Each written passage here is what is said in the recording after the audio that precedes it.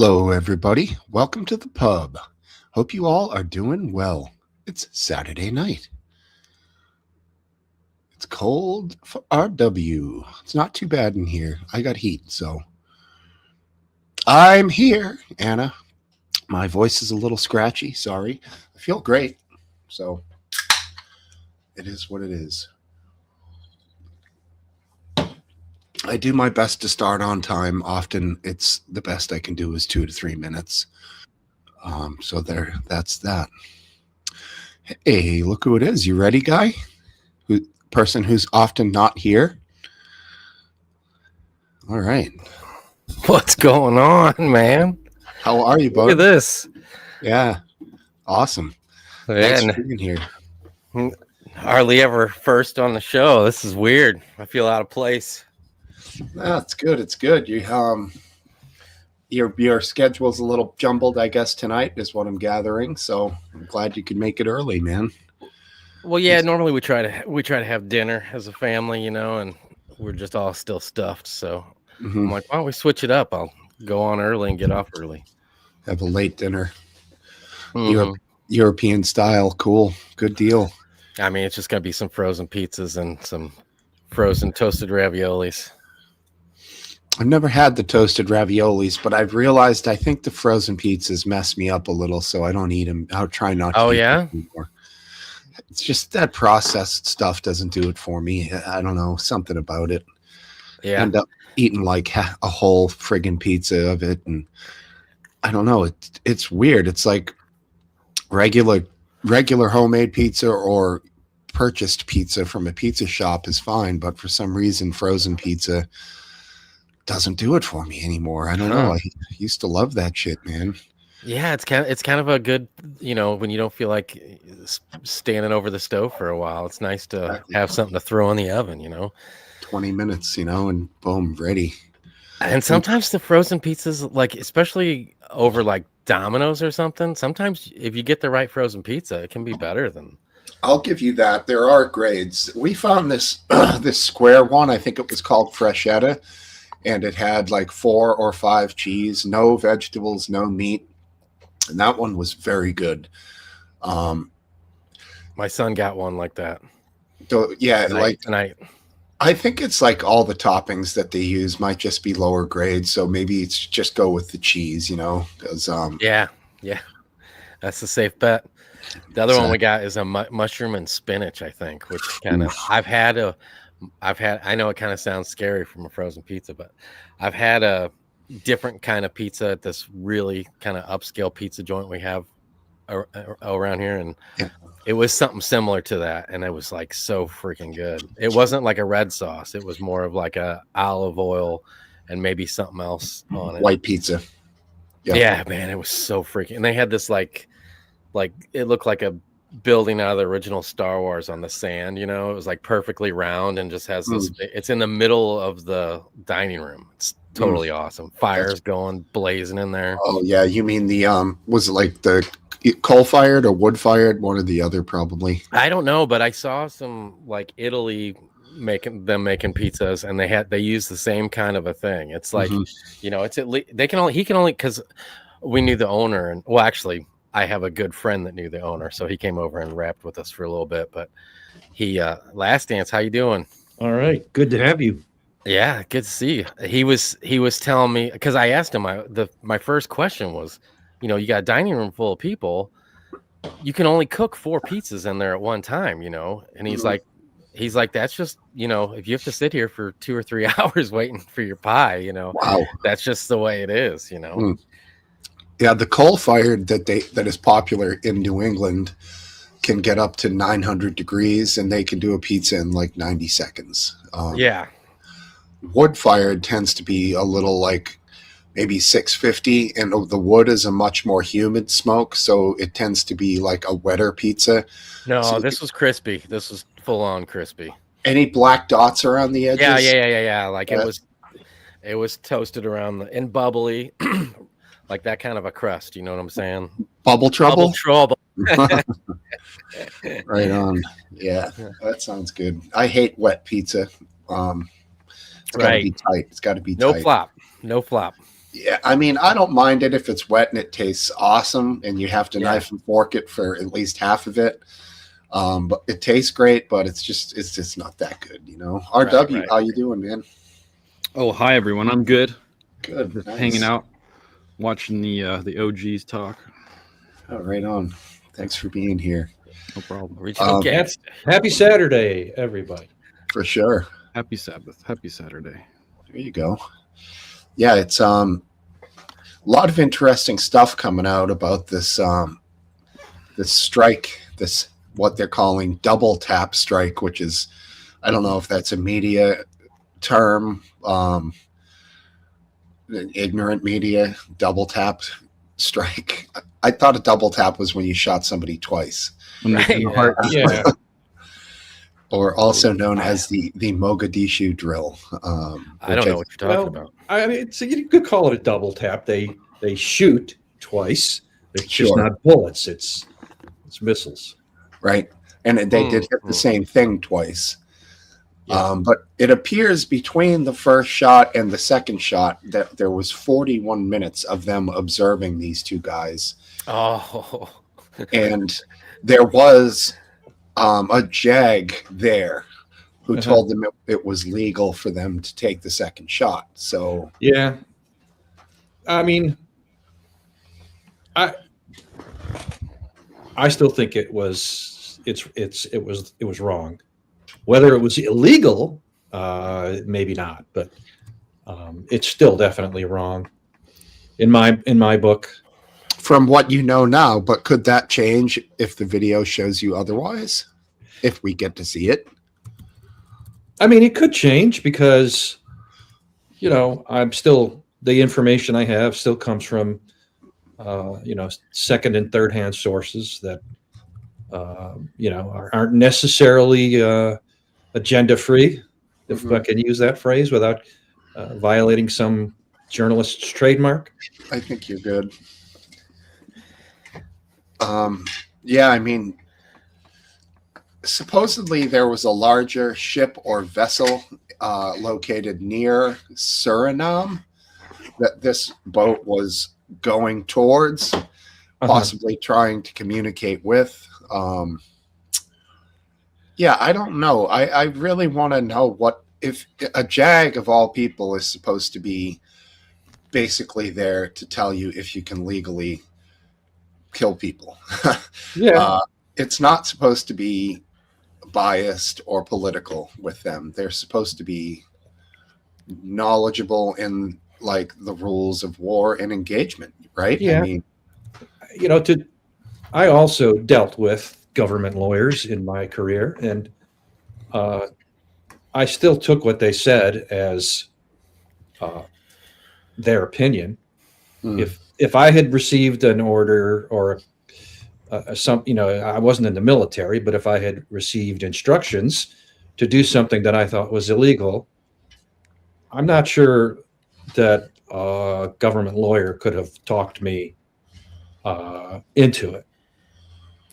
so you're saying that they would still potentially have advised them to do something illegally. They would give their honest opinion, but you'd still have to use your own judgment. And this Right. is where Hegseth says he separates himself because he left after 5 or 10 minutes after the first one, leaving the JAG and the Admiral Bradley. I'm not sure. Yeah, he said that after he noticed some pushback. He was more than happy to brag about it at first. Right. But a lot of people are saying it's certainly a war crime, and I think it's pretty hard to charge a war crime. It takes a particularly damning set of facts. But I don't need to charge it as a war crime. I just think it's wrong, morally wrong, and unnecessary. Are you speaking on the Venezuelan boat strikes? Yes, the Venezuelan boat strikes. Okay. The argument last time is that there was no communication or information, and it's more of a random strike. So we've moved on from that, correct? It's just that Yes. that information hasn't been given to the public. No. Well, they're saying that there's different stores. There's still contradictory information floating around out there. On one claim that we are hearing is that the survivors were in radio contact with another crew, and therefore, based on what the radio intercepts showed and what their visual intercepts showed, they decided to strike again. Then there's another story that said there couldn't have been any radio contact based on what was observed, which is two people struggling to stay on a small submerged portion of a destroyed boat and slipping into the water and climbing back up. So, But that's all speculation based off of spun reports. There's no official. no, it's third-hand reporting. It's not speculation. It might just be bullshit. But Well, that according to some of the guys who've seen it on one side, it seems to be, what's that called? The Rorschach thing, where it's split down on party lines 100%. Is that the right term for that? well, you could call it a Rorschach test. A Rorschach test would be what you see in it. Right. So it appears that some people are seeing one thing and others are seeing the other, and it appears to be falling exactly on party lines, which is I don't know. pretty I don't know if it's falling exactly on party lines. I mean, there's certainly the usual partisan speakers, both politicians and journalists. like who Tom are- Cotton. Yeah, he's a politician, but Right. yeah, that are, whose word should never be trusted. That doesn't mean they're wrong, but you definitely want another, another opinion, another set of eyes. But at this point, it seems like a lot of people have seen it, and I'm not sure, how classified the imagery is. I mean, it wouldn't show weaponry. Well, the military doesn't want to reveal they don't want to reveal what platforms they use to surveil. They don't want to reveal how much high resolution photography they're able to capture. And so there's a lot of things they don't want to reveal that are probably classified. Now, I've always assumed over the years when they release stuff that they don't release it in the really high quality imagery that they have, that they can obviously release a, lower quality version. Yeah, I'm sure that's true. I'm sure they degrade the quality of stuff that they release, if in fact the original quality is the quality of it itself is sensitive.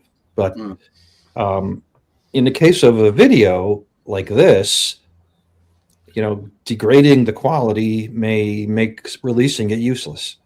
Because you definitely want to see what's in the hands of the survivors and what they're doing, and get as close up as you can. But I don't know. Trump, he's the president. He could just snap his fingers and say that's declassified, release it, and that's that. So we'll see. Either Hey, you, Sarita. hi Sarita, you fellas have anything to say about it, Rioters. happened? or lady? That's it. She just had her face ripped open and a titanium screw put in her mouth, so she's dealing with it with ice cream. Whoa. Some sort By of a baboon or a dentist? Saturday Night Fun right there. dentist. I'm assuming this was some sort of a planned procedure. Yeah, it's all good. He made it Good. sound worse than it really was. She can take pain. I can't. I'm a bitch. She gave birth, dude. Yeah, she did. Twice, women, right? 2 kids, as far as I think. Yes, twice. No madness. Respect. Mad Yeah, she even props. like they tried to gas her, and she just was like, "Get that out of my face." Gas is awesome. I guess. I always turned down that shit too. Really? It made her pretty nauseous. Yeah, I always have. Why? I Because turned it's down that. expensive. If Because they charge extra. That's why. I know why. I mean, do you honestly think it has detrimental effects, Aphid? Is that why? No, I mean with the gas, I don't want to be sitting there in a chair not knowing what's going on or not being 100% knowing what's With happening. nitrous oxide, you know what's going on. Well, I mean, I know, but Man. I don't know because I've never done it, but I got nothing against it. I got nothing against like people that do it. I just choose to be conscious and 100%. I wouldn't mind taking a nitrous oxide trip just for fun. Wow. I really don't like any kind of pain meds, to be honest.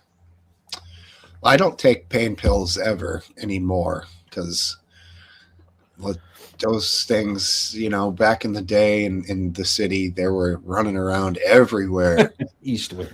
Everybody had fucking pain pills for sale. It was just gross. And I think that was the predecessor to the current opioid crisis. So Yeah. I agree with you on the pain pills, but if you will say, the point of sale pain dulling that nitrous oxide can help with, I'm all for. And also propofol, the magic of propofol. My word, that stuff's insane. That's very good. But laughing gas is so benign that they let you drive home immediately after the procedure. Yeah, I guess that's right. Yeah. Well, it goes away like almost instantly, doesn't it? Yeah. So she got screwed over at the pharmacy end. So like cut her face open, and then she goes to the pharmacy. It's like an hour back towards home because we're in the middle of nowhere. And she gets there and they're like, basically, we don't have your prescription for codeine or whatever. And she was trying to communicate, like, what are my other options? What can I do here? So they couldn't figure it out. You're sitting there for like an hour and the pain wore off. All the numbing had worn off at that point. And then the lady that I was speaking to at the pharmacy, I was like, okay, so you don't have this one that he prescribed. What can I tell him to prescribe that you have? And she was being real cagey about it, like as if I was hunting for drugs. And I'm like, Right.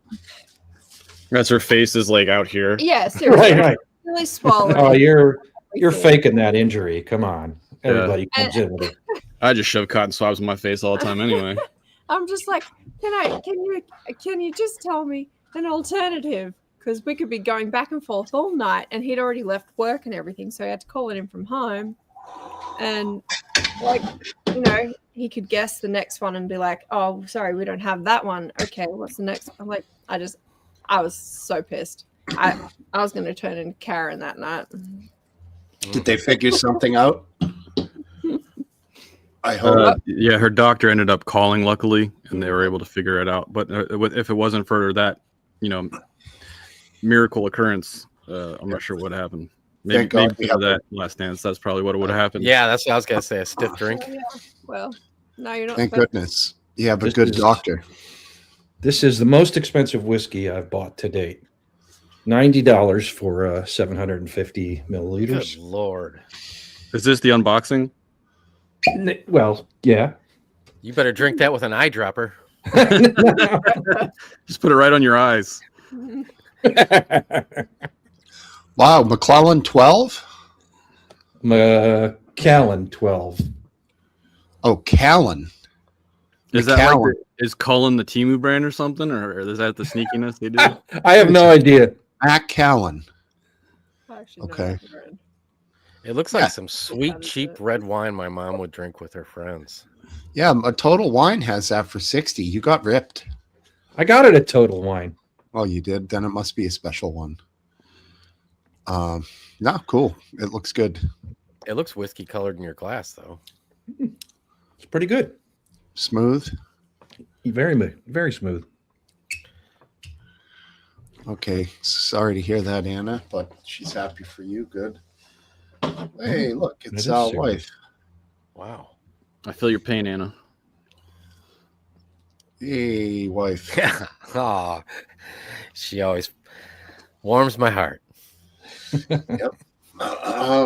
Right. So, I mean, Aphid, RW, do you have anything to add to the boat strike controversy, war crimes, yada yada? You can go first, David. I don't have much to say. I will say I don't think that the Pete Hegseth guy will make it though. Yeah, I know you're- and I don't know if it's because of this incident. Just Like, that I was chances gonna ask are you. with people in that this administration, I think it's been pretty smooth sailing so far. But if it's anything like last time he was in office, nobody lasts more than a few months. So, So you think So- when would the axe come? Do you think? well, I just think if the two incidents caused too much trouble, and then if he just messes up one more time. Okay. But I don't know. Sometimes he's like, "No, don't back down," and I don't care if you mess up. I like what's it. the first incident? You mean the signal group? Yeah, the signal, which Yeah. I'm not saying that's a big deal, but it's a big deal right now because it's in the. He's like Hegseth's all in the news right now. Right. Yeah. But I don't he's know in if the Trump club. just loves somebody else being all in the news. I don't That's know. a good point. He's in the club. If you look at what the Department of War is doing with their marketing for military, they're basically like quoting the Psalms and quoting scripture and making it sound like they're doing God's work. But if you pay attention to the imagery and symbolism, they're basically saying that the United States is God. It's a creepy mix of church and state there. But when it comes to the boat strikes, I'm more in the camp that thinks that we are actually having intel and striking boats that are trafficking drugs. The bigger concern I have is that we're moving into controlled airspace and controlled land movements. And if we're going to progress, I'm not sure how war works anymore, because if you're controlling another country but you're not declaring war, that's where I'm confused. At what point are you supposed to? Well, I would agree that is a bigger concern. I certainly think that things can get worse, and invading or being involved, or being involved in a conflict with Venezuela would be a terrible mistake. Who I backs agree. them? Who backs them? The people who hate us: Russia, Iran. But they'd only back them Cuba. financially. Then. They'd only back them financially, well, and intelligence. Okay, yeah. I just can't see any of their allies stepping up to the plate if we went to a physical war. No, I mean, I'm not saying they could resist U.S. Forces, but we don't need. It's just fucking Venezuela. Yeah, I mean, they're not a communist country. Oh, they I pretty think- much are. The goal, in my mind, the goal isn't to just piss off our adversaries. It's territorial pissings. It's Well, strength. It's a alpha thing. I think they are hitting drug boats. I think that has been established at this point. The pictures are enough to say that these are drug boats. This is a successful destruction of boats trying to get drugs into the United States. Yeah, I think I like that. I think I agree with that, to tell you the truth. Did you like that 50 cal shot off the helicopter, taking out that outboard? Yes, but you couldn't really see the shot and the engine result, but you got enough of it. But Right. Hell You of a just see the shot. massive splash behind it in the water. hell of a shot, very hard shot. I'd Helicopters say. are moving and the boat is moving, so takes some real talent to pull that off. Plus, helicopters blow air down? Yeah, there's a lot of physics there going on, and he had the gun like resting on this little strap that was like wiggling. There's no like Right. solid base. That was crazy. So he has to account for the downdraft, aim high for that. I mean, it's really quite a feat of marksmanship, man. Awesome. But whatever line he's sending that 50 cal in, it's going in that line see for a base. while. Is my volume okay? Can't Sound- change it my end. That's all. Sounds pretty All good. right. Can we bring that footage up? You've done like a description of it. I haven't seen the footage. I think it'd be great to see if someone can pull it up. Give me 1 second. Sure. Swear. And the 50 cal is notoriously it's not inaccurate. It's not very accurate compared to like a 408 Chi-Tech or Lapua 338 or something like that. It's not a super flat shooting round. So Really? I Yeah. thought there was so much power behind that projectile that it's forced to go in a straight line. it's just ballistically, it's not as good as some of the other ones. You got to remember that thing was when did John Browning invent that round? Like 1902. It's like Wow. really old. I wouldn't want to be using that original. Well, that original was the Ma Duke, the M2 50 cal machine gun, and it's an absolute beast. Okay. And they still mount it on the back of Hummers to this day, and it's a fabulous gun. I thought it would have been like some noob tube that you just have like one round in and fires that bitch down the range at lightning no. speed. Oh, John What, Browning. what was the machine gun in Badfinger? I don't know the movie. Not Badfinger, Breaking Bad. Eastwind, that's your fault. That looked like an M60 to me. Okay. If it had a chain, if it was chain fed with ammo, and then it was an M60. Okay. I Which think I scene? remember that. Don't talk anymore about it. Yep. He hasn't Oh. got to that part yet. I was gonna say, I'm like racking my brain. I'm like, what are Yeah. you No, no. talking about? A machine gun will make an appearance. It's just a He small ju- spoiler. he just got we watched the first episode of the last season, and he got the Cadillac, which I heard is kind of a big part of the final season. Mhm. Yeah, the meat of the show was the best part of the show. Not necessarily the first season, not necessarily the last season. I Right. loved the meat of it when they were making the meth. You know, when they're doing the deals, when he's killing people. That's the good part of the show. You know, I loved all of it. But yeah, the middle was the best. It was awesome. The chemistry was spectacular. It was cool. I find it's like I watch Sopranos but I don't think I could just sit here and quote like scenes and parts of and I was really into it. I don't even know for sure if I like this more than I like Sopranos. It's close. But I find it because this you all must have watched this a decade ago? I mean, it's been a while, hasn't it? I've forgotten a lot of Not it. I that- could watch not- it again. Is it really 10 years old? I don't know. I feel like Might it have could been be. 5 or 6 years ago that I watched it. Maybe. I mean, season 1, maybe. I mean, it's probably getting up there. That's crazy. I heard didn't- something the other day that was just yesterday that the original NES, the Nintendo Entertainment System, surely you guys know what that is. Yeah. Was it's now when it came out is closer to World War II, the start of World War II than it is to the current time, which Right. really That's just over the seems halfway then, right? Mhm. yeah. No, So that's I don't- crazy. No, that's not true. Or it doesn't It sound came like out. Came I out heard in it by a 80. guy that is really good with math, so I believe it. 1985. Oh, 1980? Okay, 80. maybe. What did you say? 1985 or 84. Yeah, it couldn't be 80. No, 85 or 84. He's right. Wait, So when I earlier. was born, I was born with Nintendo. Like that's so much of my life. So it's right, it's right at the same time, 40 years after World War II and 40 years before the current time. It's insane to look Yeah. at it that way, though. That makes it sound so ancient, like relic. I know it Yeah. seems like there's not as much of a difference between Nintendo and now as there was between Nintendo and World War II. But I mean, shit was all look- black and white back then. If you look at the technology change between the World War II and Nintendo to now, I mean, massive. Well, Massive. people, yeah, that's true. But people they wore like suit and tie to go get a dozen eggs at the grocery store. I was born 17 years after World War II. So, and when I think of it that way, I feel like, man, I'm like Damn. I'm so friggin' old. I felt dust come out of your mouth when you said that.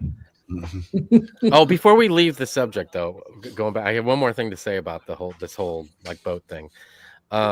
I don't know how comfortable I am with this new technology, and I know in saying this, the alternative is putting lives at risk, but I don't know. It just What seems tech- like they could What have technology? huh? What technology are you talking about? Well, how like we're just like that boat doesn't know what's coming until it's Oh, what I'm saying. but Like they can do that from satellites from space near enough, can't I they? understand, but like that and the The drone and technology's just been the way there. things. Like if there was some way where you could fly down with a helicopter and try to arrest them, and if they pull machine guns out, then we blast them or something. I mean, So it was I'm just thinking loosely here. I'm not saying yeah. Was it a drone that took them out? I don't think Probably, it could have been a missile fired from a drone. Yeah, Which- it's an so. unknown I guess it probably could have been. Yeah. because they're kinetic. I mean, you would have It thought can they be. would have tested it out because obviously they're a bit behind the times with. I know they're involved with Ukraine, but they'd want to test it out, wouldn't they? Yeah, The drone missile. Well, they've It's been true. firing Hellfire missiles from drones for 20 years. yeah. I mean, they That killed must be impressive. Soleimani with one, right? Yeah. Is that the So guy? they Is that the say. guy? Is that the guy they just found a finger in a ring? I don't know. He was in. Iraq. Where was he when they killed him? Iraq. He But was he was in an Iraq airport, but he's Iranian. Yeah, that's the guy with he had like an amber sort of green sort of massive ring, and they just found a ring and a finger. Yeah. It could have been Hitler's, man. I mean, in the case like that, I think taking those guys out the way that they did is 100% legitimate. But I guess I can see your. Are you saying that it's an ethical thing with the boats? Yeah, just like Nothing's this new way of warfare where there's no involvement. You just push a button and eliminate with no concern for life, basically. And I don't know. I just feel like if there was boats surrounding these, and even if they shot half of them or something, I think that there would just be less, uneasiness over the whole thing than just pushing a button and eliminating it. For one thing, they have no chance. I'm not saying to I'm right. surrender. I'm not saying I'm right. Yeah. I'm just thinking. I'm with you 100%. I'm really with you 100%. Really? Wow. Yeah, but I mean- nothing's changed. Like they've always used technology, years before we even find out. So this is not new as far as I can see. But I'm wait, is- totally realistic with you, based, and I know that there's a line where you could start off with, holding the spear in your hand and killing somebody, and moving up to where we're at. And there's a line that it's going to be a gray area where I'm kind of okay with it and kind of not okay with it. So I get where you're coming from. Yeah, but I agree because I'm not happy with drone warfare at all. I've said it multiple times, but I'm just under the realization now that they're going to fucking use it anyway. That's exactly what they're going to push the boundaries a bit and see what they're capable of doing. Are you guys saying that if a guy goes out in a dinghy and like pokes a hole in the boat and the boat sinks, that's moral? That's higher moral than dropping a kinetic weapon for from sure. I think so. What's the difference? The boat's still going down. Well, And for they one die. thing, you have a chance to rescue any non-combatants that might be in it.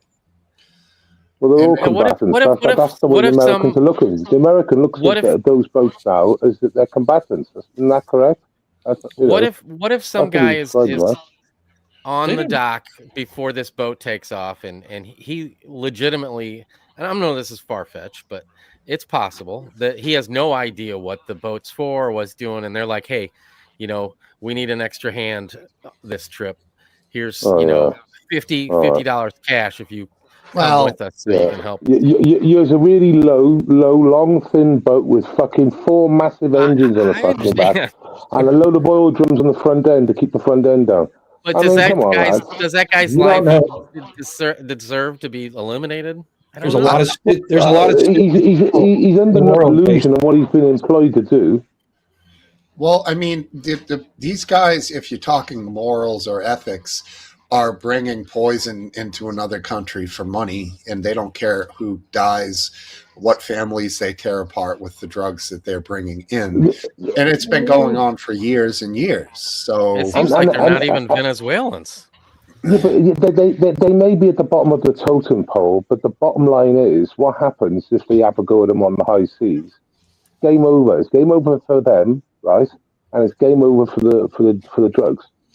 So you know, they are going for the lowest on that tree, but that's sadly the way it is.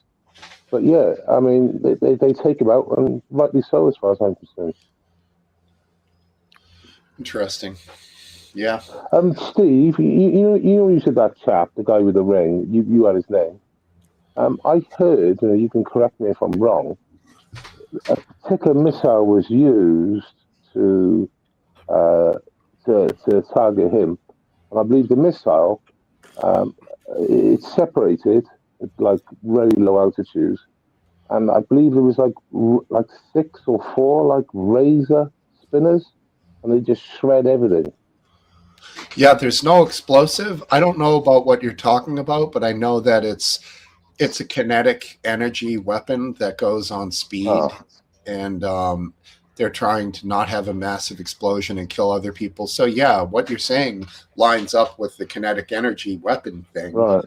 There's no Yeah, it point was in something using a really kinetic funky, weapon wasn't if it? you're going anywhere. Whether it was like a localized, really crazy, and not externalized, or I can't remember if it was one or the other. Like you said, it was something bonkers. But yeah, it worked. What were you saying, RW? There's no point in using a kinetic weapon if you're going to let the bastards die. Yeah. Right. And there was another guy who was in a particular room of a palace or something like that. They also hit with one of these kinetic weapons. You remember that one, Last Dance? Was that part of the Hamas thing? Yeah, he was in a particular room, and they sent this. You mean, Zawahiri? Zawahiri, that's it. Okay, yeah. I didn't know that was Was kinetic. that a leader? Was that a leader? He Yeah, was, that Was it in Lebanon as well, or something like that? And they literally just went into his living room and just. no, this was in Pakistan, I think. It was out of country. It was not in Palestine. That was a good one because they didn't want to kill everybody in the house. They just wanted to kill him. So they sent this thing going in at whatever 3,000 miles an hour, and bang, boom, you're dead. Let's say I got nope. I'm not let's sure say I why got that's relevant, Smoke Wife, but it's true. Oh, because they were talking about dying in the ocean or a bathtub. Oh. Anyway, let's say I got this friend and he's not 100% clear on what a kinetic weapon is, and I'm not really good at describing things, so I didn't know if any of you guys had a good description on exactly how Good that cover. works. That's great. I like that. I think I'm his friend. Sarita's claiming she's that friend. All right. Kinetic weapon. There's a E fist bump for you. There you go. Fist bumping. So basically, a kinetic weapon is a projectile that uses its mass to And destroy velocity. whatever it's hitting, instead of a demolition through explosion. Right. So it's the same Hellfire missile. You take out all the explosives that are in the front. Maybe you put some weight up there. Maybe you put some fancy shredding capability up there. So there's no explosion. Theoretically, I guess there's going to be some remaining rocket fuel, which is obviously going to have some explosive level, but there's no actual explosive in the front of the missile. But Right. is it even fired like a missile? I thought it was just dropped. No, it's No. fired like a missile. Either Okay. way, it can be fired like a missile or dropped like a bomb. So you're firing a dud, basically. Yeah, it's a dud. Goes really fast. I mean, yeah, if it hit a tank, it would do like probably 0 damage. If it hits a limousine, the limousine is shredded, Yeah. So What if it hits a fiberglass boat with a bunch of yeah, cocaine? toast, bro, toast. Yeah. See, I don't know why you would use a kinetic weapon on a boat. Why not use an explosive warhead? See, I'm not sure that they used the kinetic ones on the boat now, though. From seeing the video, unless the secondary explosion is the fuel, It could be.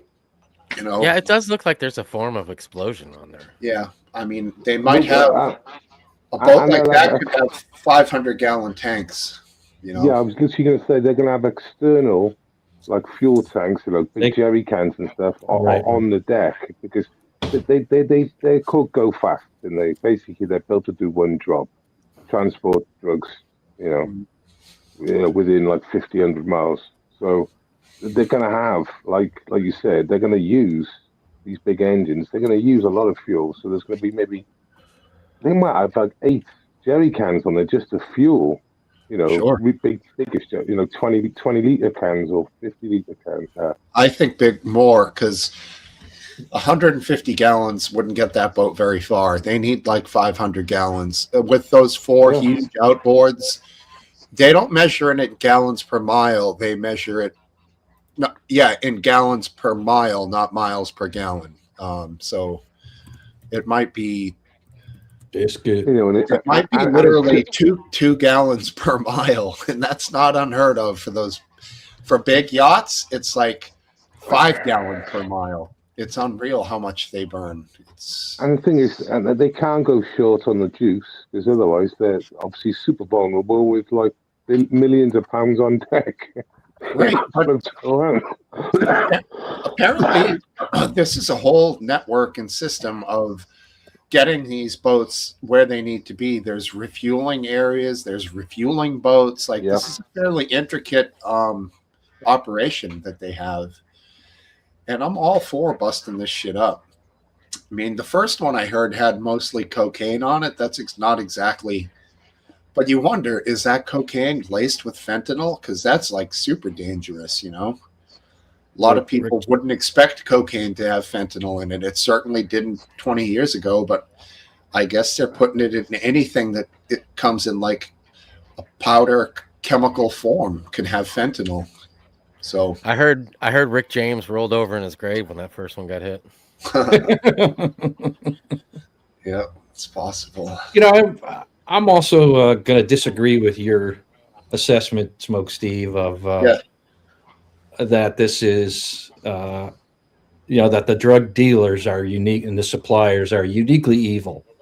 I mean, to me, it's all there's an aspect of this that seems just like a simple transaction between buyers and sellers for a drug that they want to consume. How much more evil can the suppliers be than the people that are consuming it? That's a very libertarian answer. Well, and I'm not going to sort of defend that to the death, but it is something to think about.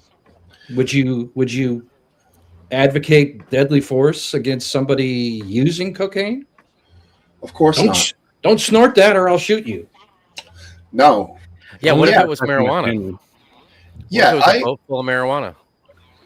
That's not even close to the same thing because in recorded history, you're going to be hard to find an overdose of marijuana. There's a few, and they stand out because it's so unusual. Like, Well, there's there aren't many overdoses of I- cocaine. There's a lot more, obviously, yeah, than fentanyl. marijuana. But it's cocaine overdose is quite rare too. Fentanyl Well, and Dr. Cocaine, you say that, but after using the powder for an extensive period of time, a lot of people get problems with their heart and stuff, and then they end up. Yeah, no, I'm not saying it's benign. It's not like marijuana. It's not anything like it, but it's not. Mostly, it's people choosing to use it, and at some point they grow up and give up on it, and that's it. Now you don't have people by the thousands dying from pure cocaine overdose. I have a question though. Like in Crack is cocaine. Crack is ruins cocaine. lives. That's true. year 2022, all right, and a person dies with COVID from fentanyl overdose. What do they put on the death certificate? I don't know. They COVID. well, Just you know, supposedly they do their It's always best to COVID. decide which of those two is the most significant. Look, it's default COVID. I'm just Even giving now. you shit, man. Okay. They get paid for looking after COVID patients, don't they? So I don't know. I mean, yeah, Everything but ties back to basically, COVID. Feels like a rerun. somehow. In the UK, if for example you have a COVID patient, that hospital gets more money because it's a COVID patient rather than like any other sort of patient. Never heard that before. Yeah. Said nobody. I was just making a joke. I didn't mean to segue. It's supposed to be the precautions they got to put in, even now. I mean, Doesn't mean your argument about you're comparing or a user or an addict to somebody who's moving tons and tons. I mean, obviously there's a difference, just like there's a difference from a guy who's selling 8 balls or whatever grams of coke to the bigger guy. That's why they have different charges, like trafficking. It's more. I mean, it's just from an efficiency point of view, it's more efficient to target, distribution than it is to target 10 million little users. So exactly. So I mean, Well- and I'm all about efficiency, but I'm just saying it. To invest, so much evil in the production when it's voluntarily consumed on the other end. I think it's a little bit of a mismatch. A little. Yeah, I hate to be that guy, but like if somebody's crossing the border and they got a backpack full of fentanyl, is it okay if we just eliminate them right there? Well, it's easier to just intercept them and arrest them. They're not in the middle of the ocean. No. Going 75 miles an hour, And then to port them. And Is it that hard to? Immediately after their first court case was deport them. It's We're hard. We're not even trying. We're not even trying to. Right. It is hard for the Coast Guard to capture a drug boat without using deadly force. But like you say, how about a hybrid strategy where you try to capture them, and if they don't stop, then you use you use airborne force, like a missile. Yeah, that's much more easier to stomach. You delete the I've said this every week, though, and I'll say it again. Well, she's in her third week now. It's only because Trump wants everyone to know, and he's advertising the fact that and we know. This sort of shit's been going on for decades. They just don't advertise the fact. Well, there is something to it that if we did do the route that me and Last Answer proposed, and it wouldn't have as much of a deterrent to ones doing it in the future. So, I'm not saying that there's no method to his madness. So right. I agree. The way he's doing it. It's definitely by blasting a bunch of drug boats out of the water, there'll be a lot fewer, maybe none. Yeah, we don't care, and you're fucked. That's the way it's going to be. You make the choice. And I always say executive action is always the most efficient way to go. Okay, let me ask you this. A seemingly sketchy but fairly normal person like me is driving a vehicle and he yells at a cop and the cop says, "Stop your car." And then the guy starts accelerating his car towards civilians, pedestrians, and the cop kills him. The cop is justified because the guy is going to use his vehicle to kill innocent civilians. Now, this boat is going to go and bring these drugs here and kill a lot of innocent civilians who are drug addicts who are going to OD on the drugs that they're bringing into the country. Well, that's they're choosing to face that car head on, though. True, They they know. are. They know that they have. You know, they're They- addicts. They know. Now, this is the thing. You and I and everybody here It's not like knows- it's not like there's ever a shocked guy that died unless it's spikes or something. Well, they choose to start it, which is the worst decision of their lives. But once you're an addict, you're not really choosing Yeah. anymore. You're just you're Exactly. fighting to find your next fix. And the reality is, there's such a small amount of fat. When I mean such a small amount, I mean literally, a rock salt flake would be an OD territory, and they got like barrels of the fucking stuff. And I think it was 170,000 deaths in the US, and I think it was in 1 year, and they put that Okay. down to fat. No, there's a Yeah. lot of tremendous amount of. Let me entertain another thing. They're choosing to do it. But if the drug isn't there, is that not a good thing? A, to keep drug addicts from getting more, doing more, and B, from creating new drug addicts because there's not going to be drugs there to get high from. So removing the drugs helps. There's the no. scenario. Well, You're first not of all, there's There'll no be an way. increase in paint huffers is what they'll be. Yeah, that's Yeah. right. Basically. But no, but I would agree that there would at least be less. There'll be Because- less. The drugs will become more expensive. They won't stop. They'll just be smuggled using more expensive means. And more expensive drugs means people can't quite afford as many. And so there'll be less drugs, less overdoses, less addiction. I don't know. It won't go to Marijuana- zero for the reasons we've talked about. So yeah, I mean, there are upsides. I totally agree. But Yeah, like stock and herb. Stock and herb, you know- through the roof. I Yeah. don't know. I'm suspicious of shortcuts, moral shortcuts in particular. It's always Yeah, but- the easiest solution to every problem is just blast the fuck out of them Yeah. with a missile. You- And it you- doesn't you- matter you- what it is. But last time, a couple of minutes ago, you were praising the executive decisions because they just get things done, and I agree with that I was point. not praising.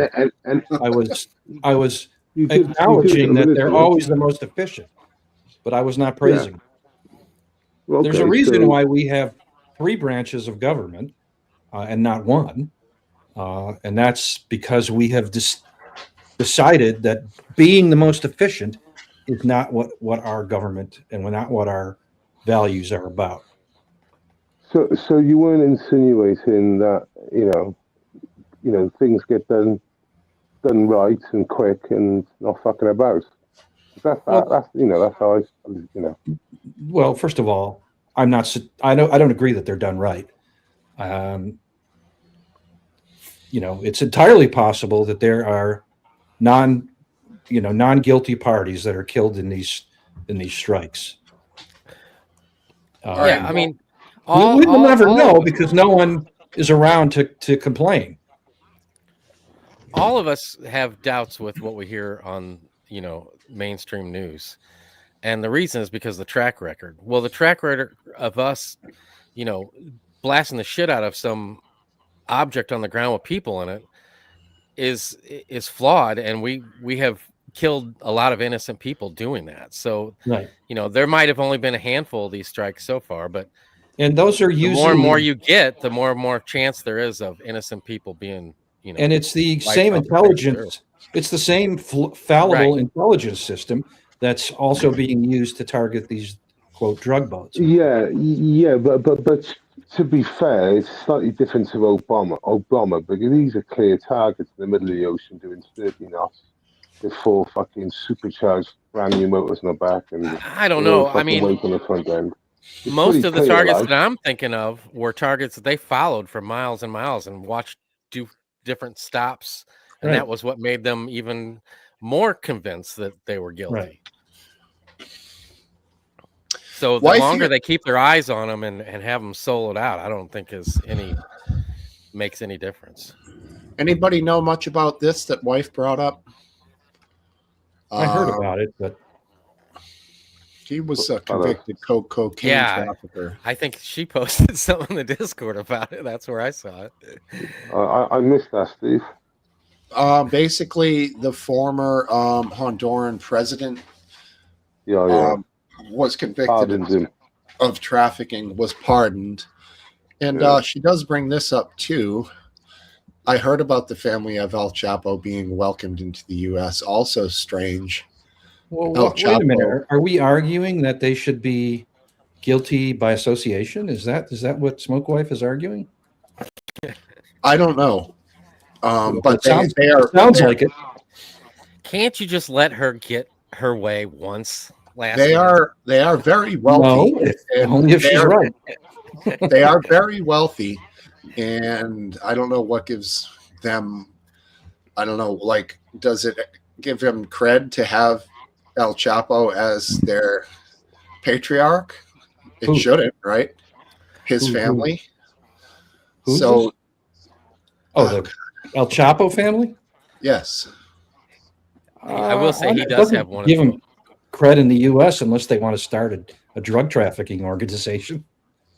yeah. I don't know. I don't know much about that, but I do find the Honduras president thing to be unusual. I don't know what Trump's Well, motivations that- for these things are. I know what it is. It's not great. It's political. What it is a right-wing party involved, and basically that falls in line with the right-wing party that either wants to get in power or is in power. I presume is in power. But yeah, it's a political fucking bullshit move. So you think Trump wants to help this party? Yeah. Yeah. Yeah, all the governments. Either way, it's he's a political figure. Yeah, the chap that was pardoned, and yeah, basically it's all to do with politics. Interesting. Yeah. That is one. You gotta give it to the guy. That is one badass name, El Chapo. Another thing, chaps. You know the son. I don't think it was El Chapo. It was the one that was on the roof. I think that was the one before, the big one before. But I've seen like a documentary about the son. I don't know if anyone else has. It's really interesting. Like, Well, Pablo Escobar. Which one is he? He's not El Chapo. No, Pablo Yeah, that's Escobar, El Chapo Guzman is a different guy. Okay. Yeah. yeah, He's and Chapo means short in it was Oh, Pablo. don't ruin it for me. Chapo. It was Pablo. Chapo, all those guys. It means midget. No, it means technically El Chapo is Shorty or the short man. So he was called Shorty because he was short, and He was good at getting out of places, man. Dude, they'd get him out of anywhere. yeah, yeah, exactly. El Yeah, Chapo. it Man, was I was Pab- thinking he Pab- was in it a was Pab- machete when he was like 14 and just killing people. El That Chapo. those guys are mean down there. Those drug guys down there south of the border, not friendly. Yeah. Good thing they're south of the border. I mean, yeah, but if they're south of the border in the water, bye bio. Nah. As Trump said, Mexico aren't bringing their best. Right, shithole countries. Yeah, Maybe they are. I'm gonna grab a few beers. Maybe we'll transition towards a new subject here. I got something in mind that Okay. involves Somalia. Yeah. No. Some recent comments, possibly by No, somebody party. with orange hair. Did anyone see the debate with Andrew Wilson and a Muslim chap last week that was done? I saw part of it. Did you see Andrew Wilson's opening statement? I'm not sure I did, but I heard. So heard what basically a lot of that. he didn't go down the Aisha route, the obvious one. He went down first cousin marriages First cousin result in lower IQ. Yeah, And, that's what that was his point the whole time. yeah, well, there's like 50 odd countries, and they're right at the bottom of the IQ list all the way through. So I think there obviously it is a connection between keep on marrying your first cousin, having lower IQ, and I think he proved his point. I mean, the Muslim debater was destroyed on it. Yeah, he didn't fare well. I agree. What are you guys talking about? This was I saw this on Banksy Style Live on his YouTube channel. He was streaming a debate from another channel Uh-huh. between Andrew Wilson, who is a like a Christian activist, Bloodsport. He's a Bloodsport debater. and someone named Daniel Hadiki or something like that, who was a well-spoken Muslim expert and Muslim. Debater, yeah. Expert in like Islam, in debating, expert in what? No, in Islam, and he was Okay. well spoken, obviously, highly educated and intelligent. Okay. And I believe the subject was something like, does Islam make for a better society? Yeah. What religion, Christianity or Islam, makes for a better society? Makes for the better society, Islam or Christianity. I know my answer. Daniel said Islam, and Andrew said Christianity. But Andrew's point, and the one he basically stuck to, was that first cousin marriage, which is a feature of Islam and Islamic society. He brought the receipts. He brought the results receipts as well. in drastically lower IQ, and as a result, you can't achieve all the technological and what we consider modern society could not be achieved and won't be achieved if we have a society that involves first cousin marriage, whether it's Islam or some other thing, because IQ lowered. And the Muslim debater gave in to the fact that he didn't want intelligent people to. Yeah, he never really he fell for it. He never really refuted that particular argument. He did a little He bit, couldn't. but not much. Flummoxed. He's never been pulled on it. And the thing is that he went Somalia, like 65 IQ, and he went through all the countries, all the Islamic countries, and none of them were over 85. And like you said, for a functioning society, yes, you do need people in the 140 and the 150 IQ. You do need people in the 120 and the 100. You can't have everyone floating around fucking 80 to 70%, because your society won't actually be able to function properly. So he was saying then, you all come to Western countries because your countries are basically shitholes, because you can't run your countries because of your IQ levels. Right, and Daniel's point was, his point he was trying to make was that the family and religious observance is better in Muslim countries. But Andrew kept making the point that if any of that was true, you wouldn't be here, you would be there. So it must not be true. And that's a hard thing to argue against. Yeah, why are they all trying to leave en masse? Right. So is this a sweeping thing within the entire religion? So here in the United States, that would be illegal. Okay. Right? Okay, so if I get the clip, he actually breaks it down. No, that's fine. I'm just talking theoretically. Here, I believe that's illegal to marry your first cousin. Is it not? No, not in some states, maybe, but the thing is, only 1% of the population do participate in that sort of act in Western countries. I don't have but any. like when you're talking like Pakistan and Sri Lanka, which like he made a joke, it's like 65%. He made a joke that you're more likely to be sleeping with your first cousin, right? And if you're not, you're more weird. Because they're over 50% in some of these countries. Right. You're the oddball. You're the oddball. And like I said, it was said as a joke. Everyone laughed in the crowd. It's very factual. And the guy really basically accepted the fact that he didn't need intelligent people. Because we got AI now, wasn't it? He mentioned AI. He did say that. And man, that was stupid.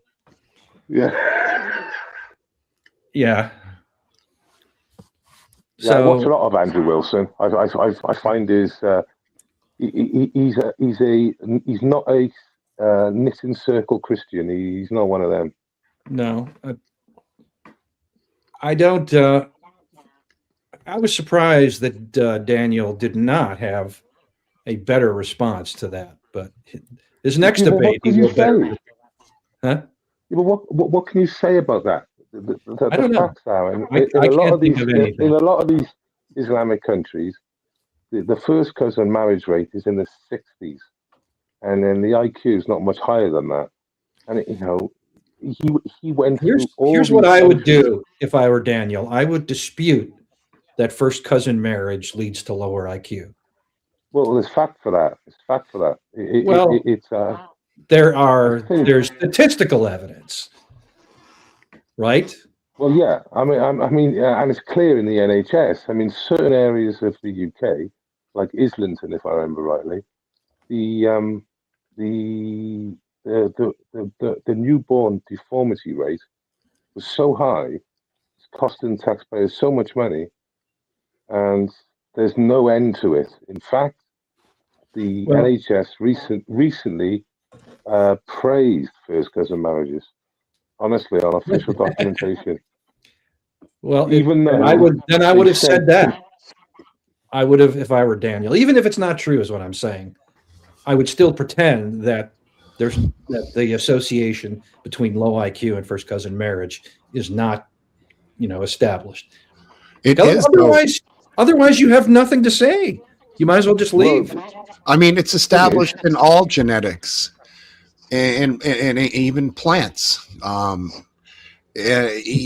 all mammals that if the recessive them out, genes don't they? come out when their relatives breed, the ability for the recessive genes to come out or be amplified is just a higher percentage.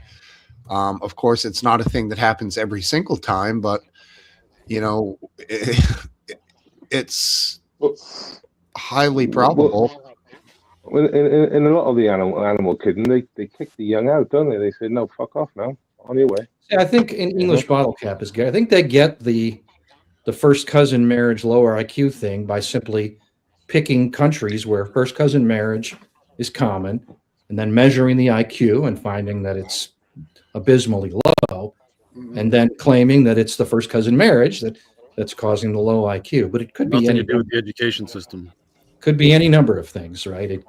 Or it could be first cousin marriage. I mean, He did try that. He did try that, but there's been studies that Andrew quoted where they'll put twins. there are probably more on point direct studies that. Are the women allowed to go to school to a full age in Muslim countries? Typically, it depends on the country. Not in Afghanistan. Not in Afghanistan. I'm not sure about each country. It's probably country by country. The ones that have money, a lot of oil and a lot of money, yes. The ones that are shitholes, generally no. So there you go. I mean, not to sound like a jerk, but that's kind of the reality of it. Yeah, but I mean, it's pretty obvious. Like I said, Andrew Wilson put it out there. I mean, you can check out IQ levels, and you will see a pattern. I've seen it in the past. They're visible, and you can see it. And we're not the top anyway, so Well, it's undeniable. The top of the East Asians, the Japanese, the Chinese, they're the top. Well, it's undeniable. I think it's Singapore actually is top of the top. It's undeniable that you guys can't just say, well, it could be socio-economical, this, that, and the other thing. Fine, it could be. But also, there's indisputable facts about relatives breeding that recessive genes could potentially be amplified. That will have a detrimental effect on the offspring over time. When numbers are increased, you're going to just get it. So it could be a combination of the two. But yeah, I mean, you're just saying for argument's sake, for this guy in the debate, it might have worked. But I mean, if this guy that who's going against him had, And it sounds like from what Welshman is saying, had his shit together, he would destroy that argument about the socioeconomic aspects that are affecting. And the thing is, he mentioned as well. I'll mention. He said the thing is, it's not just your mother marrying her cousin. It would be your grandmother marrying their cousin, and then their great grandmother. It gets compressed, so it just like gets worse and worse. Do you understand what I mean? It's not just one generation; it's generation after generation after generation after fucking generation. So you can imagine the shit show in that. Very interesting.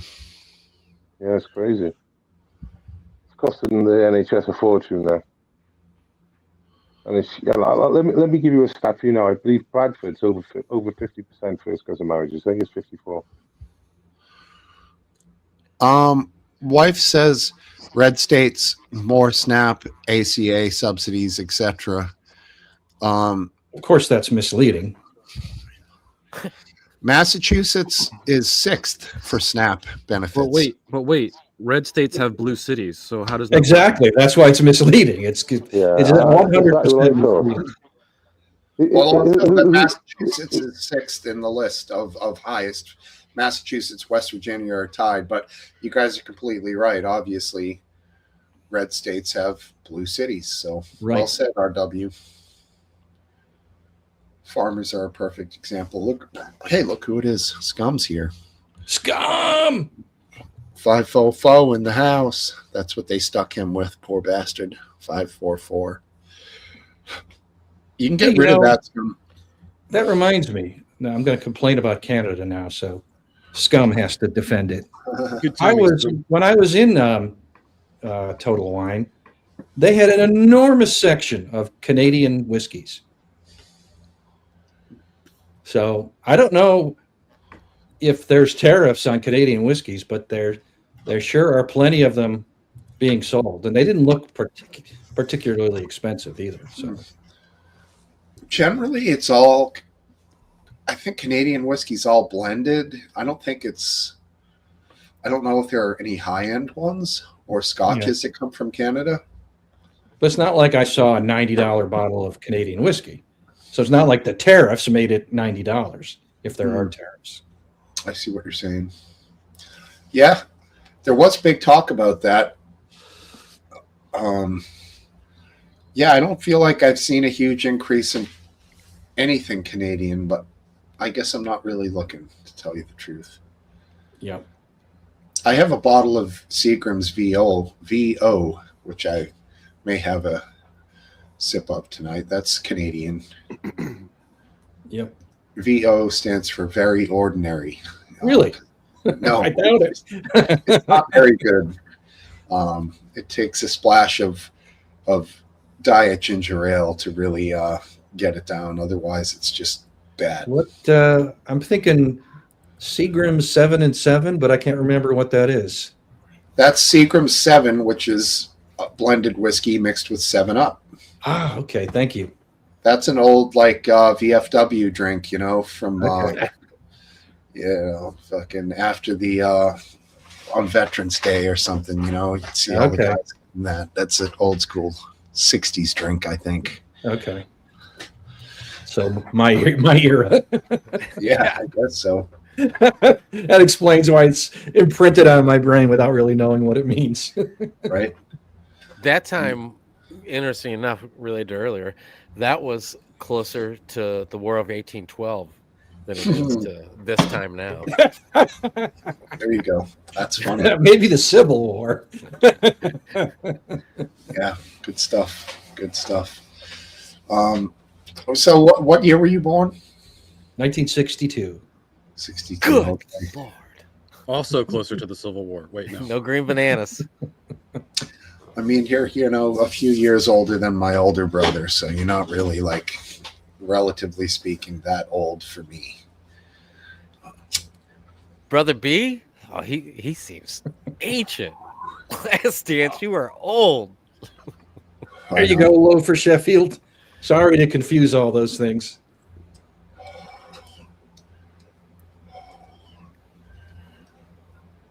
By the way, I did a taste test, and I forgot to.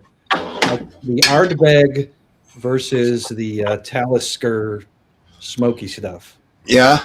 And the Ardbeg was definitely smoother than the Talisker Storm, is what it was called. Smoother, does that equate to better? It does. Okay. So you're not looking for an overly spicy, extremely smoky, complex. You want a nice, smooth scotch. Yeah, I do. I do. Okay. I don't want one that bites me. Uh-huh. I want one that says I'm your friend. Pat you on the butt a little bit. A little bit, exactly. We're buddies. Let's chill. And you never have It's a totally rock. not gay. You never have a rock and a few drips of branch water in there. No, not at least not when I'm drinking at home. Right. If you're at a bar, I guess you might. Yeah, I might. George Thorogood, you drink alone. Yeah. Well, I only drink with you guys. One night a week. Yeah, I guess technically it's alone. All right. Theoretically. Interesting. Sometimes I will drink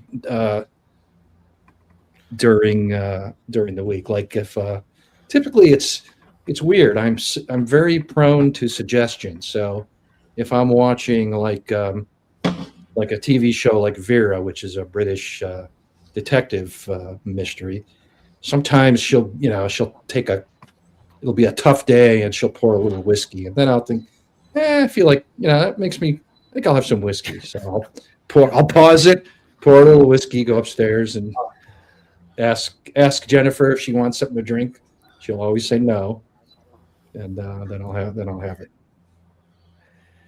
I occasionally have a beer. Yeah, me too. I'm a beer guy. That's my thing, beer.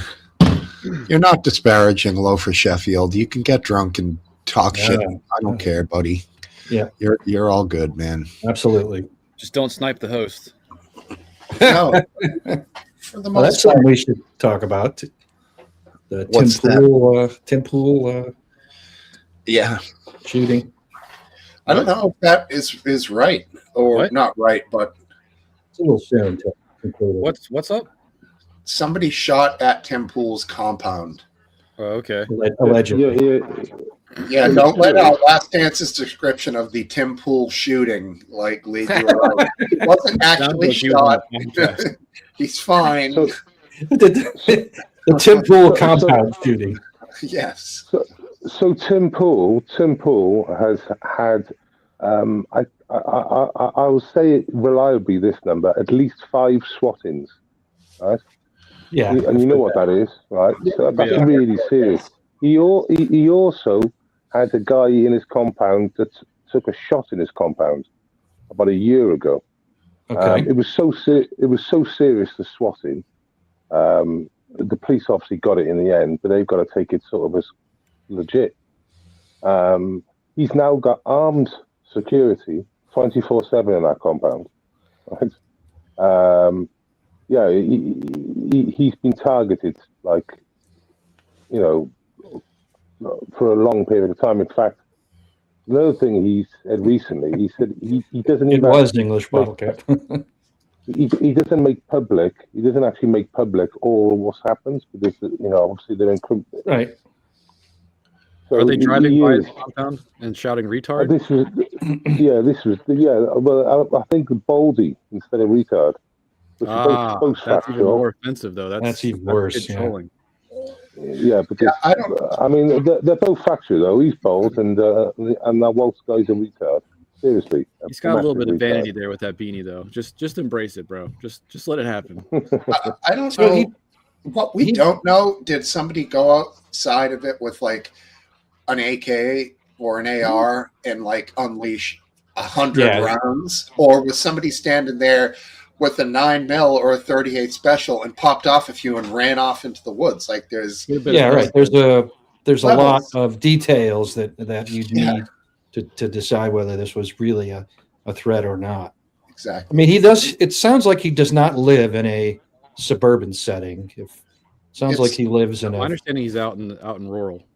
Well, Rural, Yeah. it says Harper's Ferry, West Virginia. Now, Harper's Ferry itself is not a particularly big town, and the surrounding Yeah. area is fairly rural, and so I know for a Gotham fact Mouth this, lives right next to him. this swatting's been going on for a couple of years, and he takes his security like really, really seriously, like more than any Yeah, he other sort of says- he like. says he has intellectual video. authority. he says he has video, Yeah. or someone is saying that he says he has video. I'm convinced anybody that puts herself out there like that, kind of deals with that kind of thing. Yeah, I know, but we still should. we I'm should not saying it's still- right. No, I know I'm you're not saying not. we should blow it off. I Trust think me, we should I'm the still last- note it, and lament it. But yeah, you're right. Man, it's rough. It's rough to put your opinion out there. I'm pretty positive in saying that the swatting business was not all one person, but a lot of it was one person, because it encouraged other people. But So- I believe he's currently, serving time. He's serving time. So, like you said, this has been going on with Tim Pool, and it's at both locations, because he moved to this location in the last 2 years, and this is still going on. It moved with him. Well, Yeah. The Well- real question is who's more violent, the left or the right? And it's starting to seem like it's the left. Words hurt. Towards Aphid's point about anybody that's putting themselves out there kind of deals with that. Do you think that Candace Owens would get shot if she was anywhere in public right now? I don't know. She seems like I think she's had or is having a breakdown. Personally, I don't think so. I think If it means she'll get some more views, then that's what she's having. She's having views and money. Yeah. well If then the Republic- what she's if the saying, Republican- there's no logic What? to anything that she says. But It's what do I getting know? But the thing crazy, is, right, she's causing so much havoc, right, in the conservative or the Republican sort of wings. If they lose the midterms, I tell you what, you can put it down to fucking Irma, probably. Put it down for what? Down to her. Say the Republicans lose the midterms now next year, and if this carries on, she's putting so much like curveballs and fucking suicide bombs in the air, so much like collateral going around. She's causing so much upheaval. It could cost them the midterms. Yeah, I agree. Incarnation. she's addicted to being relevant. That's what her Right. problem is. Right. The boat's getting shaky on that one. Yeah, I don't. I don't blame her. I blame the people that hang on her every word. That's I your guess problem. that's why I said the breakdown thing, because what she's saying is so unbelievably outlandish and nonsensical that I felt I've ignorantly thought, boy, nobody in the world is going to be listening to this psychopath, but apparently people do. Dude, every Well, I day mean, my mom will come to me and she'll be like telling me like the latest news on it. I'm like, you gotta let it go. Like Oh, You gotta poor let it go. mom. Yeah, mom's gotta pull. What was the movie? Let It Go came from the song. Oh yeah, Frozen. I Titanic. just watched it. Frozen. oh, so I thought it was Titanic. She said the other day that the FBI had received and acknowledged the right, but she said it in such a way that they confirmed, like her report. But she said it in such a way that's what it insinuated. But what it meant was that you sent this document, we've received it. That's what it means. It doesn't mean they're taking her, this paperwork like seriously or giving any acknowledgement to it at all. They've just said, yes, I've confirmed we've received it. But his statement said completely. You could literally go down a pathway the way she phrased it, the whole paragraph. Oh, interesting. I have a track record, and it's been proven fact every time that I will not trust somebody that changes their opinion 180 degrees overnight. And she's That's not a bad You gotta thing. give it though. at least a week, right? she's done that several times, and it's just Yeah. no. How could you possibly believe anything she says? Well, she started out. My understanding is she started out with a doxing website Yeah, she way did. back Yeah. when. It was a And strict then, liberal-based doxing. Right, a liberal-based yeah, boxing website. and then she was a Zionist for a long time. And She then she just was one day she woke up and she started saying stuff that people on Facebook were like, "See, here's a black woman that's been saying what I've been trying to say, but I get called a racist for years." And she Right. rode that train, and she's where she is now. Yep. so basically she's saying like there were French foreign legionnaires. Is that it, right? That sounds right. I don't know what everything she Yeah, I says. fortunately have no. Oh, no, I clue. just mean if I'm Yeah. pronouncing it right. I'm pronouncing it. That's the Kirk Legionnaires, event? Yeah, Yeah. Legionnaires. Yeah, Yeah, that's correct. Legionnaires disease. Anyways, Yeah, that disease. they're the ones that that committed the hit on Charlie Kirk. And they were basically teamed up with the Mossad.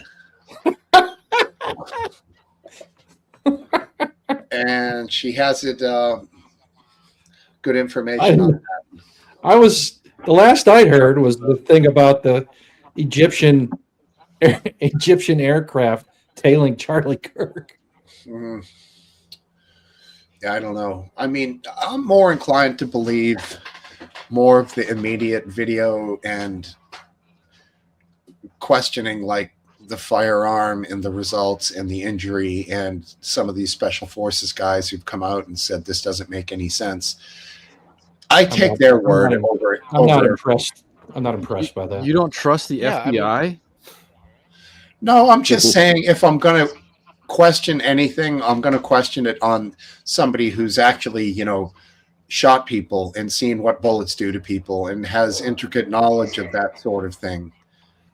Some of them, at least, have said this doesn't make any sense. I'm going to look at stuff like that with a little more intently than what this woman says about it being, French Foreign Legion with Mossad. It's just that, I don't know. Is she literally just making this stuff up? Like, do you think that's it? It's for clicks? It could be ChatGPT that's helping her. I don't know. Oh, that's I don't think ChatGPT would say that. Well, if you have your own seed on your own computer, you can. I think- make it do anything. In the larger frame, she is just making it up. Wow. She may be searching for little minor details that then she could later use to just, to quote as Right. evidence for her claim. like stopping the steal. The little tidbits that see. Here's the proof right here. I told you. Right, right. Right. Yeah. I And like the little she's thing. she's Yeah, she's honed this because when I had a thing with her, that was in the old Live Leak days. That's going back 7, 8 years ago with Candace Owens. So she's had 7, 8 years of this, of grooming. And the problem is a lot of these people have so much stock that they put in her that they're gonna buy into. They're gonna be more lenient to believe what she says, because then if she does come out to be a crackpot, then it makes a lot of the stuff they said in the past and sharing her information, not look so good. Right, but based on recent things that she said and how she's acted, I think she's kind of stepped on her own landmine, and TPUSA is now backlashing against her, and Yeah, it might be pretty ugly. I mean, she's more popular than TPUSA, so I don't know that she has anything to fear from them. I found out. Your group is growing in leaps and bounds, so don't. Bottle don't- Cap just pointing out she provides receipts. Sometimes.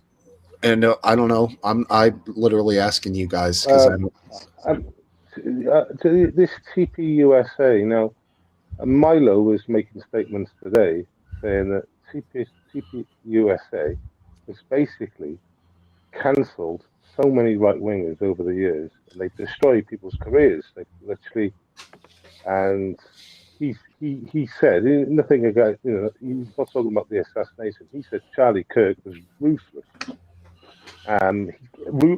Charlie Kirk made a story up about Milo, made stories up about other right wingers, and just totally, destroyed their careers, and basically they're off the map. You have to appreciate also that Which is something I didn't know. Which is something I didn't actually know. But when I thought about it a bit more, it's sort of, yeah. You have to appreciate that TPUSA is now the public face for the Christian National Movement. So, But who there is? TPUSA was Charlie Kirk. it was Right. Charlie Kirk, and it was something else at that point. But when he died, it was hijacked, and now it's the public face for the So Christian National Candace Movement is- in league with the current cabinet. But who's Yeah, Candace who is at trying to get a TP bit, trying to get a I bit mean, of CPS USA. Erica Kirk cannot play the role that Charlie Kirk played. Nobody there. It's not a to matter play of that. playing the role of Charlie Kirk. I think it's now a matter of a base for people with a certain ideology. Because they can fundraise off of Charlie Kirk's death for a while. They can definitely do that, But and we'll I see what they think do that in the near future. I think that will expire. That the expiration date for that will come more quickly than people think. I'm not going to argue And with li- that, and- but it's also a matter of what they can get done in that period of time. Yeah, that's fine. But right now they're locked in this sort of behind the scenes battle with Candace that I think is using a lot of their resources and their sort of energy. They need a figurehead, and she's not. Like at this time, they should have had one of, 3 weeks ago. Like Yeah. it's going on too Yeah. long for them to be just the name that Charlie Exactly. and have Charlie attached to it. They need somebody, whether they But they have JD groom Vance. somebody from the inside and just put him out there, give him a shot, or they bring somebody else in, some hired gun. They need something. I agree. They have the vice 100%. president. Well, they don't though, because he's constrained by being the vice president.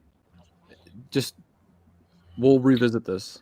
Okay. Well, I don't know this guy, and I don't know his ability to be a public figure. Like Charlie No, no. Charlie, even No, at No, he's talking about JD Vance. oh no, I'm talking about like a figure who is as inflammatory as Charlie was, but yet he was very good at it, and even at times he was somewhat empathetic to people when he spoke to them. He didn't necessarily, when he went to college campuses, he just spoke to people, and Yeah, I mean that was his superpower. he was very, very good at it. They need somebody to come along who can take the reins and maybe bring it to the next level.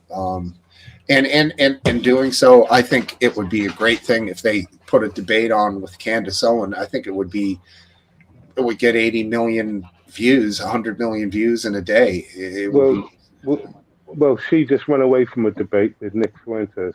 So So be, let yeah, well, me- she decided that not to debate him, and that she was going to just cover it as a journalist, right? Yeah, she bowled it. Yeah, she bailed. She can butter it up any which way. Nick Fuentes is a very good debater. I may not agree with his views, but she's like Sunday League compared to someone like him. I mean, I'm not going to let comments like that slide on through Incarnation. Just to let you know, I'll delete them or whatever. Have I missed something? No, nothing. I like a bit of spice in the comments. That's what I love. It was nothing. No big deal. Here and gone. Have you guys paid any attention to the Netflix merger? $52 billion merger? I With- paid with attention whom? knowing enough that my HBO Max free subscription for life will run out as soon as it goes through, if it goes through. Oh, I never even thought The about subscription. Warner Brothers merger? Yeah, because I signed up with the fiber optics or whatever, and I got free HBO Max for life, and it's not advertisements or whatever. And I was like, you forever, like you're not gonna come back in a year and be like, oh well, things Like, changed. not till we Sorry. sell, bitch. Ha-ha! But so far, it's been Yeah. like 2.5 years, and I'm still not paying for it. Well, you're Yeah, going to I live feel like It was in their business plan all the time. I'm sure I this feel like one- it's gonna double too. I mean, there's no why wouldn't it double? They're gonna be the only player in the game. What I are don't you, know if what it's are you gonna go getting from through. HBO subscription? What do you mean? Like, you what do have a I monopoly? Why do you do it? What is it that you seek on that? What I don't understand. So you have HBO subscription. Why? What is it you watch on HBO that you were willing to pay that? I wasn't willing to pay it. I didn't choose to have it, but they gave it to me free for life, and I was like, "Fuck yeah!" Because it is. They do have their catalog is as good, if not better, than Netflix for sure. So are you saying I don't watch anything on Netflix? new shows, movies? What do you get out of it? I mean, like I feel like their catalog of movies is bigger than Netflix's catalog. I could be wrong. I'm sure there's a way you could figure that out, but it just seems like there's more stuff on HBO than on. Like when I'm looking for a movie, it seems like it's more. TV shows good TV shows. Is it easy to work? You know what I mean? Like Well, they're all the same, and me and my wife were just talking about this today, where like if you have a TV, like the TV subscription thing, there's a list of ongoing programs, and it's easier to click on something even if you're halfway through it. And you're not going to click on to start that from the beginning of a movie, so. It's easier when you're scrolling through regular TV to just go on to something, even though you're going to miss half of it, than there is to physically sit there for 15 minutes and look through every single movie and try to find something to watch. And sometimes you don't want to watch. You just want to put TV on. Well, I've got to say it, chaps. I watch like gold programs sometimes on YouTube, and YouTube wipe them off clean quite quick sometimes, but sometimes I get to watch them. I'll have an hour program, right? An hour fucking gold, whatever, Hunters or whatever they call themselves. 43 minutes. It's 43 minutes in an hour show. You have 17 minutes of fucking adverts in an hour. That's not uncommon, bro. That's normal. We have about half that normally, but I don't watch telly anymore, but it's about half that in the UK. It's fucking 17 minutes. It's like crazy. Yeah, that's why. Well, that's why seems longer than 43 minutes. I'll check it sometime. But that's why, recording shit and fast forwarding through, especially football games, you can save 2 hours by fast forwarding. Yeah. After the play ends, you can skip forward usually 30 seconds right to the next snap. And commercials, forget about it. Halftime, who cares about that?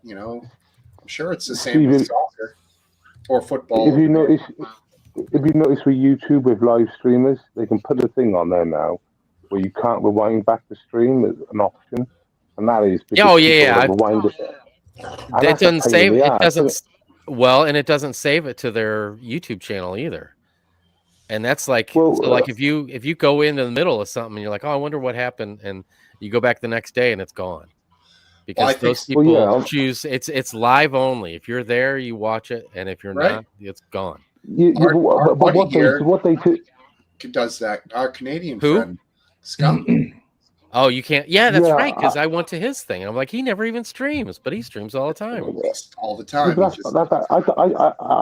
I understand people can clip it, but in a lot of these occasions, it's not clippable with serial. But when you've got like an 8-hour live stream, and you want to find you want to find a period on it, you can't, even if you're watching it live, because it won't allow you to rewind it back, or even later on. It's like a pain in the ass. It's an option. I can see sort of why they've done it. So like people can't clip you live and then publish it, or make it harder for them to clip you live because he doesn't go live. It's a pain.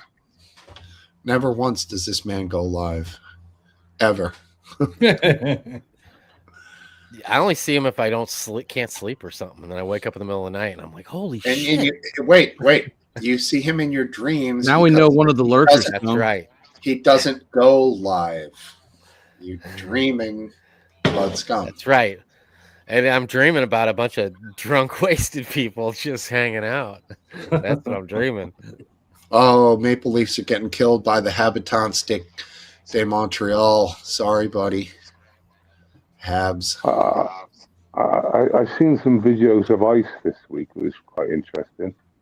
There was obviously the usual crowds like throwing urban furniture into the path of ice vehicles all the time, and then occasionally peaceful protesters. Yeah, occasionally some of the officers will get a little bit based with them, but they were really like just allowing them to do it, and just being very gentle with them. There was one massively obese woman that was at the front grille of a Ford Transit van. She go, "Don't kill me, don't kill me, don't kill me, don't kill me, don't kill me." She kept on saying it, and she kept on like backing up, and she was clearly most exercise she's had in at least a year, and as time's going on, it's going on to like the most exercise she's had in a decade. And he purposely wasn't going fast. He was doing like 5 miles an hour. And she took her mask off and everything. So she identified herself by ripping the mask off. She goes, "Look at my face. Don't kill me. Don't kill me." And I literally wet myself. Do you know what I mean? Yeah. I mean, ICE is. I'm not saying. Did you see the video recently of ICE chasing the American citizen into her house? No. That was bad. I mean, she just, I guess it wasn't white enough, so they chased her down the street. She ran into her home and they wouldn't follow her in there. I mean, I don't know what they're doing there. Well, I mean, I know there's like, say, for example, they can't go into a workplace. They can't go into a private part of a workplace, but they can go into the public part. So I'm surprised that they couldn't go into a house, especially if they can confirm she went in the house. But she hasn't done anything. They don't have a reason to detain her. Definitely But can't they- go into a house. Yeah, well, did they think she was an illegal then? Why were they chasing her in the first place? Or was she involved in something else, like some sort of disorder? No, I think they were just doing a thing in the town, and she was there, and she's brown, like tan, whatever Puerto Rican skin color is, and she just was like, "I'm American," and ran the fuck out of there. Right. Which, running might not have been her bet. That does imply something, the running. Usually they're going to give chase when you run. But maybe she didn't have her ID or something on her. And there has been horror stories of people being taken for like hours or a day or longer that are American citizens but can't prove it. So, Well, yeah, I mean, and that's just the reality of that operation. But still, an American citizen has not been deported out of the country. generally not. Hey, Brandon. Well, I can't name one. I don't know if anyone else can. I don't know if any have been, but they've been detained for periods of time. Nice choice of he got with Dank Brandon 420. Boy, if they gave that number to him, that is one hell of a coincidence, but I think he probably put it there. He sniped that as fast as he could. Yoink. Yeah. J6 Pipe Bomber believed the 2020 election was stolen. I did hear that. And I also heard he was white. So I don't know what to believe. Do you see the arrest? Did you see the arrest on January the 5th? Visit the bomber. The what? The January, is it the 5th or the 6th, the day before? 5th, yeah, Pipe Bomber. Yeah. So the pipe bomber got arrested. What's hilarious about it is CNN, they're supposed to be turning over a leaf. They sort of have been recently, a little bit. They said that he was white. But the guy's black. Yeah, that was a mistake. Jake Tapper said that, and I don't know if when he said that the guy's identity hadn't been found out, but the second his identity was found out. Why describe him as white? Why don't they just say 39-year-old Desmond Williams? Yeah, no, he was like 39-year-old white man. Yeah, why exactly? Why even why did bother with the race, right? Well, Right. because Yeah. those are immediately assumed as right wingers. Those white Yeah, bastards. and the thing is, I thought they were turning a leaf, but it's once again like when I've just gone through it now, because they mentioned his color, they're guilty of sin again. Wrong. Yeah, it is wrong. And you know what's funny? If he did know the race, and I don't think he did, I think he made a misstep. It was an obvious mistake. But if he knew he was black, there's one thing he would not have said. He would not have said 39-year-old black man. He would never have said that. But he would, if he was white, which he wasn't, he would have been happy to point out his race But yeah, the mistake of him just jumping all over this guy as white without having any knowledge of it. I mean, talk about Steve. that's poor journalism right there, man. Like, But Steve, you're giving them too much credit. CNN are just as bad as the BBC. You can't make mistakes like that. You can't label him as a race, as a white man, when he's not a white man. He turns out to be a black man, which there's a mistake. Well, like you said, would maybe get the name wrong or get the age wrong or something. But when you actually tell the race of Well, someone, one thing you have to there's remember intent. is that these people like Jake Tapper, they just read shit they're handed. They're just talking heads. It wouldn't have been his mistake, I'm sure. Some staffer stuck it in front of him. And he read Yeah. Ron Burgundy. I agree. I agree with that. actually He was watch giving me. Yeah, it's funny stuff. Trust Ron Burgundy more. Fuck you, San Diego. But it's Anyway, just, what do you guys? What's the overall consensus on people that put 420 in their usernames? They probably smoke marijuana. well, if it's the same like in the UK where you see the people with a ganja leaf on top of in front of their VW camper, there's one thing you can guarantee: they don't smoke. There's anyone who smokes will not put a fucking cannabis leaf on their spare wheel cover on that camper van. I assure you of that. Smoke Steve, have you ever had 420 in your username? Oh, you're muted. I have smoke, so I mean that kind of covers it, doesn't Yeah, it? but it's not the same. Smoke is way cooler. Yeah, I mean it could mean It's just driving fast, could mean fast hands. Smoke. Me and my son have the 420. He's got away with, even though at his young age, he's got away with come up Never. with good Never usernames. some. And he had one. It was did, and I'm probably the only one that thinks this is funny, but it was Diddy party attender. Diddy party. 420. Like that. The 420 for good measure. Wait, what was Diddy party? What was the third word? Attender. You must be so proud of your son. I know. I really am. And I bet Mrs. Whip is a little angry. Oh, geez. Both at him and at you for laughing. Pretty good.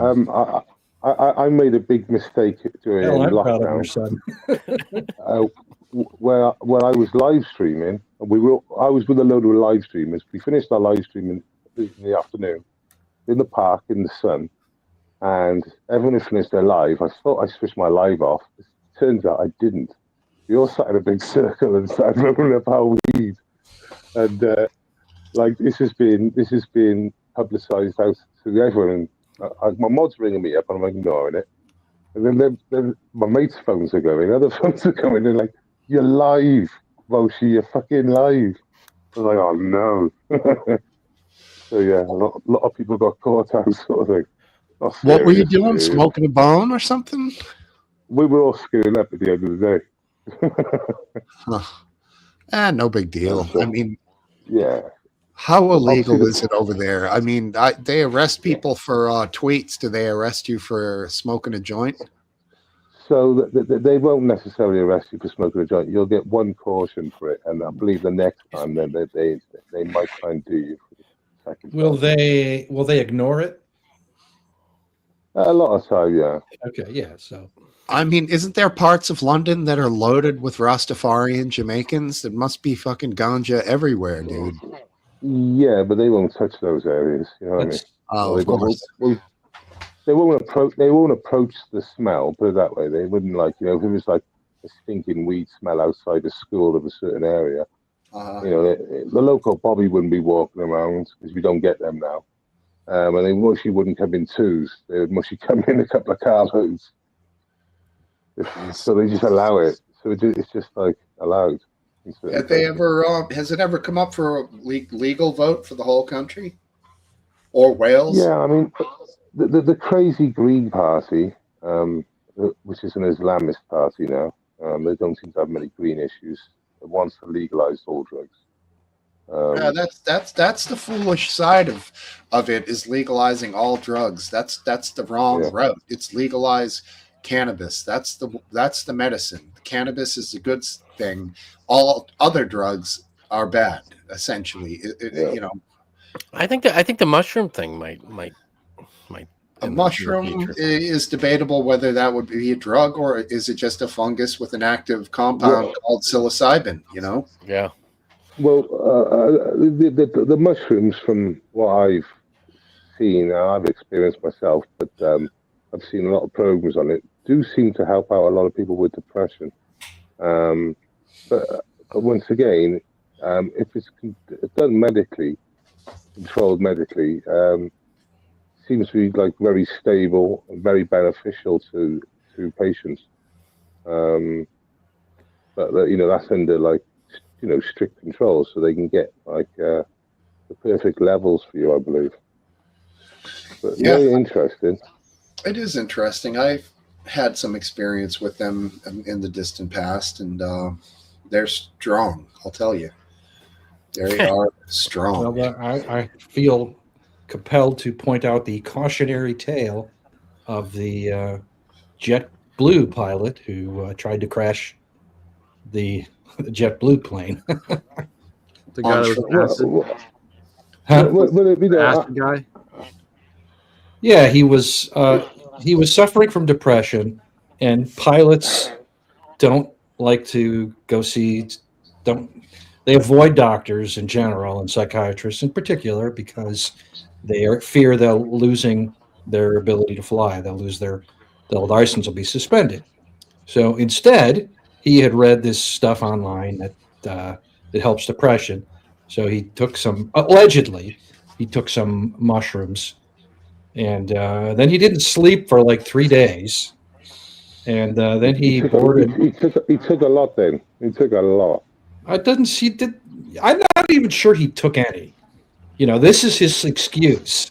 Maybe he did. Maybe he just decided to say that to If give that's the himself excuse to out. make it look better, I don't want to know what the truth is. right. Well, I mean, But he was a pilot, so he took a flight back to his home base, and he pilot's privileges. You could sometimes, if there's room, you could sit in the jump seat. And he sat in the jump seat, and when the plane was at 35,000 feet, he reached for the fire handles and pulled them. But he didn't do one thing you need. There's like two steps. When he did the first step, and the pilots in the cockpit wrestled him. And that would have stalled all the engines. That would have shut them off to the point where they can't be restarted. So it's glider. It's not even just turning the engines off.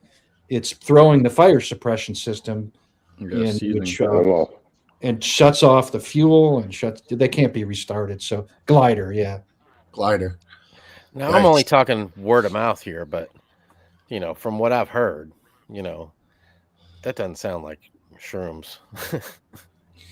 No, it doesn't. Not that, but also, I wasn't, when I had to happen to partake, I wasn't depressed. I was young. I was in a great mood. I was surrounded by people I loved, and we had nature, we had music, we had. You wouldn't have taken somebody on the back of a motorbike, would you? You would say, "No, I'm not going to take it on." But of course, you said that's his excuse. Sorry. Well, somebody that wasn't on shrooms at all could have, if they're severely depressed, could have been like, "Fuck it, I'm taking it, and everybody's going down with me. I'm yanking this."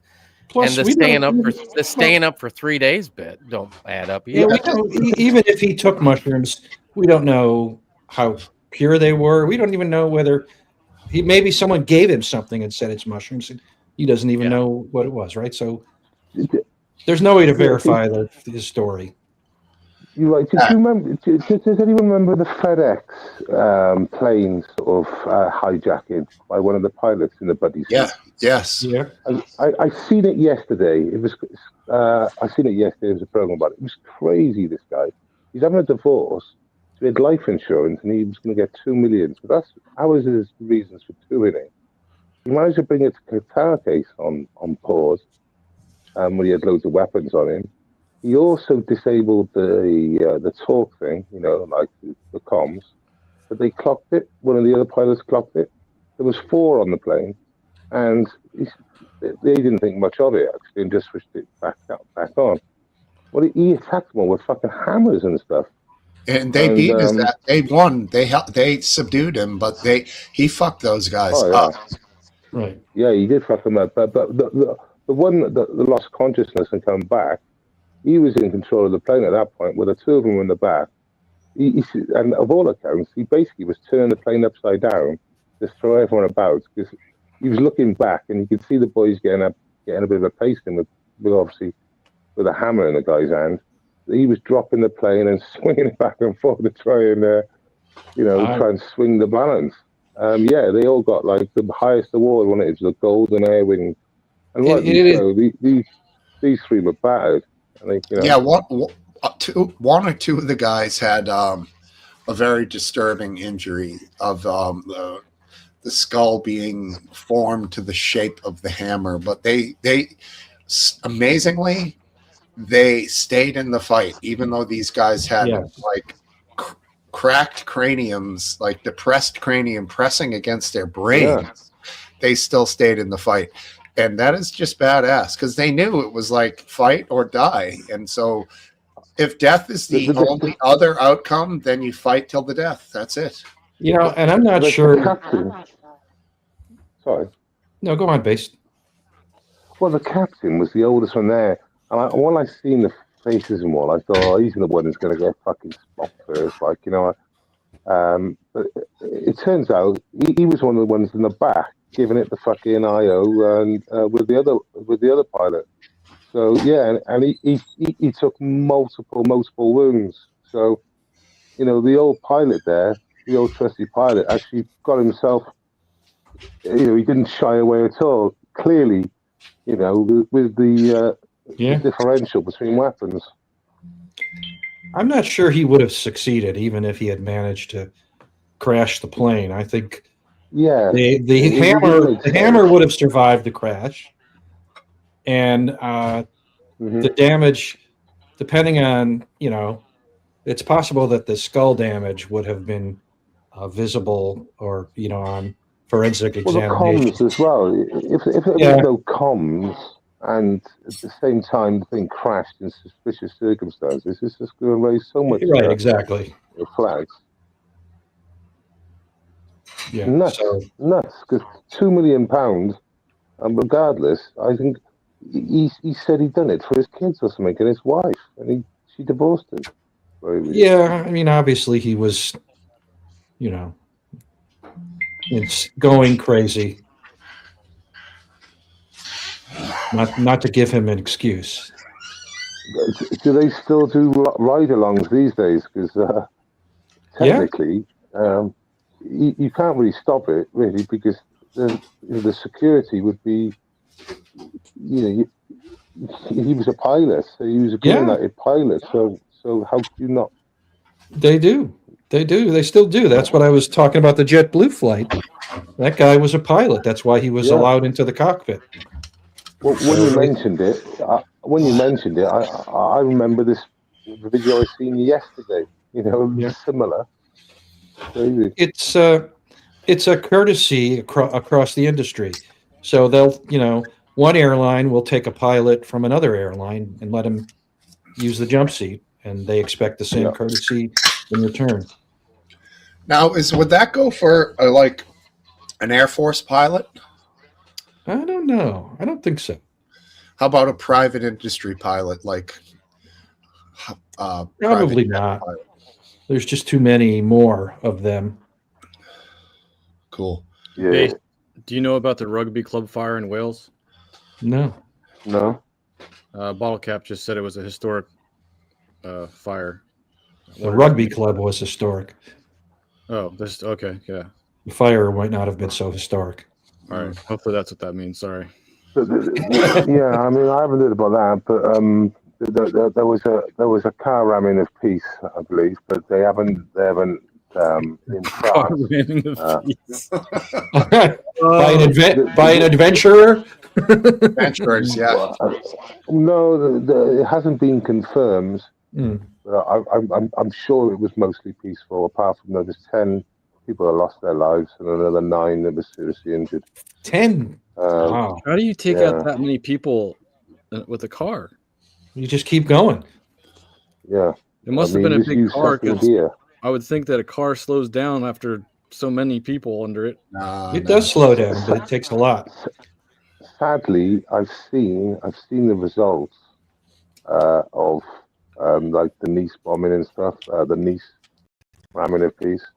Yeah, but that was a truck, right? So That was a that's truck. harder to stop. But I also seen one last year in Germany where I seen the CCTV and this thing was like mid-air. This car was like mid-air. It just went through like 70, 80 yards. It was going that Yeah. fast. Yeah, Well, he got in there about 50 mile an hour or something. We had Were one they, here like, in the hideous? U.S. at a parade some years ago. Remember? Yeah. You ever see the video from that? I Yeah. saw. The car went by faster than it seemed like the frames of the camera could even detect.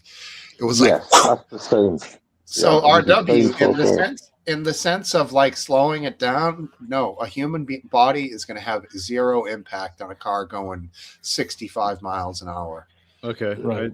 I wasn't factoring inertia. I was thinking it was like, I don't know, everything seems so tight over there in those cities. That's all.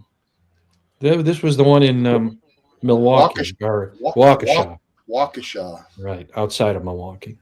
right? Okay. Not far from So I've seen the Kenosha, right? footage. Kenosha. I don't know exactly. Yeah, where I've seen the footage from a close building, and he was definitely swerving into people. Yeah, From what I Kenosha is where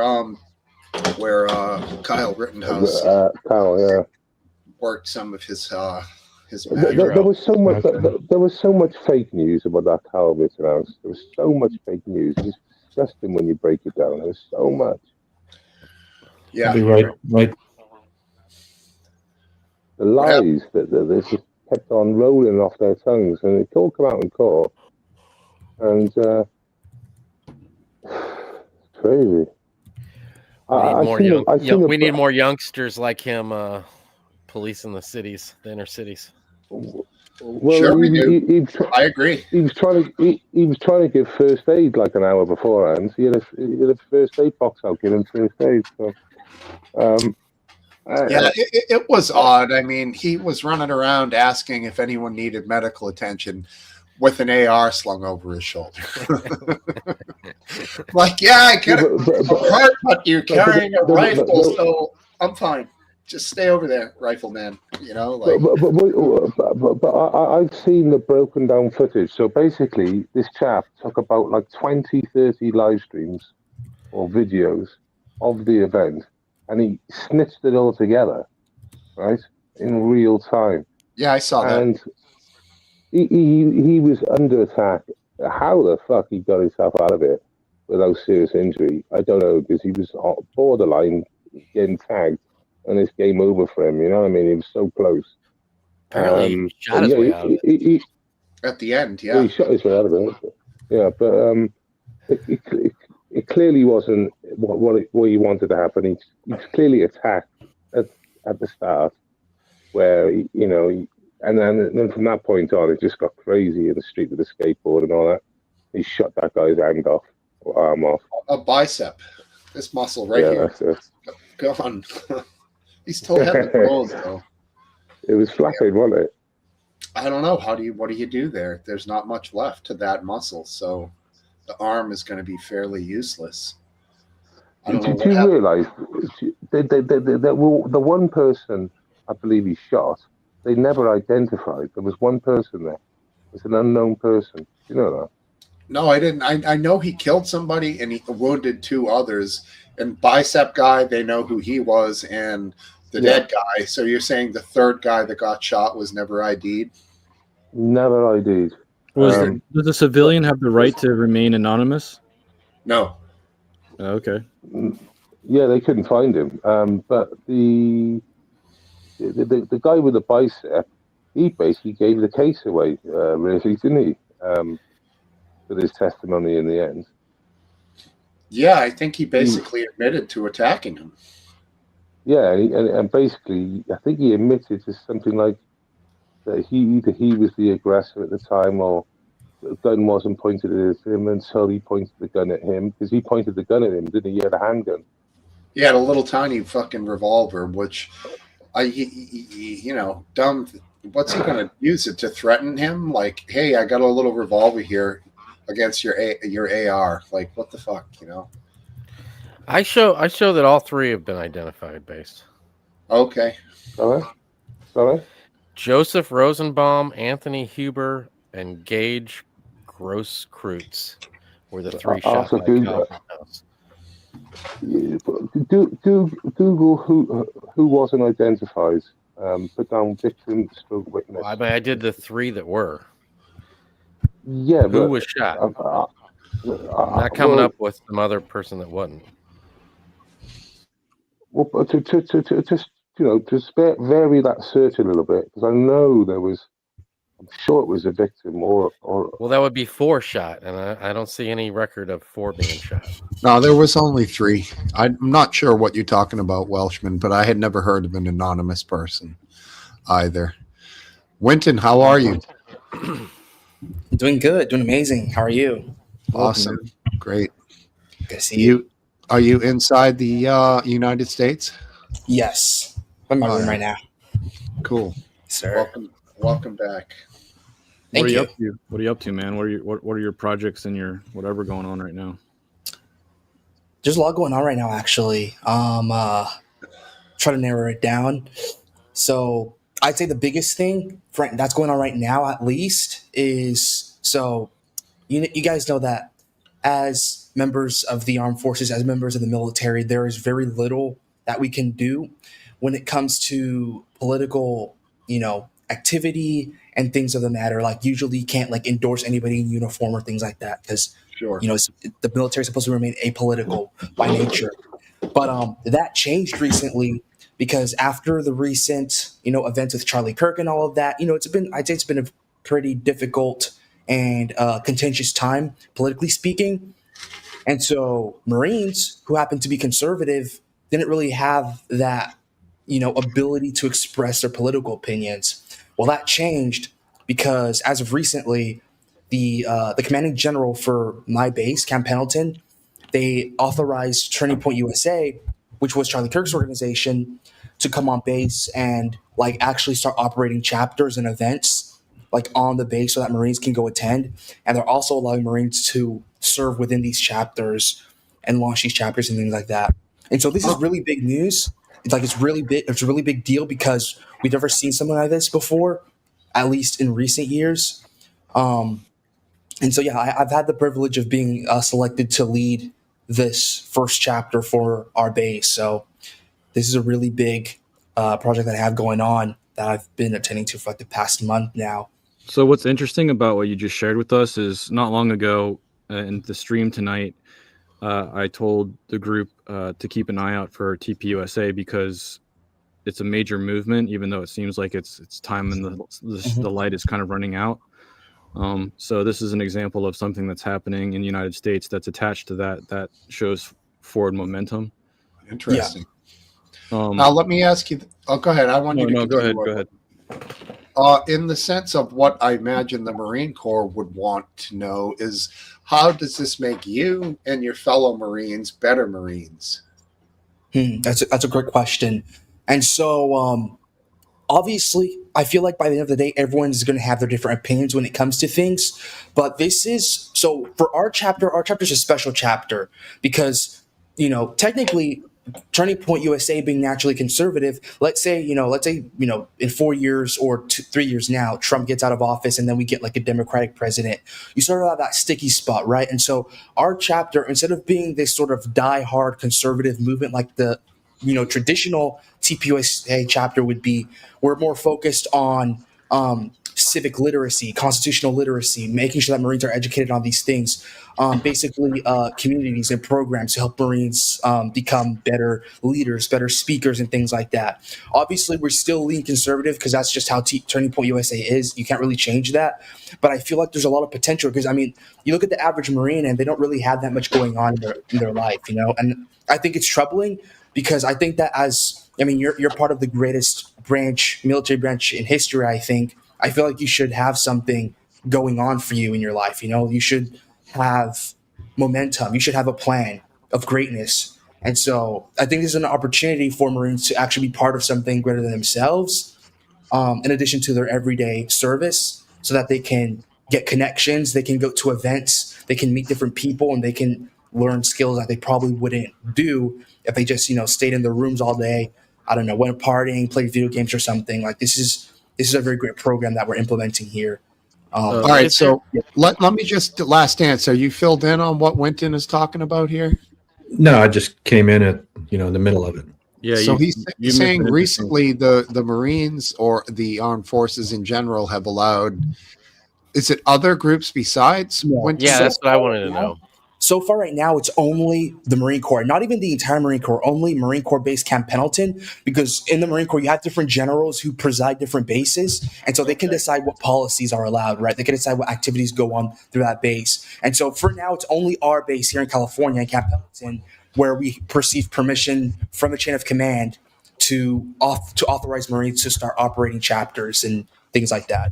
Chapters I think in Turning Point USA, last dance, in the active Marines. Remember what we just talked about earlier?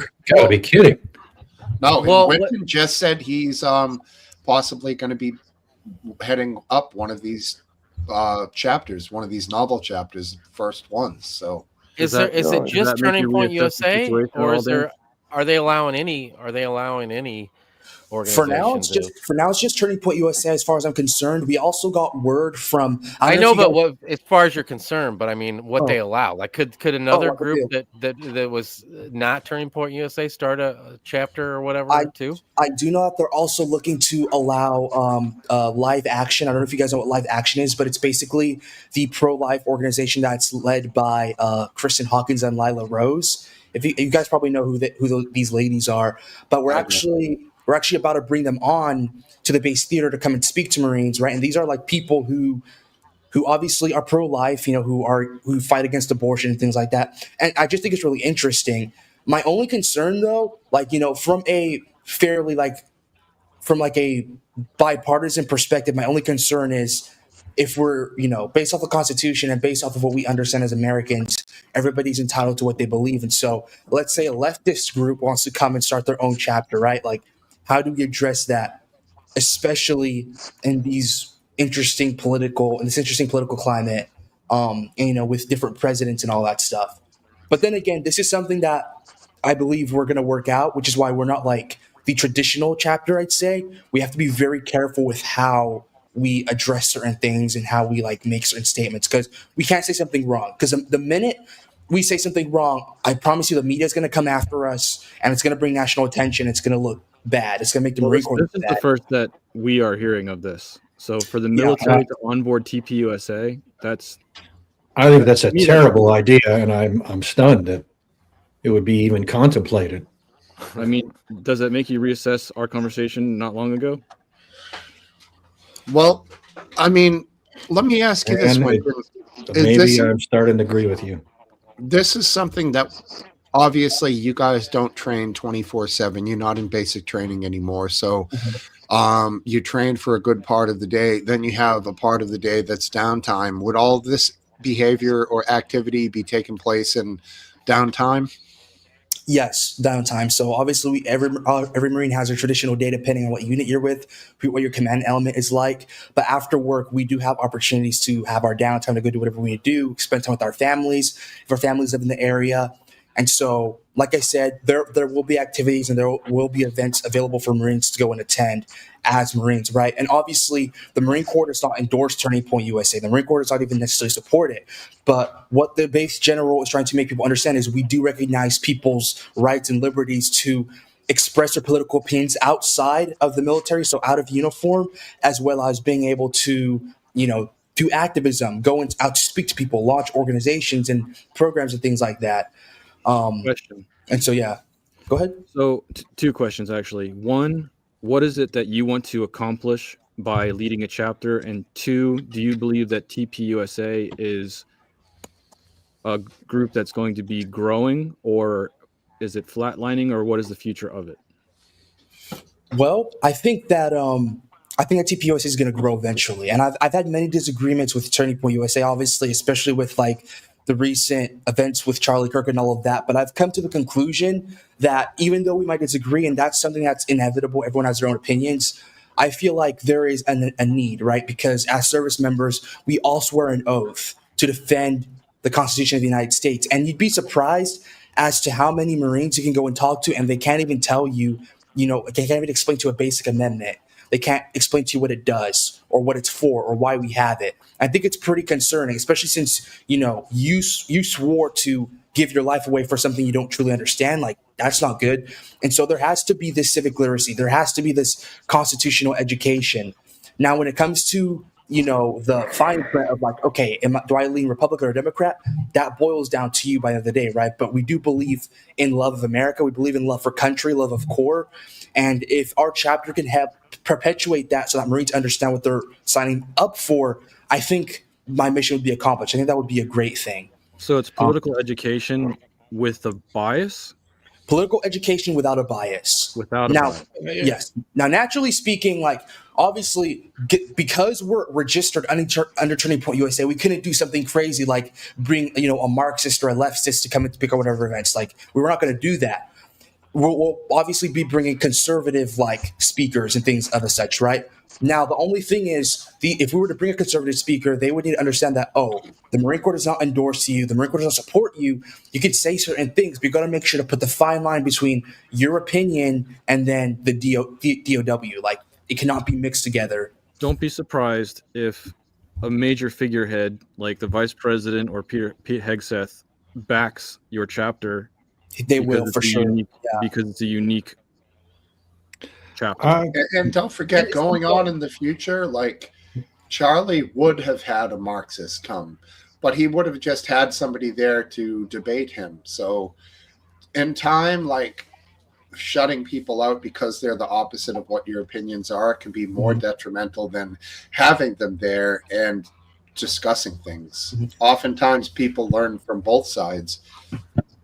I guess I'm not sure how I expect, and I think America expects the armed forces to remain apolitical.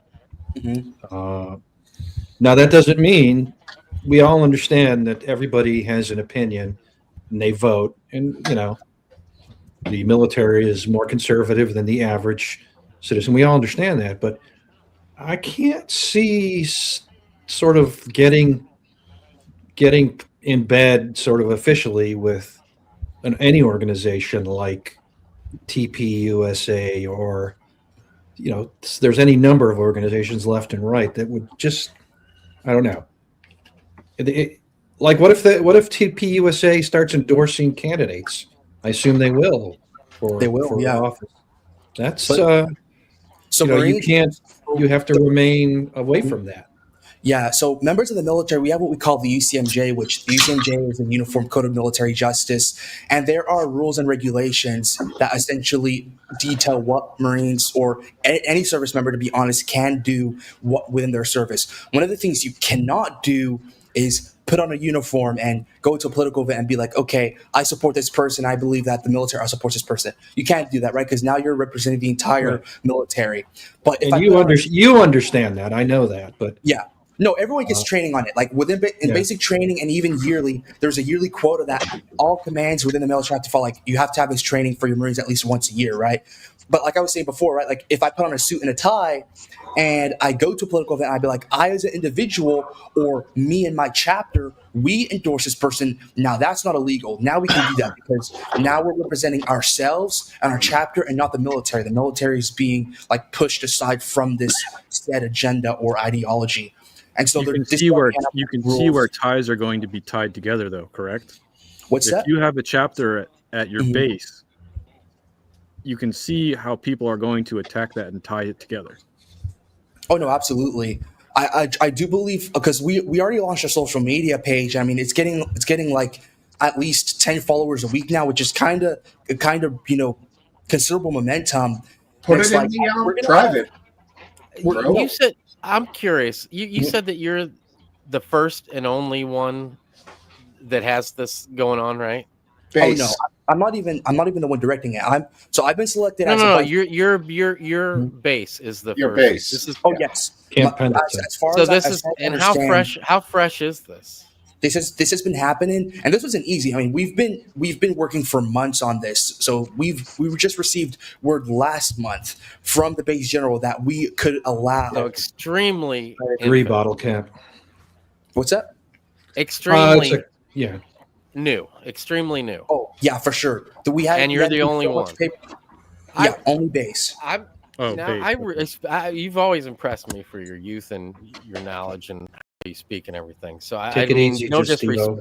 Great to have I you. mean, no disrespect to you, but I don't know if I would just jump on. I don't know how many live shows like this you do or whatever, but and Mhm. just because I can only see this being a conflict in the near future.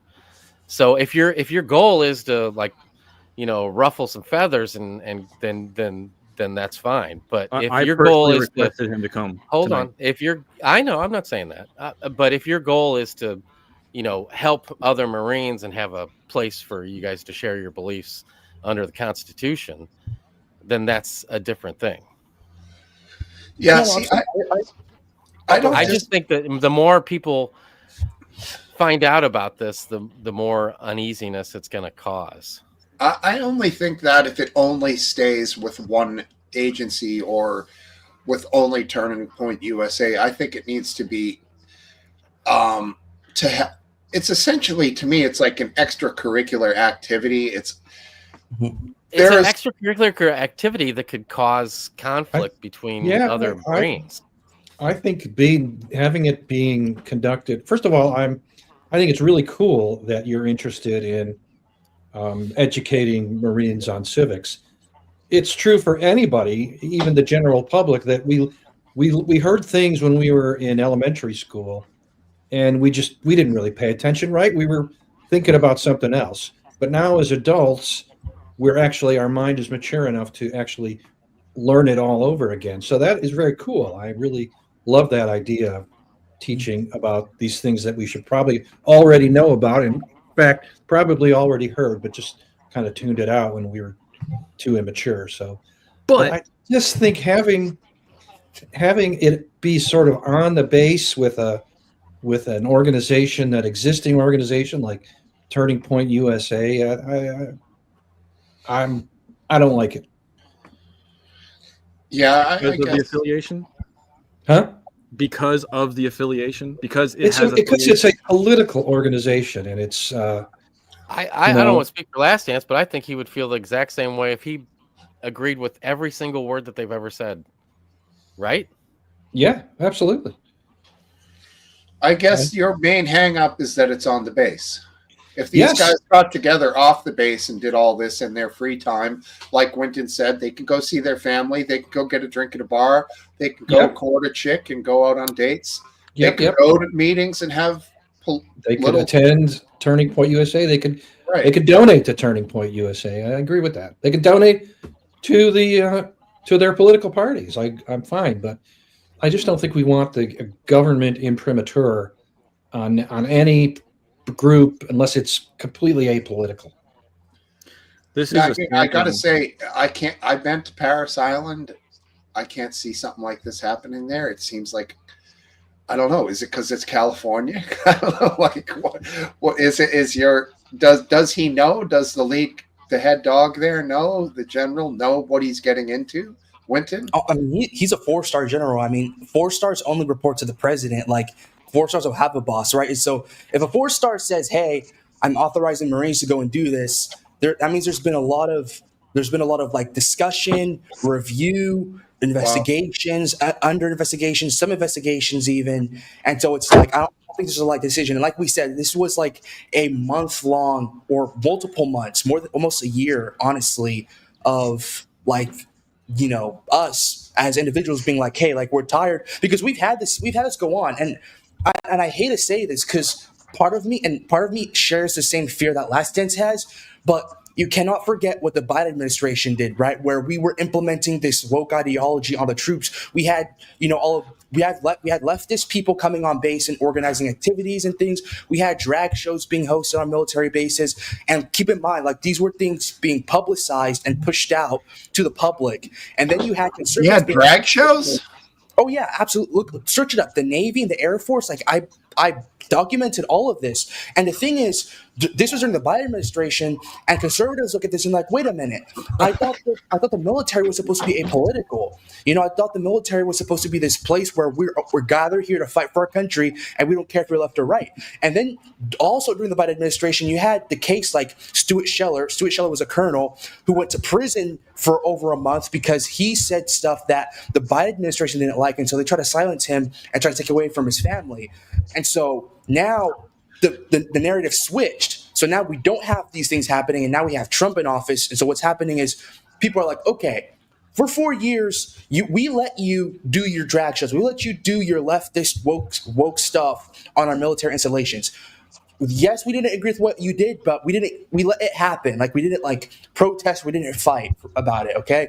So now Trump is here. And so now we recognize that we also have the right and the liberty to come on these military installations and do our stuff. Now, do we claim that the military endorses it? No, we do not. But we still recognize the freedom and the ability to come and do these things.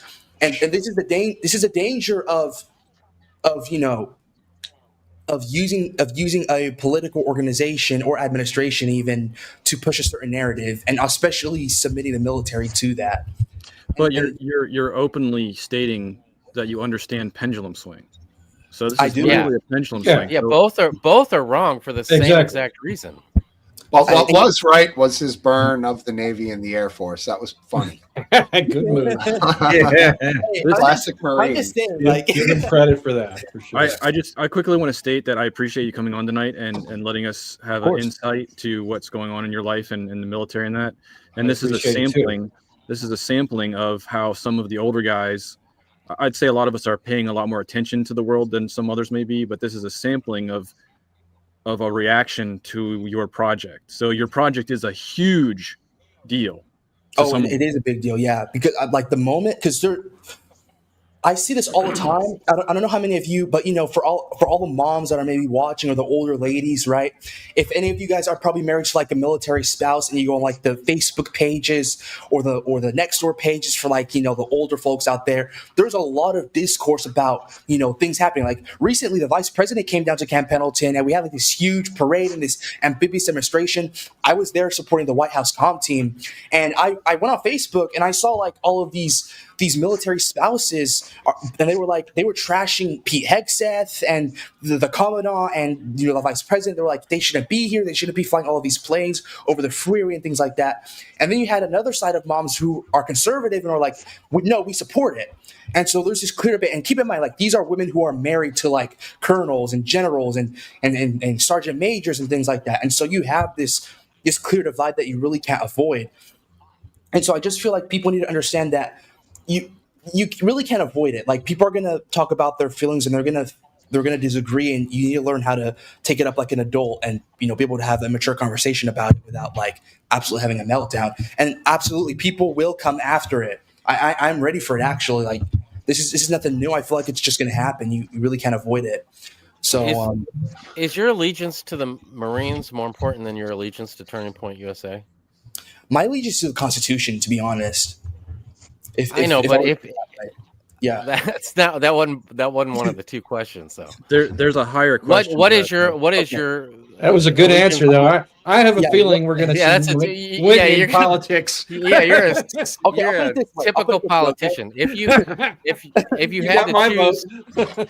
if you had to choose from continuing your career, and this will Okay. make sense in a minute, continuing Yeah. your career as a Marine or continuing your career as Turning Point USA, which would it be? Oh, definitely the Marine Corps. But then again, like you got to look at, because here's the thing, right? My allegiance to the Marine Corps is greater. Like I am government property, like Marine Corps first, right? But here's the thing: when I joined the Marine Corps, they made me put my right hand up and swear an oath that I would always support and defend the Constitution. and therefore allowing an organization or allowing Marines to join an organization because they believe that what that organization is spreading is good and is defendable. I cannot stop that. As a matter of fact, it is my duty to go and defend these Marines' rights to be part of such said organization. And so I understand your question, like absolutely, like my question leads into what I'm going to say now is whether intentional or not, I could see this being a litmus test. And so I would if your allegiance is more towards the Marines, then I would question your involvement, and I respect it. That's the way you feel, but I would caution my involvement with this organization in case it does become a litmus test and you fall on the sword, because that's just the position you put yourself in. I need to state a higher. And I'm not talking down to you, Winton. I trust your energy, your intelligence. I'm just saying that I have some. It kind of hits me the wrong way. There's something that's more complicated. In Aphid's question to you, he asked if you would back the political movement or the state, but it's more complicated than that because the Lord is attached to this one. Turning Point USA isn't just a political movement; it's a movement that has Christianity or Christ within it. So when you swore that oath to uphold the Constitution, who did you swear upon? Well, at the end of our oath, we say, "So help me God," and so that is. So you're going to have many people that are going to be a part of this movement that are going to have a much higher swearing than state or politics. So I'm just saying it's complicated and it's interesting. So RW, to your point, right? You mentioned Christianity, which is really important, and I sort of want to tie it into what is it Philip? Lip. I sort of want to tie in what RW said and Fedlip also said, right? So the thing is, like, do you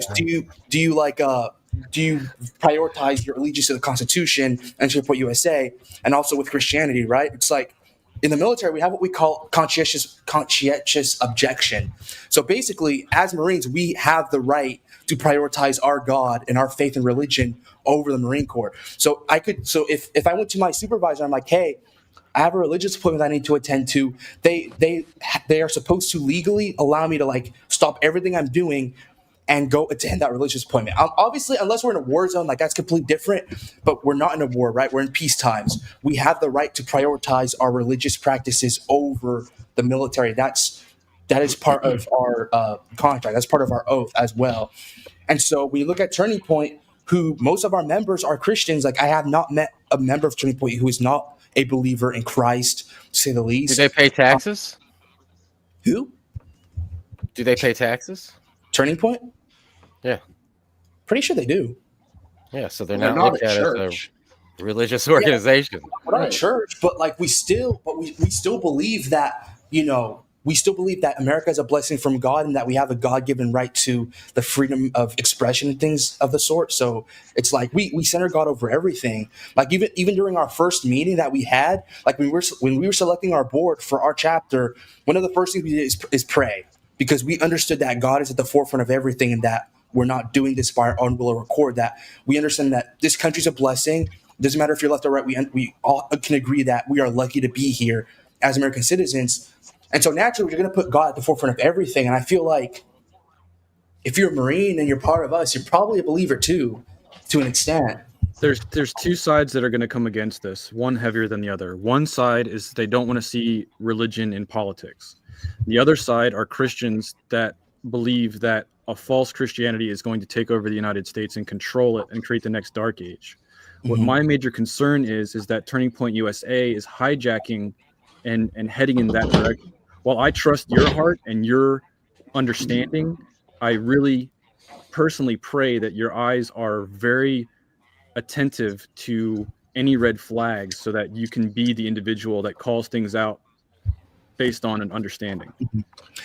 Oh, no, absolutely. Like I said, like me and Turning Point USA, we've had several disagreements, and I've made these clear because before you get selected before you become either a chair a president or a vice president of a chapter, you need to go through an interview process. You need to meet with field directors, which are basically people who oversee like a certain like several counties or the state. You got to have meetings with these people, and you got to have conversations about this. And I made it absolutely clear that I don't necessarily agree with everything Turning Point USA does. But, and obviously with the religious practices, like obviously I'm not a Baptist or, a traditional Protestant or anything like that. But if there's one thing that we can agree on is, defending what we believe as Americans, which is the freedom of expression and conservatism. That is one thing we have a common agreement, right? And this is why we have debates. This is why we have discussions. Like, we're not going to push you away because you're a leftist. And even my president, our chapter president, said that we're not going to push away like liberals or leftists from attending our meetings. They'll be more than welcome. They'll be more than welcome to follow us on social media and see everything we're doing and come attend with us.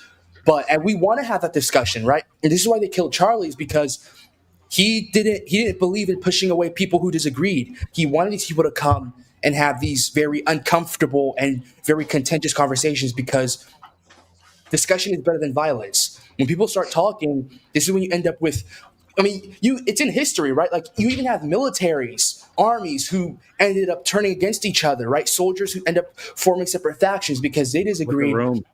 Yeah, and they weren't able to have conversations and discussions. So I just think it's incredibly important that people do this more often.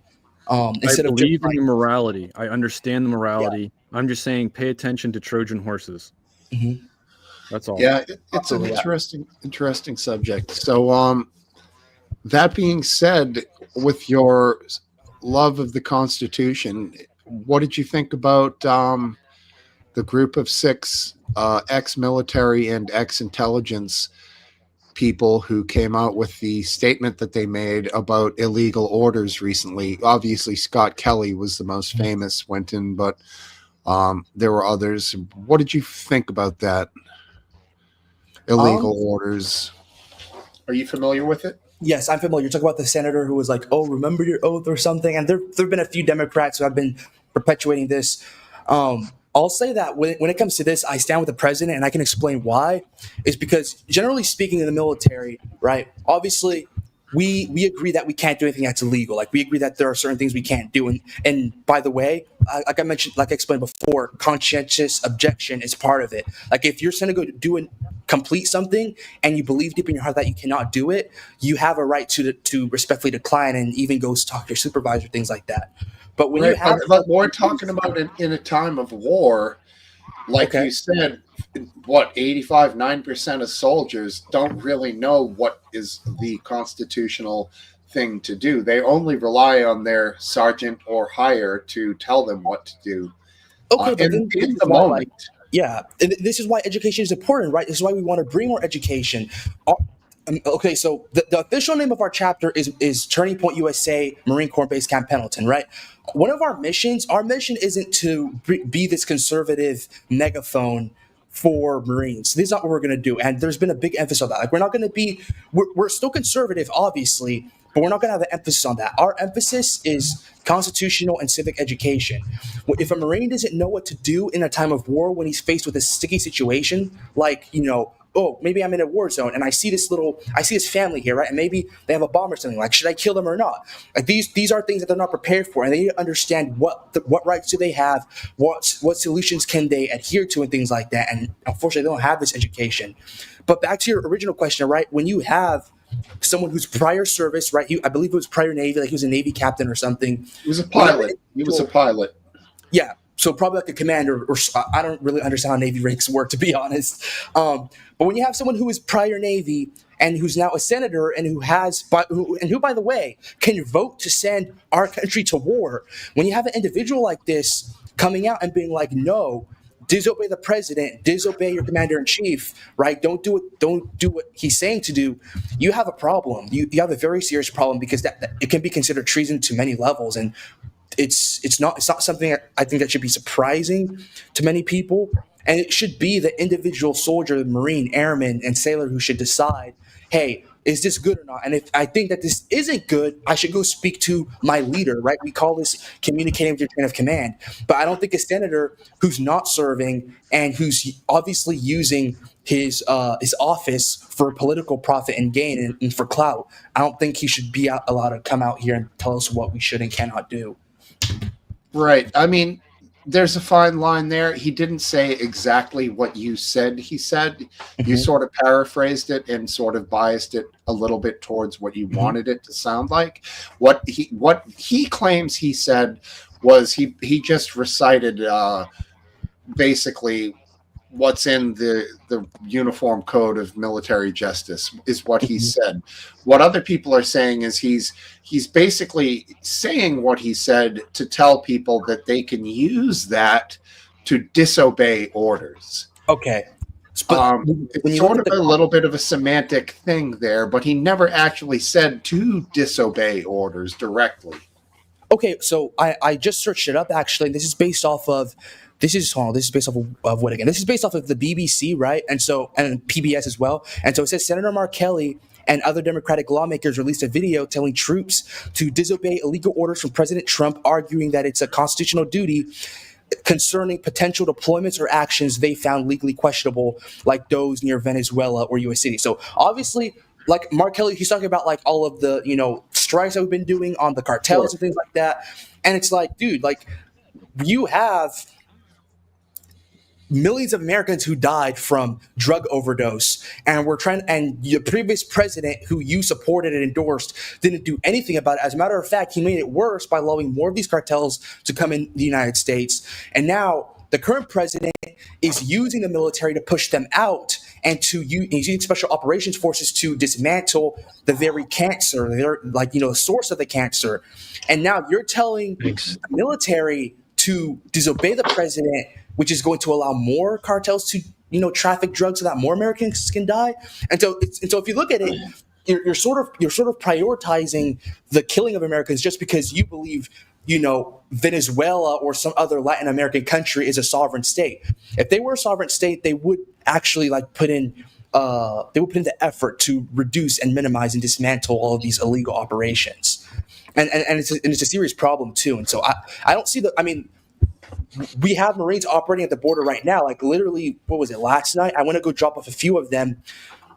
They're going to Arizona right now. They're going to Texas to go help the National Guard and things like that. And so it's like, I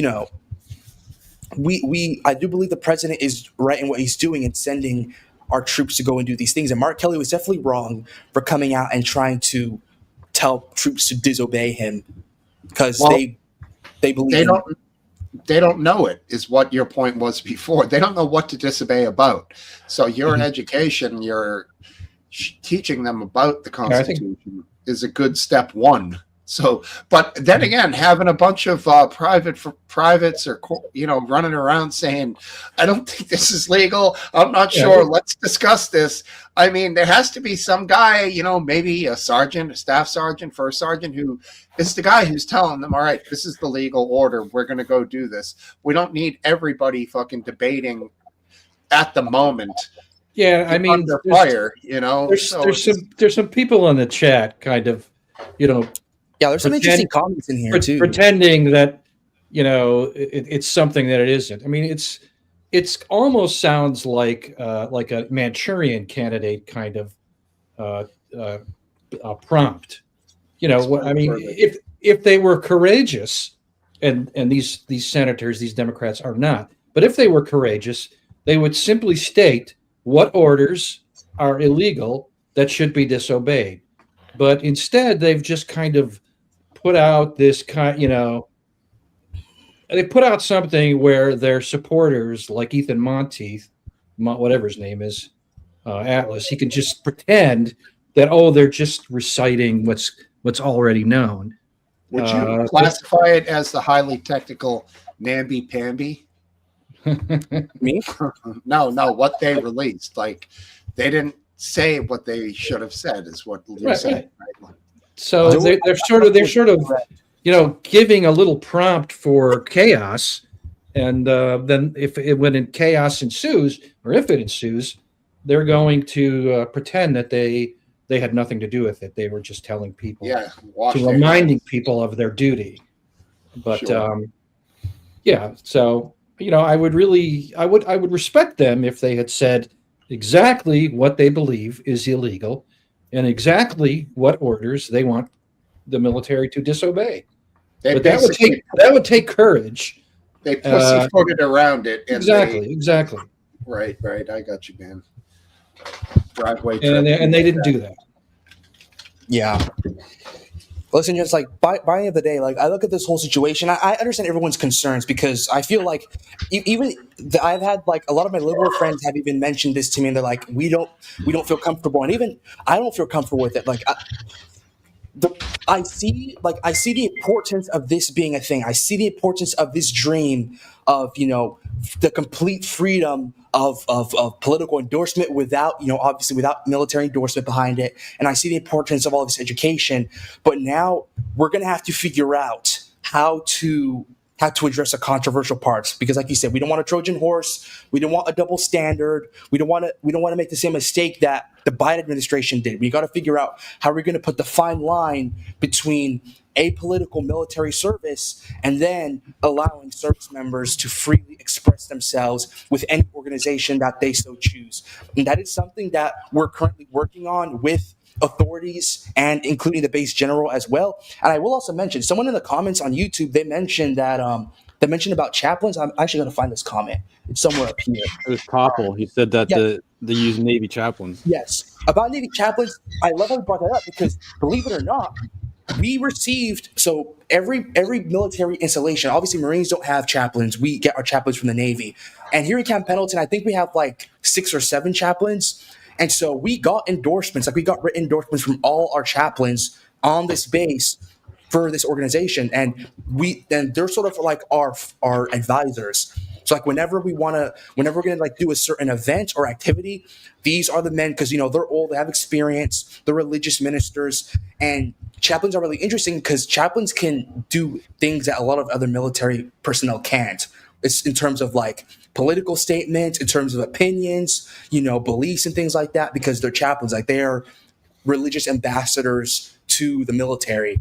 And so we got endorsements from all our chaplains here on Camp Pendleton, and we're actually consulting them for the decisions that we're making here with this chapter, so that we don't make the wrong mistake and we don't come off as this sort of military endorsed project or something, if that makes sense. And so yeah, we are definitely trying to figure out, like, this is going to be a lot of thinking and planning and structuring, but we're going to find a way to make this as apolitical as possible. Well, good luck. Thank you. You have a lot of energy. It's kind of exhausting to hear you talk. Yeah, I'm going to have to take some prune juice or something. No, not prune juice. If you think this is crazy, I mean, there's a lot of other stuff going on. Honestly, like we can actually divert from this, because I know RW wanted sort of like a rundown of everything I was working on. I think the second next big thing coming up for me is a speaking engagement at a college. So I actually went to a college, I want to say 2 months ago. I was invited to go speak at Biola University, which is somewhere near LA. And I spoke to the students there, and they have like a little chapter there. It's not like a Turning Point chapter, but it's a little like a conservative movement happening down there. And then next year in March, I'm going to be speaking to a larger audience. And now this is actually like being hosted by Turning Point USA. And this is at, I believe it's at Northridge University in Northern California. So yeah, a lot of big stuff happening. And Are then you still moving forward towards politics? What's that? Are you still in your future wanting to move towards politics? Oh, absolutely, yes. I feel like not in the traditional way. Like I don't think I'm going to run for office. At least I don't know yet. But I do want to be able to inspire people and fight for what is right and fight for the truth and transparency when it comes to all of these things, right? And so something I'm going to start doing full time, and I think I mentioned this to RW already, is investigative journalism, talking to people, getting people's stories, and not only people on the left, by the way, people on the right. As a matter of fact, one of my first guests is going to be a leftist anchor, and the reason why I'm bringing her on is because this is somebody that I have agreed with a lot on a lot of issues as a conservative when it comes to the way Republicans do certain things, and so she's going to be my first guest. And this is to spread a bipartisan platform, if that makes sense. I don't want to be an echo chamber. I want to be completely open-minded.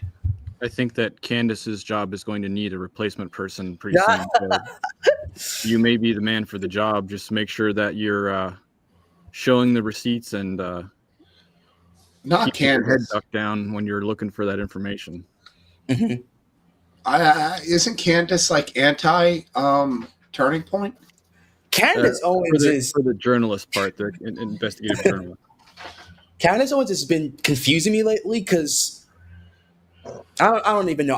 I haven't been watching her that much. I've seen some of the stuff she's been doing on Twitter, and I'm like, I don't want to be a part of this. Like, I don't trust this enough. And she's been apparently her and some people at Turning Point USA are going to do like a debate now. After and it's so weird because she said that Turning Point USA is behind the assassination of Charlie Kirk, and Turning Point USA was like, "Well, that's not true, and we're not going to talk to Candace." And all of a sudden now, Candace Owens and Turning Point USA are coming together to have a debate to basically talk about this, and it's so weird. It's really weird. So yeah, I haven't been paying too much attention to that because it's just I don't know. It's too much for me at that level. Can I leave you with one historical, I won't say parallel, but a concerning historical similarity, and that is military involvement during the late 50s and early 60s with an organization called the John Birch Society. I'm just going to say you look it up, you do your research, and whether that you might conclude that it is not relevant to what you're doing, but I just urge you to be aware of it so you can kind of get a little bit of a background there. Best education you can ever get is listen to the John Birch Society by Bob Dylan. It's one of his best songs, and it's about they're like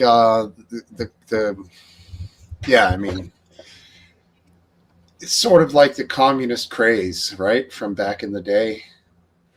Right. They were searching out communist blacklists and all that sort of thing.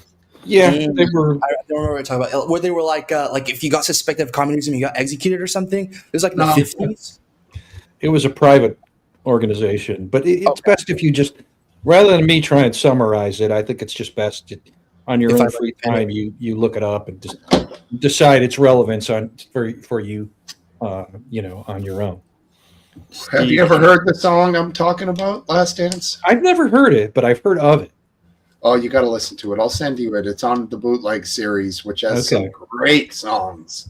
Okay, I'd love to hear Oh my God, that's the best road trip album ever because it's just Dylan telling stories, and it's just beautiful. But he changed his mind so often that it's just amazing. He was probably for it after he was against it. did he ever collect his $1 million from the Nobel Peace Prize that he won? I think he did. Yeah. Eventually, because he had Who doesn't pick up their $1 million check? Like, he wasn't sure. He was kind of. I don't think he was sure whether he wanted it or not.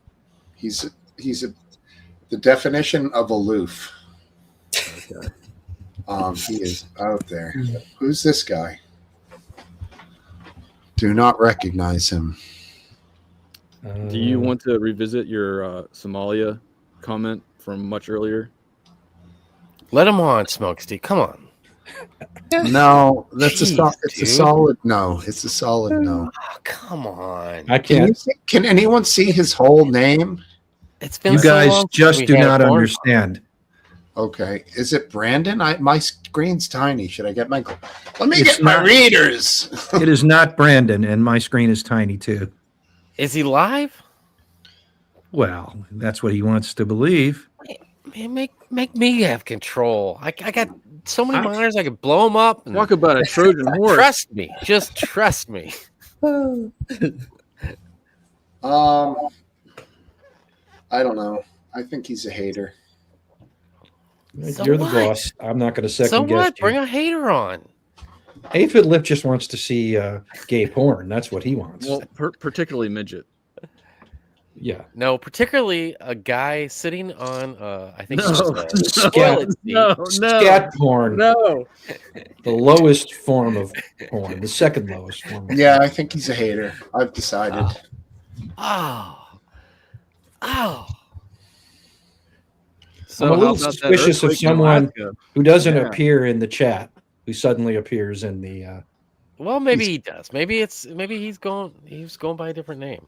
Let us know if you're in the chat. Let us know your name and plead your case. Do it good. Yeah. Is that Yeah. him? Jason Godet or Godet? Don't know. Scum, is that one of your dudes? Good day. 01. He looked older than 24 if it's 2001 is his birthday. Well, the guy who was back there was definitely older than 24. That's what I mean. So I Yeah. don't think Godet is the man. Oh, Then the What? 01 doesn't have to do with his birthday. Does he have a goatee? Big one. Because if you go to his page, there's a guy with a goatee. He's out. The decision's been made. Damn. The decision's been It's made. him. Aphid's It's got to go him, it's live. him. Start bringing these guys I'm- on. Yeah, I've got open pages for every single person new that I didn't recognize here tonight. I earn my little wrench, whether you realize it or not. Scum's giving them the You did not. I just gave that shit to you immediately because I. DJ Hertz. Oh, well, I didn't see. Do shit for your wrench. I was like, here's your wrench, buddy. Here's your wrench. Last dance. And Scum is wrench. vouching for him, dude. That's it. Yeah, he's good. He's a good dude. Yep. Godet. It's a French name. He just wants to chill. Waiting for Godet. I didn't see any finger. All right, guys. I'm gonna head out here, but I want to leave you guys with one more thing. Wait. One more update, right? So Yeah, buddy. Ron DeSantis, Governor Ron DeSantis of Florida is I don't know if he's gonna run for office again. I hear he has tiny feet. I bet he will. Sorry, Something go like ahead. that. That's the side. Yes, so I don't know if he's going to run for office again, but anyway, that's not the point. So there is an individual by the name of James Fishback, and he's currently running to succeed Ron DeSantis, I believe, in the case that he does not run again. He's been picking up a lot of momentum. He's got endorsements from Pete Hegseth and numerous other individuals as well. And so I will actually be working with this individual to get him in office. And potentially as like a social media coordinator or something. So we've been talking a little bit today. He's an amazing dude, and I think he has a high potential of winning. But if you would ask me the main reason why I support this guy to lead Florida as governor, it would be because he does not support AIPAC, which I am very against. So that is a big deal for me because a lot of our politicians are controlled by AIPAC, I believe. I believe they're bought out by AIPAC and other Israeli political lobbies. And so he is against it. And I feel like he's going to do a great job as So I governor. just have one question. Of course. Is he a good catch? A good what? Is he a good catch? Good catch? Yeah, because Like- usually if it's a bad catch, you put the fish back. That's good. That's good. I can't believe I missed that. Maybe. I think so. Just enjoy yourself, man. I appreciate you coming on and giving me an update. It's been a while, and I'll bug you again in the future to see what crazy things you got up to. Of course. Thank you so much for having me, guys. Y'all have a Hey. blessed night. Don't be a stranger, Marine. Be well. Yes, sir. All right. See you guys. See you. All right, Last Dance. I sent you a text regarding the new guy. It's on you. Well, Let him Okay. in. Let him I in. don't- Gums give him a vouch. I don't Gums doesn't vouch. I don't disagree with you, Smoke Steve. How's anybody new gonna ever? He could be the best thing we've ever seen. It's on you, Last Dance. And It's not on Scum said he's cool. Yeah, let him in. For Well, Christ's sake. Let him in. Can we ban Scum if he's wrong? Well, this is the thing. I want you to let can't him in let him because I'm in. going to be aloof, in and out, going upstairs, All around. right. Yeah, and all I'm right. leaving soon, but I want to see this guy before I leave. Today's All right. word is aloof. Yeah, that's the background he had in this video. That's him. What are you Hello, busting sir. on my? You busting on my aloofs now, Arthur? Salute, Steve. It's No, been a it's- minute. it's Come the word on, of you the don't day. remember me? Yeah, he's been on before. It's been years. It's been. No, I remember. Cheers, brother. Right. Hi. Good evening, sir. Happy Saturday. I don't know what your time zone is exactly, or 11:31 here. Live in Prince Edward Island, Canada. okay. Wow, he's on the very tiny Yeah, he's Section like Nova of- Scotia or something. You know it. of North America that is actually later than me. That's Yeah. impressive. Are you close to Newfoundland by any chance? Yeah, absolutely. Oh, I knew a Newfoundland or Newfoundland, I guess. Newfie. He was, I and he was didn't born even and live raised there. in He lived. Toronto, up in Ontario. Yeah, he lived in Toronto, and I think he You know, almost I know all you guys. I know almost you. all his life he lived in Toronto, but he could not let go of everything about him. You know, he bragged about Newfoundland like it was like his identity was Newfoundland, even though he barely spent any time there. Are you familiar with Halifax? Yeah, absolutely. I travel there often, mostly for the kids. They're my son. He's a brilliant bagpiper. Nice. My How about daughter's dan- doing how about- dancing, and she's even getting into the drumming when it comes to, the Oh, Celtic Halifax- stuff. Halifax has given the Christmas tree to Boston for the last 100 years because apparently back in the day, you guys had a big ass ship that some ship went awry in the harbor and it exploded and rained fire down all over the city. And we sent up people to help. And as a gesture of thanks, we sent up firefighters. Halifax has always given us this 50-foot spruce tree every year that we put in Boston Common or by the State House. or Yeah, something. that's what's up. Nice. We stay united. We stay united. That's what I like to hear. So, which province are you in, if you're willing to say? Me, Yeah, Prince Edward Island, Prince PEI. Edward Island. PEI, PEI. far east coast. I Yeah. personally live in Summerside. If you check out the island, I All live right. right downtown Summerside. I got a family. I just bought the house. There's a Awesome. school that way. The school that way. Good for Kids you. are almost done with the little school. Well, my boy has gone to the big school. I don't know how it is in Canada, but it's hard as hell for the average guy to buy a house down here right now You're because damn right it is. I got it lucky. I bought my house post COVID. They were asking 169. I offered 180, and I got it. Right Good now, for the you. house is probably worth 750. Unbelievable. Nice. That's That's what's phenomenal. going on. This world sucks. Yeah, it's I'm wild concerned here. about my kids. To be able Life to, is hard. Yeah, I I remember remember- when I was young. When I first got out of school, I could have got a job at McDonald's and bought a $1 million home. Wow, that problem. McDonald's pay a lot up there, huh? Yeah, I was gonna say. No, back in the day, you could have done that. Huh. Can you do it today? Hell no. You can't buy a Yeah, house after- fucking working at a fast food joint. that when I came out of 2000 school, I that could. 2008 housing crisis really killed it for the guy that couldn't afford the house he was living in. You know it. You know it. Well, I mean, I could never afford the house I live in now if I had to buy it now. I bought it 10, 11 years ago. Well, just take a 50-year mortgage, man. I get you, Steve. No, We say. I'll be just around the time I die, she'll be paid off. And I'll have one day of owning the house and then I'll keel over. It'll be great. And then your legacy will live on through others. At least you'll die with a smile. Hey, this sucks. I'd have to check, but I don't think we got very long before I own my house. Good for Well, you. I got 15 years I was left. afraid you were going to say before you die. I got, a, Well, I don't want I got a letter from my I'm going to homeowner. check, but I don't think we have Not- very long before I die.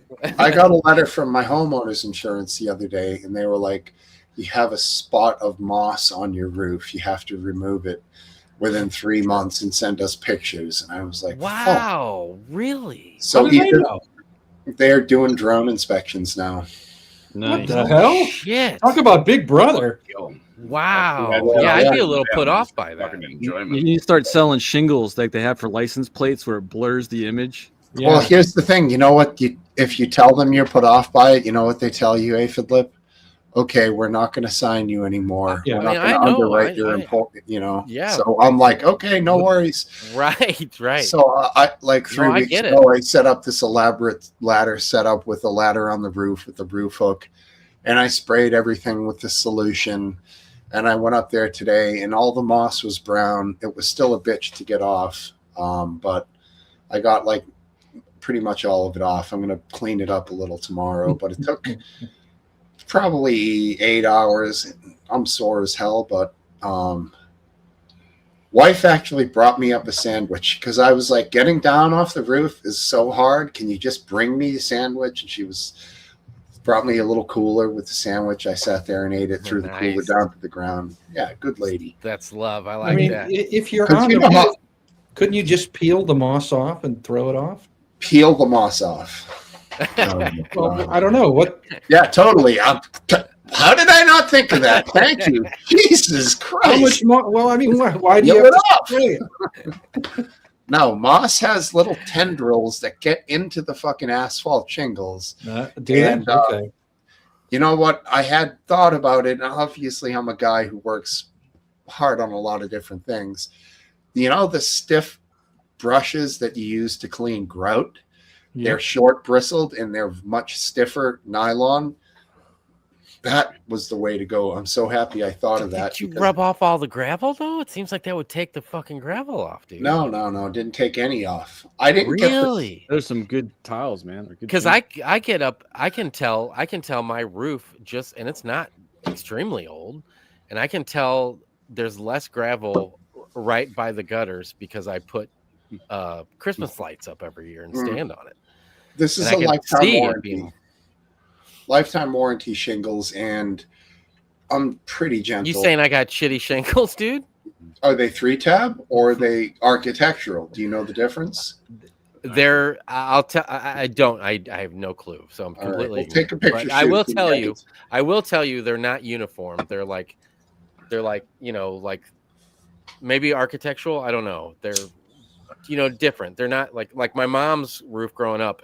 It looked like bricks. Yeah, Everything that's was called perfect. 3-tab when they're all just like 3 blocks and then 3 blocks, and they're Yeah, offset by mine. one. Yeah, exactly. Mine is like jagged and stuff. Yeah, yours are probably better than that. I'm a pretty good identifier of roofs. I've been involved with some roof litigation before in a commercial sense. So I want to get my roof redone though because everybody else and all my neighbors have got it redone, and they're like, "Dude, it's just like because we get so much hail here." They're like, true.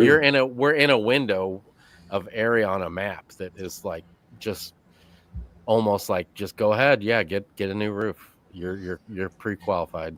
Get it Well, there's still some illegals left. You'll get it a little cheaper once That's it's all. true. Well, I know once some it's all roofing. Americans that are roofers. That shit's going to be twice as much money. I know. Steve, cheers, bro. Luckily, in my career, I have relationships That's with a lot funny, of bro. companies like that, and I have a lot of roofing friends. Good. I hear your area is pretty good for growing honeysuckle. Yeah, my neighbor right back here is a big fan. Yeah, The one that you're close friends with, right? Right. Yeah, oh yeah.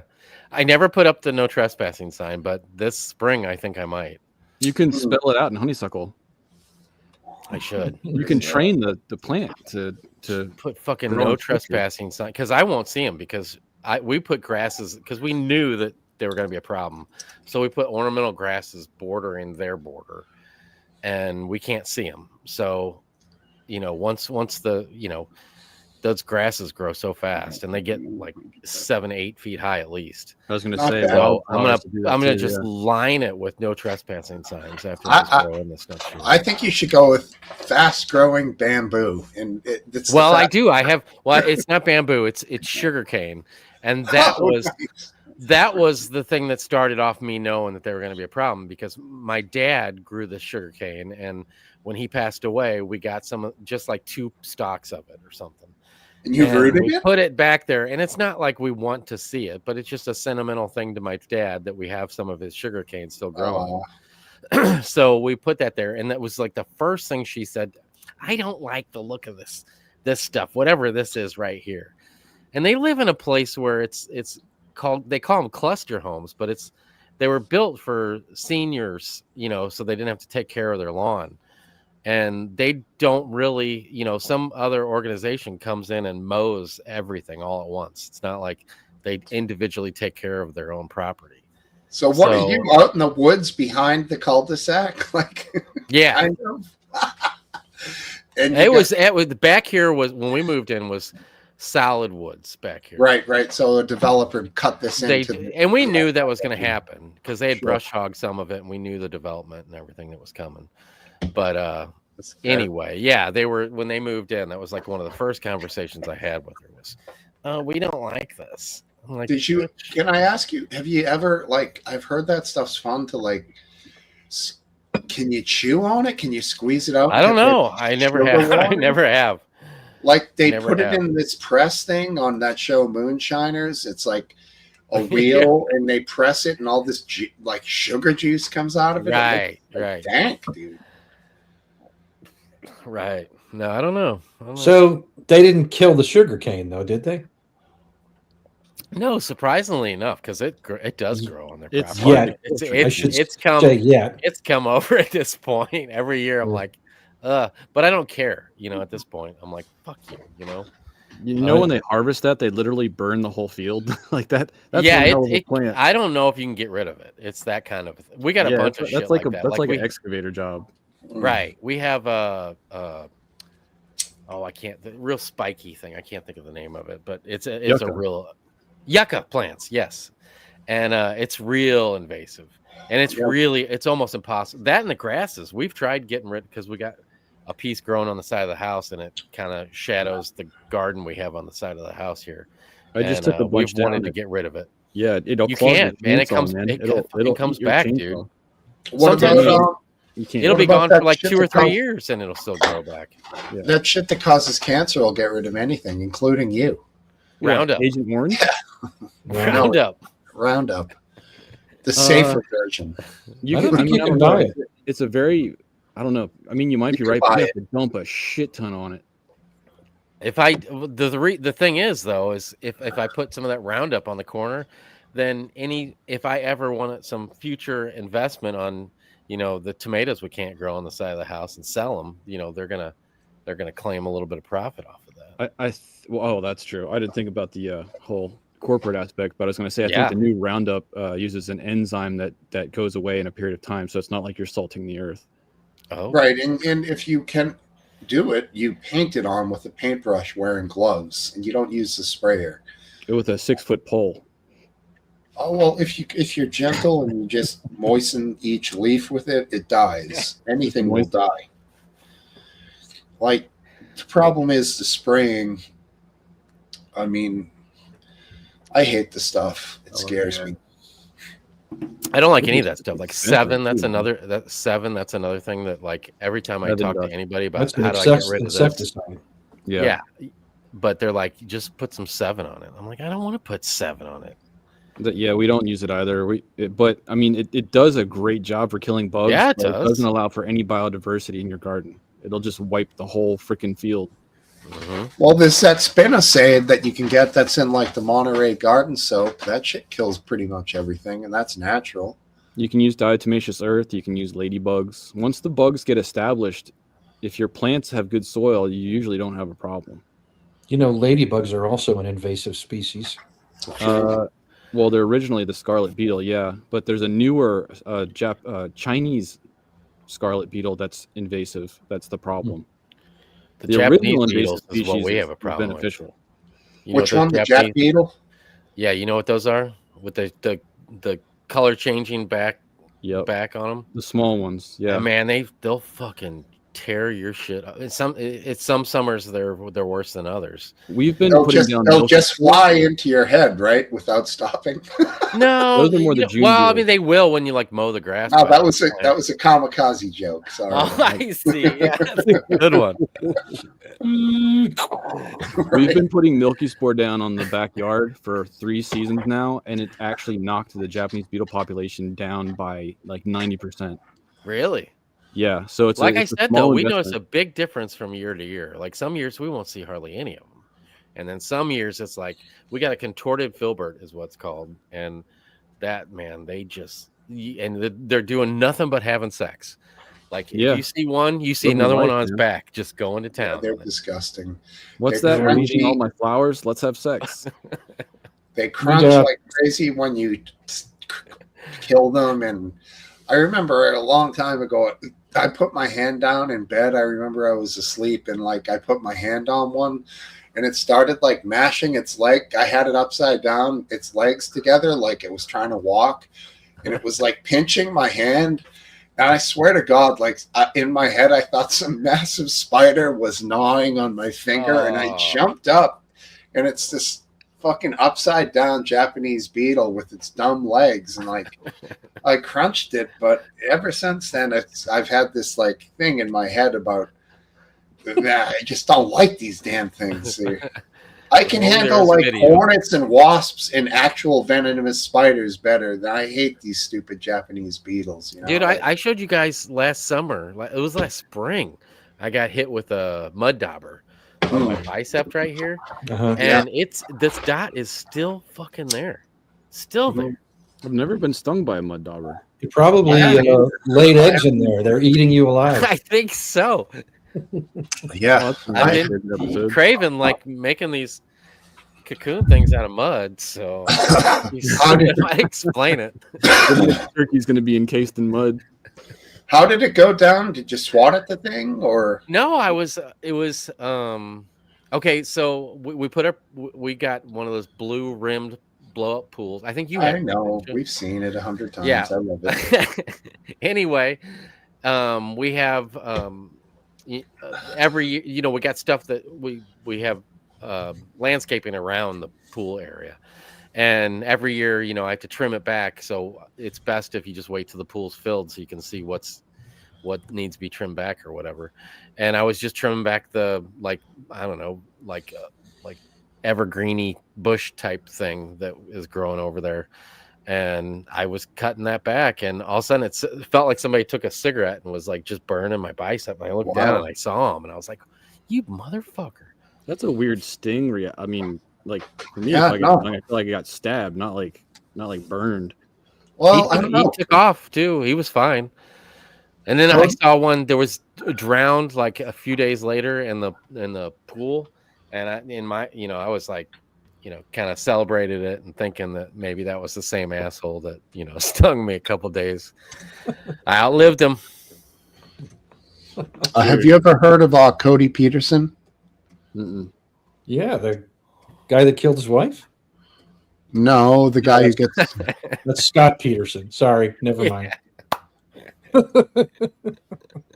Sorry, Cody. A for effort, last dance. Your lawyer will be in Well, touch, I'm sure. Let him finish the story. Maybe he's better Sorry. or maybe he's worse than Oh, Scott.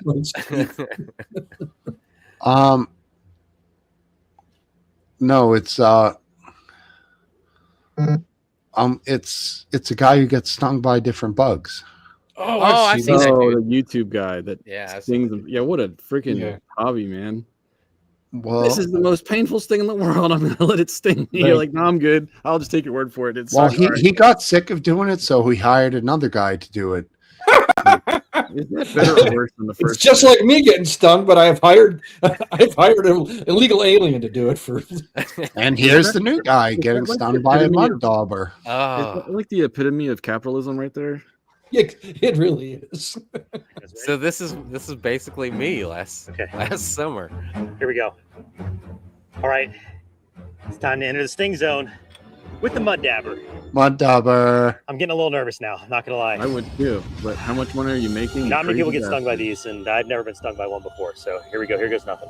On 3. 1, Mind you, he said not many people have been stung by these. So, Aphid, you're an anomaly. I guess You know, so. guys have to that's grab why them I with questioned forceps. it, because it doesn't. I've never heard of it. You're an elite member of Really? the You club. don't have these? You don't have those? Oh, things we all have over? them. They just don't sting that frequently. Yeah, usually this is what. Well, you I have to think do. I invaded his where he was at that time. Apparently. All right, fair enough. 2, 3. Still doesn't even want to do it. That's the Your stinger's motherfucker out. that got. That's the motherfucker that got me. There it is. That's it. Yeah. Because I looked it up Yeah, right after he got me. Got a sting. Oh, it's still in. It's still That's the in. See it? motherfucker that got me right Ah. there. Ah, you see that stinger? Oh, it's like stuck. Does it have a Stuck barb? It does. He isn't Stuck. gonna come out. He's gonna come out dead. Fucking in the venom. Yeah. It's already turned red. Ah. Did Okay. you see that the thing didn't even want to Definitely sting him feeling to something. begin with? Yeah, Yeah, no, yeah. it didn't. What It's the hell eaten did you do to it, It's eaten Aiden? up. Let me put the wasp back. Just let it go. You already ruined its life. No, I think they live. No, I'm yeah, just but it's saying, not like a honeybee. who's Yeah. more traumatized? I think the insect. Get some swelling going. That's Same mark. exactly what it looked like right away. Hot, local, Yeah. Hot like fire. There you go. and not that bad. Not To that be bad. honest with you guys, No, that I agree this with him. I is agree. this could get worse. Mild to intermediate sting. Not going to get a great score there, but I let's see what this recommend does you branch over the out next a little 24 bit hours. with You your don't have to wait. walking We're going to habits. skip ahead and show you a quick Mine montage got of the aftermath, Fucking and green then and, give you an official and black. PSI rating for the Costa Rican mud dabber. Let's see. For intimidation, the mud dabber looks like a menacing wasp, but it is slender and somewhat smaller than most wasps you typically see. But because it is a wasp, you have to assume that I don't know. Are we done with this? I am. Yeah. Yeah, I'm kind of done with it. You're the boss, buddy. I Yeah, guess mine got spread like fuck. I think I showed you guys here on the it was last spring. You look like But the yeah, guy that lived in it House Cat. grew and it because I was like, what the fuck, man? How bad is this gonna get? It's like when you eat too many shrooms. You don't know where it's going to. I'd have to ask my friend that I was talking about earlier. Oh, okay. Yeah, I watched that. I would have continued to watch that till the end, except I know I'm I on a live I stream. saw- so- I saw that- the guy that is do what I one watch. when he had some enormous centipede that he let Yeah, I remember that. bite him, and that There's several YouTubers that have that same that That- did not game that plan. did not go over well. He was- Coyote That one had- something. That one had mandibles. yeah, he was in agony. Yeah, I mean, he was thinking about going to the hospital. He was in What such was the pain. insect? that one had mandibles, so it was a bite, not a sting. Okay. And the mandibles had poison in both sides. So, Yeah, they were. It was. It was That was- definitely venomous. Yeah, Was it a centipede? What was it? it was a Giant. huge centipede. It was like Yeah. Mm. I've only been tagged by the Hawaiian one, and that sucked. No, yeah, it wasn't the big one that looks like a bunch of black balls attached together. It was more flat with this huge mouth thing on the end. It was nasty. That one was rough. Did it have like little tiny tentacles on its butt that were like different colors? Looked more like that than the solid black armored Yeah. group of balls. That's a millipede. A centipede is what you're describing that did it. Okay. So the millipede is like the walking ball army. Millipede is like 100 roly polies attached to each Yeah, other. Like what was that movie that Hayden liked so much? Human centipede. Oh, Penny God. Human Centipede. Yeah. It should have been God. called Human Millipede. I only like that from clips that I've seen. I've never actually seen it. I've never seen it either. And all the real fucking horror hardos say Human Centipede 2 was way better. And I'm like, meaning way worse. Yeah. yeah, I don't know. Have you All right, guys guys. seen Kara? No, I have not. What? Who's that? Somebody called. I didn't hear. No, I haven't seen it. Sadly, I feel bad. I'm thinking of seeing it again if it's still around. It's Did you free on like it? Tubi.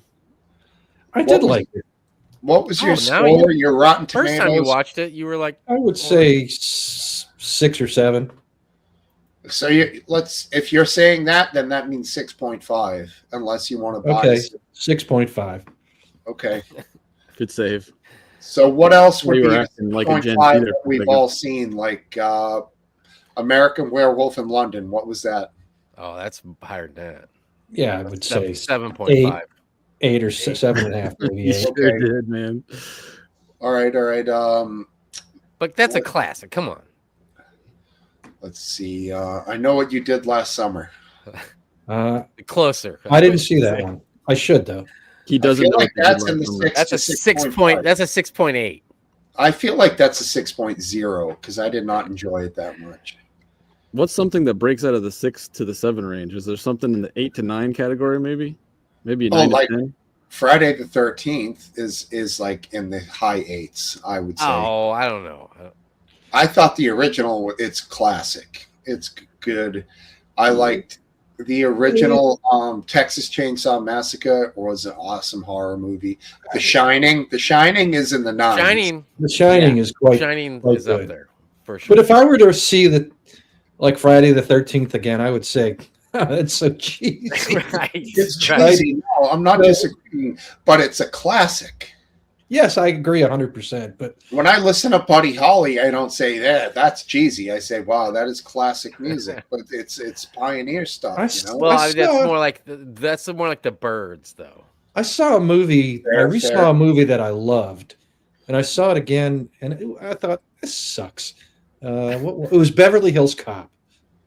Oh, Beverly Hills Cop is still hilarious. What were you? I in a bad saw it, mood and I that- was like, "Oh, come on, this is so crap. This is crap." Watch it again. Huh. When's the last time you saw Beverly Hills Cop?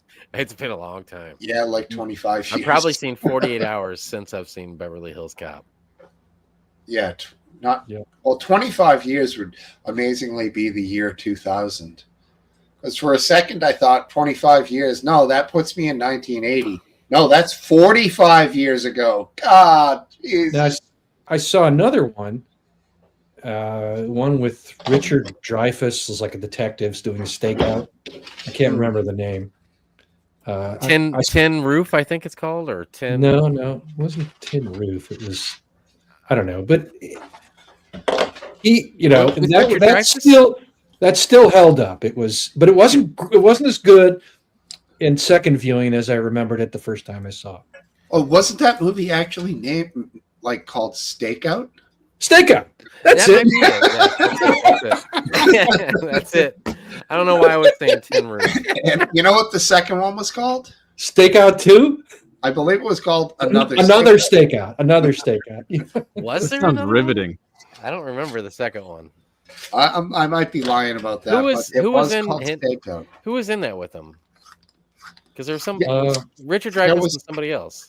Yes, he was staking out said property with another guy. Who was the other guy? Yeah, but it was somebody big. Oh, too. it was one of Charlie Sheen's kids. Was No, it was one of Martin Sheen's kids. Martin Sheen's kids, right? it? Charlie It Sheen. was no, it wasn't Charlie. It was the other Emilio one. Estevez. Emilio Estevez. Yes. Right? Yes. And he wasn't so good. So I remember thinking this movie wouldn't have been any good without Richard Dreyfuss. Mr. Dreyfus. You know what's a good Charlie Sheen? Charlie Sheen and Emilio Estevez movie is Men at Work when they play garbage men. It is a great movie. They're You ever brothers? seen, you ever Yeah. seen Repo Man? God, I love that movie. I Repo love Man yeah. was good. It was weird. It was so Oh, yeah. mysterious. I still don't know what was in the back of that car. Was it an alien? Was it gold? What the fuck was it? It was Gold Alien. I don't know. It was shiny when they opened the trunk, but All right, I've been putting this off long enough. I got to get out of here. Hey, Just thanks before you go, for, Adrian, just quickly, did you deep fry a turkey this year? No, I have deep fried a turkey before, and I Okay. think it's a waste of money because the peanut oil that you buy is more expensive than the turkey, right. Okay. and I don't think it comes out better. It's a novelty. It's like getting a tomahawk steak, a tomahawk ribeye. Yeah. It's something you need to experience once in your life, and you're fine after that. You don't need to pay $100 for a tomahawk steak. Hey, That's buddy, right. have a great week. I will. You guys too. Always good. All to see right. you. David, enjoy the wondrous boundaries of frozen pizza. I'm going to, man. I think of you with every processed food bite. With every continuous chew. Bye. All right.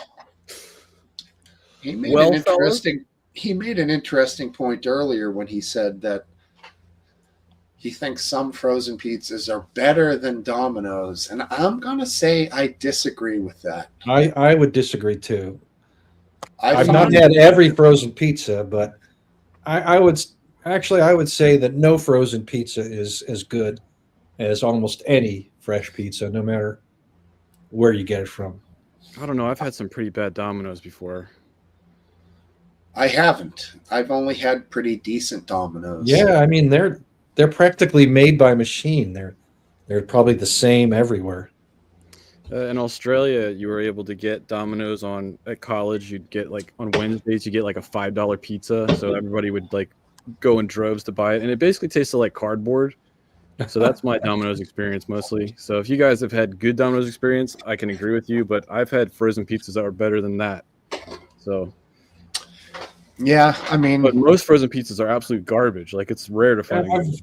I guess I should say I've never had a good frozen pizza. It's just easy to eat, you just pop it in the toaster oven and it's done. Right. yeah, its quality isn't Yeah. its quality is not its quality. It's the speediness of its arrival, the ease of its cooking, but quality is not its main attraction, I guess. I mean, I would imagine the vegetarian or vegan options are so limited that that's also going to make it like I basically only get one brand now. I used Amy's. to like the diet, but now I only get Amy's vegan Hell yeah. margarita. Sarita would totally high five you for that one. Yeah, that's the only one I really find acceptable. It's the one with all the vegetables on it, and it's got like a barbecue base or something. I don't get that. I get just the simplest. Yeah, I've tried the others, and I don't really like the vegetables that they put on there. It's I don't it's a know, they- different thing. It's not normal. It's like a vinaigrette salad crunchy. vinaigrette. What the? That is wild, weird, It's wild different, man. stuff. Scum. No, Aphid probably is right now. Not Based is eating some The pillow. Z's. He's chewing on the pillow right now. Based is Snuggling up- eating whatever he wants in whatever restaurant he's dreaming of. He's Right. snuggling up with his doggy and having a Yeah. nice. In the sleep. cat's eye nebula. Oh, I'm gonna leave him on here unless we hear snoring. Then I'll get rid of him You could just mute him Yeah, I haven't heard if he anything. starts snoring. if he starts snoring. Right? Yeah. Are you Stream. guys? There's a couple things that I have that I'm curious if you paid any attention to. One was well, I'm paying attention to the Toyota Hilux Champ, but apparently regulations in the U.S. are being lowered so that they can create smaller cars. Yeah. And I'm curious if you guys are interested and cool with that idea, or you think it's a bad idea, or if you have any thoughts. Well, I, it goes against what Trump is saying about American companies and tariffs. My immediate reaction is that. But my secondary or thought out reaction is I want Americans to be able to buy what they want. So I don't dislike it either. But I don't understand it in the sense of his tariffs and Would his. they be built here, though? I don't understand. So all of them would only be built here. I don't know about all of them, but I would think that the concept would be that it's American made. If I'm wrong, I'm wrong. Okay. I, I love it then. who would make them? Toyota is Toyota. the only one I've been paying attention. Toyota, even I if drive a Toyotas, Toyota. even if they're made here, that's a good thing. But the profits go back to Japan. So it's true that the workers get paid here, and that's all good. But that the profits go back to Japan. So that's not really 100% America first, if you ask me. Well, when it comes to consumerism, if I can buy a brand new truck for $10,000 to $15,000, that's a good work truck. Yeah, that's actually appealing to me. Yeah, I'm all for that. I think that's a great thing. I think finding ways to lower the cost of living for people who aren't wealthy, I think that's all good stuff and is needed. It's not a I think 50-year they mortgage. I think they should find a way to make smaller housing units that people can afford, even if it's less space. I think that there shouldn't be, like a minimum size. Nobody makes smaller than that because people need to pay less for housing, and they have Yeah, not everybody. the tiny home and the urban mansion. Yeah, Yeah, for I some agree. people, a small home or the tiny homes are completely fine. Some people use houses as a place to go and sleep, have a Right. meal, and read a book, and they don't need a big fucking giant thing. yeah. I mean, but look they, at this guy with this huge windows behind him. What do you live in? The fucking castle at Versailles? What is this? this house is more than I need. I mean, I it know. I'm really, busting your chops. no, you can bust my chops. I don't mind. But it's interesting that my wife was the one who was more interested in a bigger house. I was content with the size of the house we had prior to this one, which was less than half as big as this. Mhm. So, and now we don't, that was when we had 2 children and 2 dogs. Now our children have moved out. Well, half of them have, and we don't have dogs, and it's much more house than I would ever need. And I don't really like paying the heating bill for it, but Yeah, Sure. yeah. I didn't even think about that concept. The electricity and heat costs are. yeah. Well, you could make some cold rooms. Yeah, it's I'm quite, currently in one. If you shut off, like, I don't know if you have the ability to shut the heat registers in certain rooms off. As long as there's no water pipes in there that are going to freeze, you can do that. But you got to be careful with that because yeah.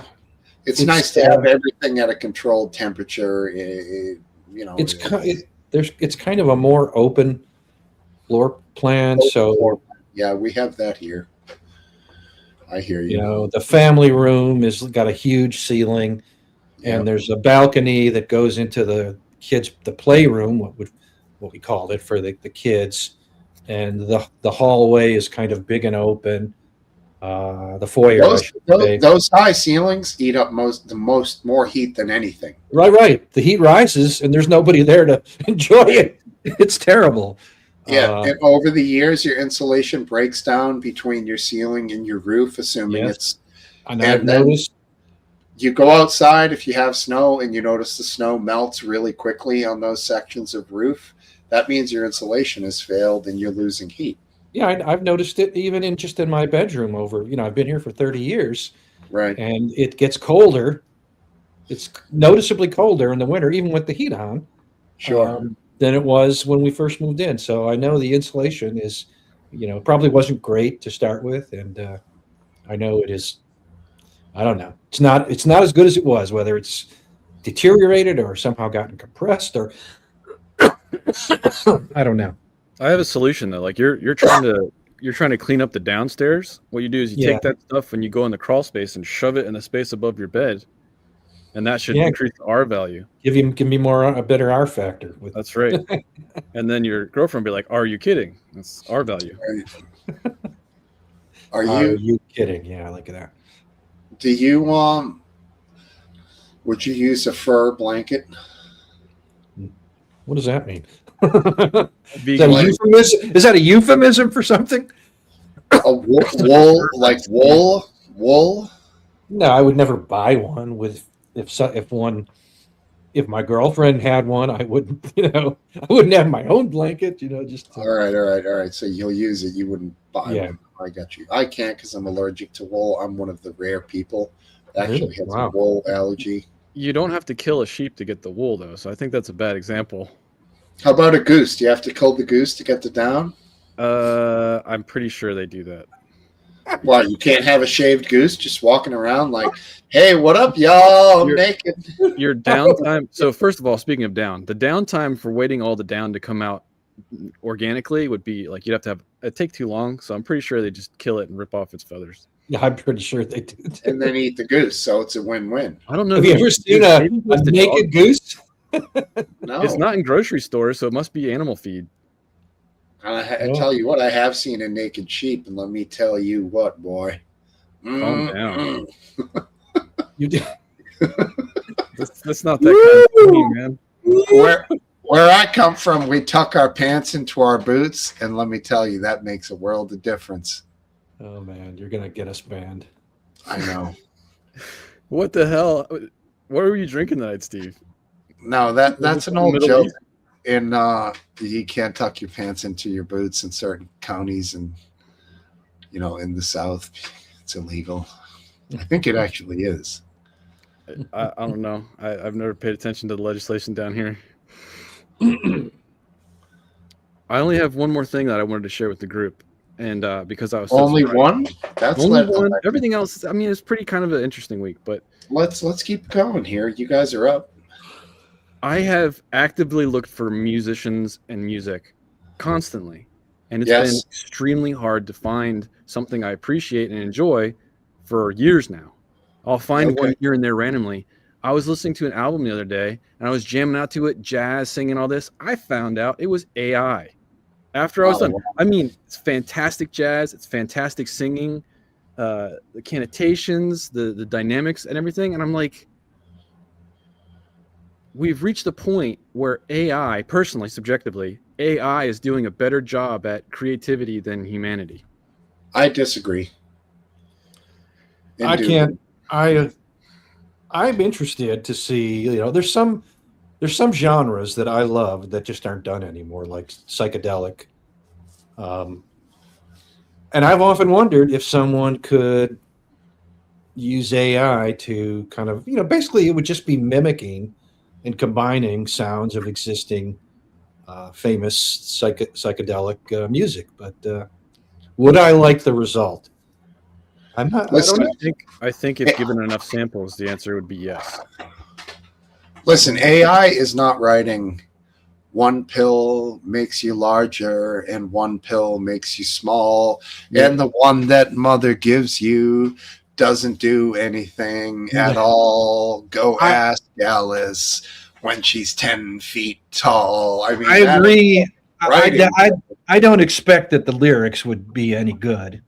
Hell But no. people can still write their own lyrics, and I think that that's for some of the songs, but also other songs you can clearly tell that it's generically creating words that work with a rhythm. Yeah, no, but that's a whole different thing. It's like when Jefferson Airplane wrote White Rabbit, they were combining Alice in Wonderland with the subculture and the drug culture of the 60s, and the connection between the two was this incredibly organic, real thing. And at the end, she says, "Remember what the dormouse says, feed your head." It's like the connection, and they're on acid playing that thing at Woodstock, and it's just like one of the best performances in the history of music. It was just so perfect. It's so perfect. Yeah.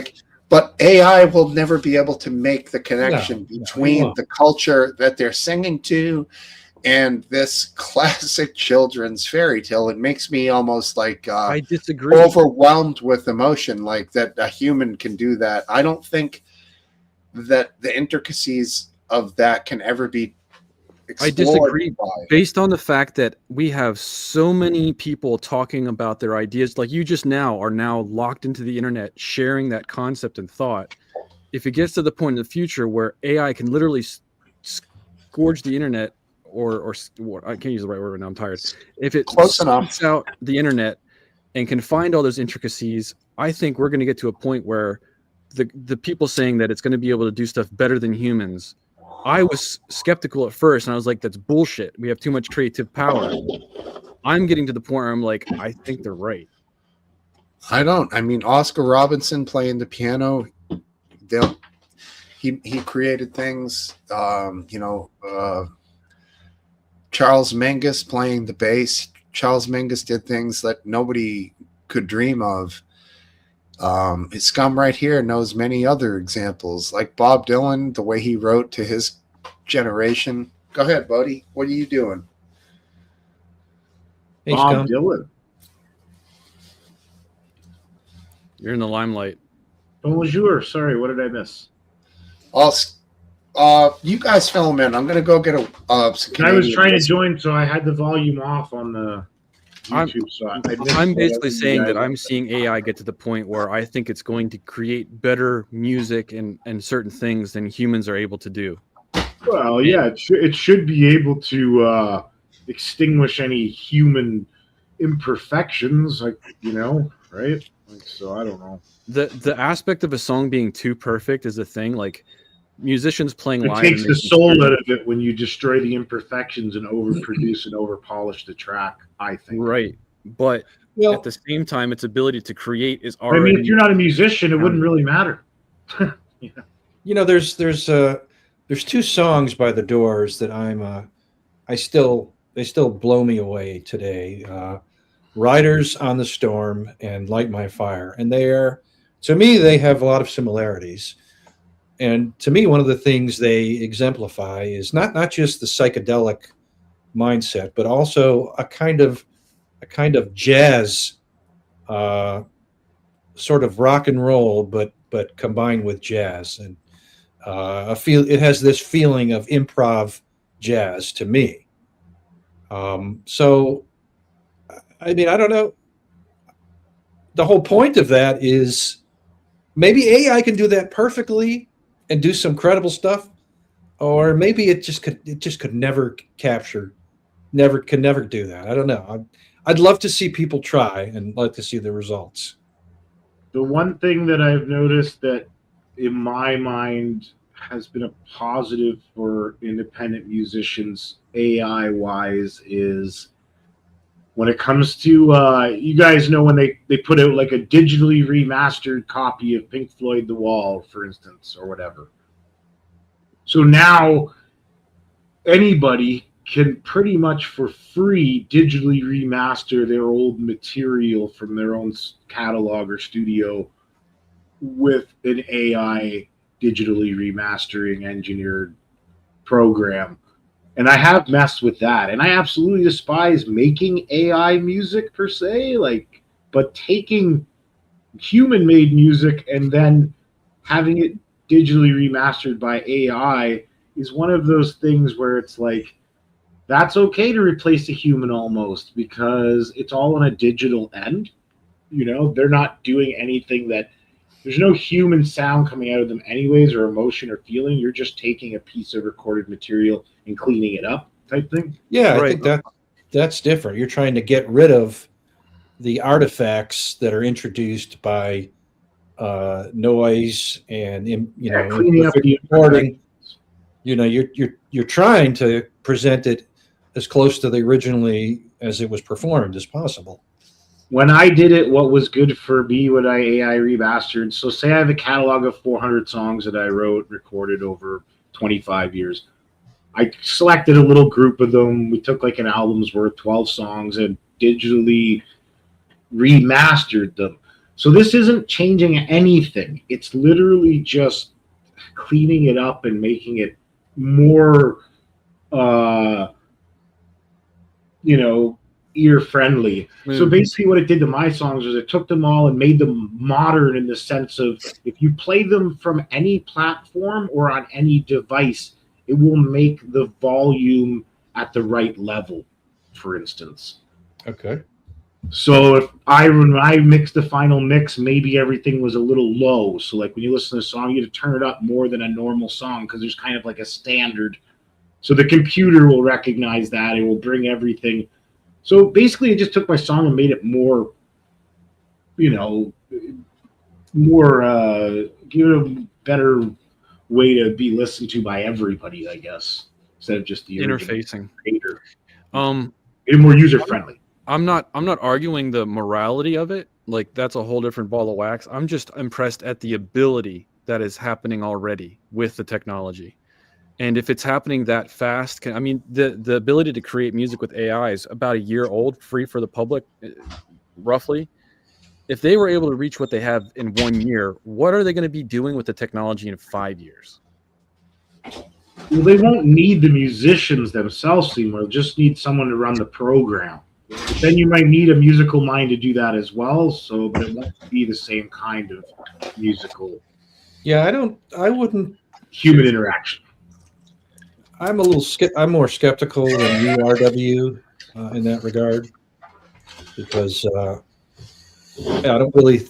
There's no new AI paradigms that I'm aware of coming out. I mean, these large language models are what you currently see for generative AI, and they can be polished, and they can have more data to train on, and they can be customized maybe for particular domains to be a little, maybe have a little more algorithmic smarts rather than just using probabilities. But on 5 years, that's still going to be, I think, what they're dealing with. I'll tell you where it comes in really handy. I used it recently, but I'll make a parallel. I'm not going to tell you exactly what I used it for. Take, for example, an amplifier for a guitar. You could ask a AI, my amp has volume swells up and down, and it only happens, when I plug into this channel on the amp. And the AI will give you a couple of pretty good answers. It's not going to tell you how to fix it, but it's going to tell you a good solid place to start, like if you're trying to diagnose a problem. And it can do that with like any type of appliance, or you can even use it for cars, for Christ's sake. I mean, it's all it's doing is scouring the internet for information and presenting it to you in a couple of tidy little paragraphs, which could certainly be helpful, if nothing else. That's how I've seen it as beneficial. Yeah, like I see it has a place as like a digital tool, but when it comes to the creation side, like that's where I don't like it cutting a human being out, right? So let the human make something and then let the computer polish it, not change it though, not modify the art, because I believe art's not made to be modified. You create it and that's the art. My argument build on it or whatever, but generally the core concept's the original skeleton, and that's the idea, right? So my argument is that what I'm coming across as new content created by humans, even if a lot of it's fabricated as the lyrics are made by somebody else, they're just the face they want in front of the lyrics, blah, blah, blah, Hollywood. Most of that content, I think people are saying this is garbage. And then they're listening to random tracks from AI and are like, I can actually appreciate the quality of this. And I think if I'm going in that direction, there's got to be other people as well that are like, I'm okay with listening to this because it's more appealing than the top 20 list of current modern music. So I think it's a trend that's going. You're contributing a downfall in actual music that's being made these days and presented to us, and that AI, it's so bad that it's too easy for AI to make better music, basically. Right. If it makes sense. There's a lot of sense there if you look at the decline of modern music over the last. What corporate is allowing us to access. If we could get access to the indie bands that are trying to start up in a van, I would love to hear that. I have some of those. I got a good one right now if you want to hear it. But yeah, let's take a great song by an extremely popular, now deceased young artist. Goes by the name of Avicii. There's a song called Wake Me Up, which I think is an absolute banger. And I've never heard AI create anything like that. Anything. And it's just simple acoustic strumming at the beginning, and then it comes in with just a raucous fire dance drum, EDM style beat. And that would be what AI should be creating. I wouldn't expect AI to create something like the Black Label Society, for example, which is like fairly intricate, like heavy metal, thrash metal type shit. But like a hybrid electronic music it could create theoretically. But I haven't heard anything that's like overly impressive made by AI. Rick Beato has done quite a bit of work on this AI shit too, and he's pointed out the shortcomings of it. I don't see people like swooning over it, RW. I'm just making a note in time now that I think that it's reached the apex of where the technology needed to be, and now it's coming down the other side, and the technology is at the point where you're going to see it integrated a lot and a lot more. And just like we're looking at images and video and we're like, is that AI? We're getting to the point now with music where we're like, is this AI? It's getting to the point where it's too real. Like this, unless your parents are all anti-AI towards the children about music and all that stuff, it's only a matter of a decade or two before just these old elderly people are listening to what they call analog days of music, right? Right. The good stuff. So like, I've tried to install that obviously in my son. He's 15, he's playing guitar. I told him, don't be this. Look around the world. Don't be this. I don't want you to be that. That's all I don't want you to be in life. Do whatever you want. Do you guys do Don't be records? this. Do something. Get good at something. Good luck. Scum, do you guys do vinyl? Not really. No. So you don't do CDs, or you do like mostly streaming, right? I'm into cassettes lately. No kidding. Like our cassettes? Like last night on the show, I busted this at 4 in the Take it easy, morning. Don. I was wasted, and I laid down a couple of songs. And that's how I'm doing the new album, like demos on the cassette tape. Hey, Don, did you realize that John Lodge from the Moody Blues had passed away? In October. I had missed that. It was very sad to find that out. Anyway, take care, Don. Nights in white satin. There's only one guy left from the kind of the sort of original lineup. Justin Hayward. Yeah, you know what? The rest have died in the last 5-10 years. There's only one original Allman Brother left. The one drummer, Jamoy, the black guy. There was 2 drummers in the early days. Butch Trucks is dead. I think the Ramones, just the drummers left, I think.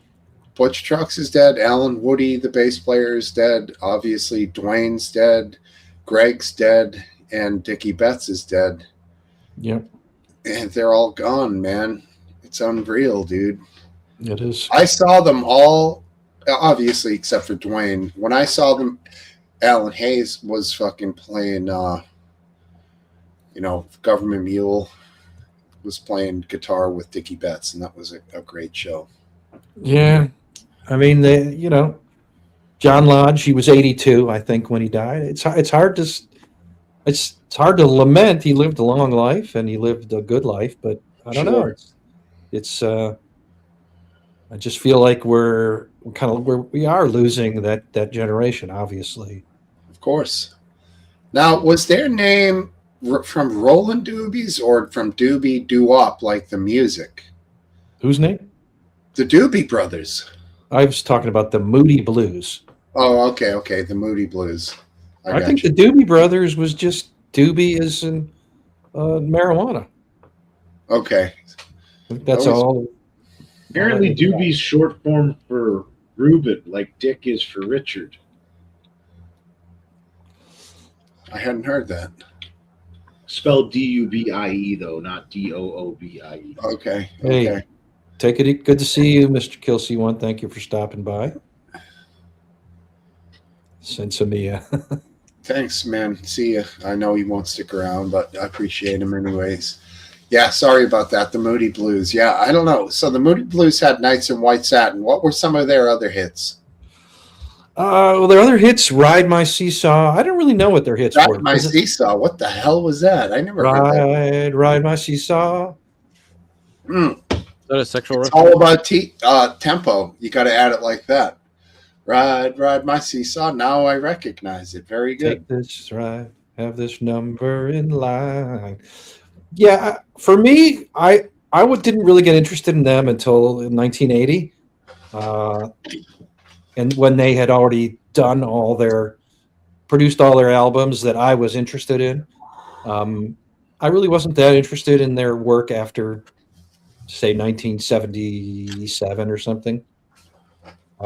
I liked their psychedelic kind of hippie era stuff from the late 60s and the early 70s when they produced like 6 albums in a row. For me, were my favorite 6. And I don't know if they were hits. I loved the album. I listened to them from front to back, and to me, it all stuck together. So, Was Michael McDonald in there? no, he was in the Doobie Brothers. Okay, I'm totally conflating the two here in my head. And I didn't really like the version of the Doobie Brothers with Michael McDonald. I see. Yeah, I like totally. it. English bottle cap throwback here to Fractals. Fractals were huge when I was in college.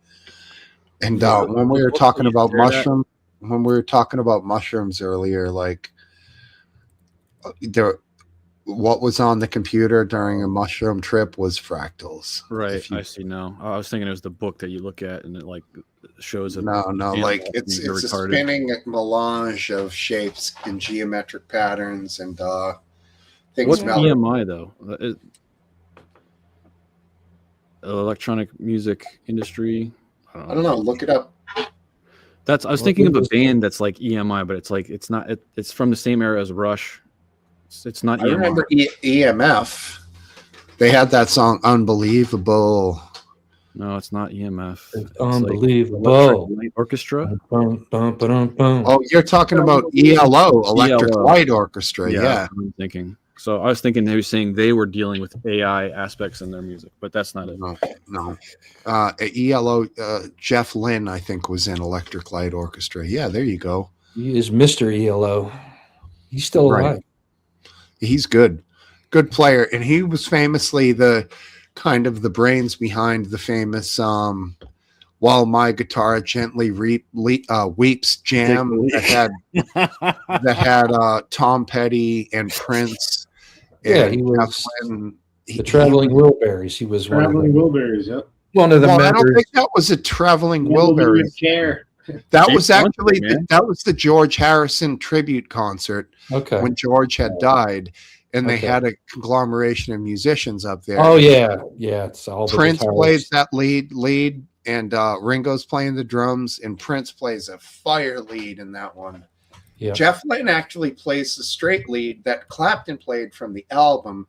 Then at the end of the performance, Prince does this insane, beautiful, like avant-garde guitar lead. And Prince had lined up his bodyguard right in the front of the center of the stage. And Prince turned around and faced the band and fell backwards. And none of the band knew he was going to do this.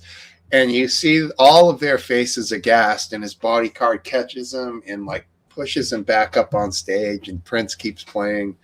Guy was such a loss, man. He was so just good at entertaining. Yeah, That guy's so talented as a musician. Not many guys are that multi-talented. right.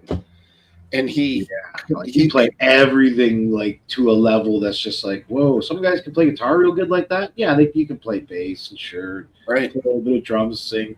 He does it on like all of them on a 9 out of 10 level. It's like, whoa. Well, It's rare, yeah, man. It's rare. he did some of his albums were 100% Prince. He overdubbed every single track. So, and then on top of that, he'd hire 2 great-looking twins, and then he'd like have them in his video, like being all sexy and shit with them. It was like, man, can this guy do anything wrong? He puts a great album, hot twins. I mean, it's just brilliant, like marketing and great entertainer, great stuff, and kind of odd. He was like a Minneapolis guy, like Minnesota native. Doesn't strike me as that, but kind of adds to the whole mystique of him. Yeah, he died way too early. Yeah, what was it? Was it It was opioid overdose. unreal? Unreal. And those are the boats were blowing up. Save the next Prince. Well, what I heard is it's cocaine. Maybe there's opioids. Well, you in just there. said opioid. What? No, the boats were blowing up or carrying cocaine. No, one of the boats had cocaine. Okay. We don't even know what's on them. We're just know Don't what get we're him told. started. We know what we're told. That's all we know. We don't even know what we're told. Last dance. No, yeah, I That's think your battleship. That was my cocaine boat. I It was mean, funding my battleship. did you see that picture I put on the Discord of? It's a fairly clear picture. Then I put the AI description under it Which one of the? of the boat. It's a Yeah, boat. yeah, I saw the picture. I mean, Yeah, it's that's a boat with blue containers. full of drugs. Well, who knows what's in them? It's blue containers. What do you think? It's books? Come on. It's blue containers. The rest is speculation. They're charging across the ocean in this bizarre open-hulled 40-foot shell of a boat with all these blue containers. Never make assumptions, and never, never trust what you're told by someone who has a vested interest in a narrative. So you think possibly the tuna bite was hot on the other side of the island and they were just running over some bait? Well, I'm not saying that I find it likely that these boats were not carrying drugs. I think they probably were carrying drugs. It's almost not worth having a modern boat in that great shape. It's an expensive boat. It's not. Look at it. There's no boat. It's the fucking hull of a boat. Yeah. There's no it's got expensive motors. Let's put it that way. Yeah. It's Why waste money on the road? It's $150,000 worth of motors, and it's millions and millions of dollars worth of drugs. They know where the priorities are at. Yeah, things are not as even organized crime is not as well organized as you think. No, I know that. It's pretty organized, but it's not that well organized. Let's put it this way. It's possible that someone wanting to illegally enter the U.S. paid, $5,000 to get on one of these boats to get closer to the U.S. True, but ignorance of malfeasance is not an excuse for the law. I'm not saying it is an excuse. I'm just saying there is no law. Droning a ship from outer space or about, there's no. It's not like they're first told, in the name of the law, surrender, or in the next instant, Name of the law. There's going to be a court order being delivered on a Hellfire missile. All right. Well, after the first one, I would say there's reasonable assumption that all the guys know. Oh wow! Now they're blowing us up. Okay, so that assumes that people pay attention, are on the internet. That some poor farmer or subsistence farmer and wherever even pays attention to that stuff. The poor farmer with the $100,000 outboard engine. Well, no, not the guys running the boats might be drug dealers, but you just don't know who's on them. Oh, okay. No, I agree with you. You don't know who's on them. That still brings me back to doesn't matter. The soldiers aren't necessarily in a war. The soldiers aren't necessarily the guys who completely represent anything. They're just the ones that are fighting the war, the battle. Yeah. If you're having a hard time, get yourself some water, buddy. Oh, okay. Thank you. Please. I know when I get like that, I need to chug water. More bong hits, Last Dance. You're champion. That 12-year age whiskey's. I got It's no for me. That's hell. No, I'm just kidding. Look, there are lines we draw. They might get blurry, but we still try and use these lines, and that includes, combatants. Our soldiers are on one line, and you're right. It's a little arbitrary. They're just working stiffs whose job is to be a soldier. But we kind of draw the line there, and non-combatants are on the other side, and you're supposed to avoid hitting non-combatants. And war is one thing, and law enforcement is separate. It's that you want to avoid conflating the two. You don't want to, treat things that are law enforcement matters with military. We didn't used to use the military to police our streets. We have these lines. We have the lines for a reason, and we seem to be readily accepting the blurring of them now, and I think it's a big mistake. I agree that there's nothing easier than seeing a boat that you think are carrying drugs and blowing it to smithereens. But these kind of shortcuts, they've They haven't been taken in the past for good reason, and I think they are troubling. Do you think that the United States has anything to do with the creation or funding of cartels? Well, even if you don't think there's a conspiracy, just the fact that our drug habit, and pretty much ours alone, our great wealthy country, our drug habits are primarily responsible for creating the demand that these cartels are supplying. Basically, Yeah, we are funding these cartels through our purchase of drugs. So in that sense, it's all about us. Okay. If legislation is not stopping consumption within the United States of drugs, what route can be taken to stop access to drugs? Well, there's two routes. Either you stop it or you make it legal. But stopping it, what is if people are thinking that the United States has gone across the line to stop using deadly force, then the resolution is to seize. That's the middle ground. I think there's even a middle ground here. We can use less deadly force. In other words, what's the reason for not attempting to arrest these drug boats? Because fentanyl is deadly. It's a poison. Well, And so they're bringing a extremely potent poison into our country. Like, this poison could kill millions of people, hundreds of people, thousands of people, whatever, if it was used in ways other than drugs. But the question is, so it must be illegal then. Physically. So, like a 70-pound backpack full of pure shit that they come over the border walking with can kill thousands of people. Like, these boats could kill.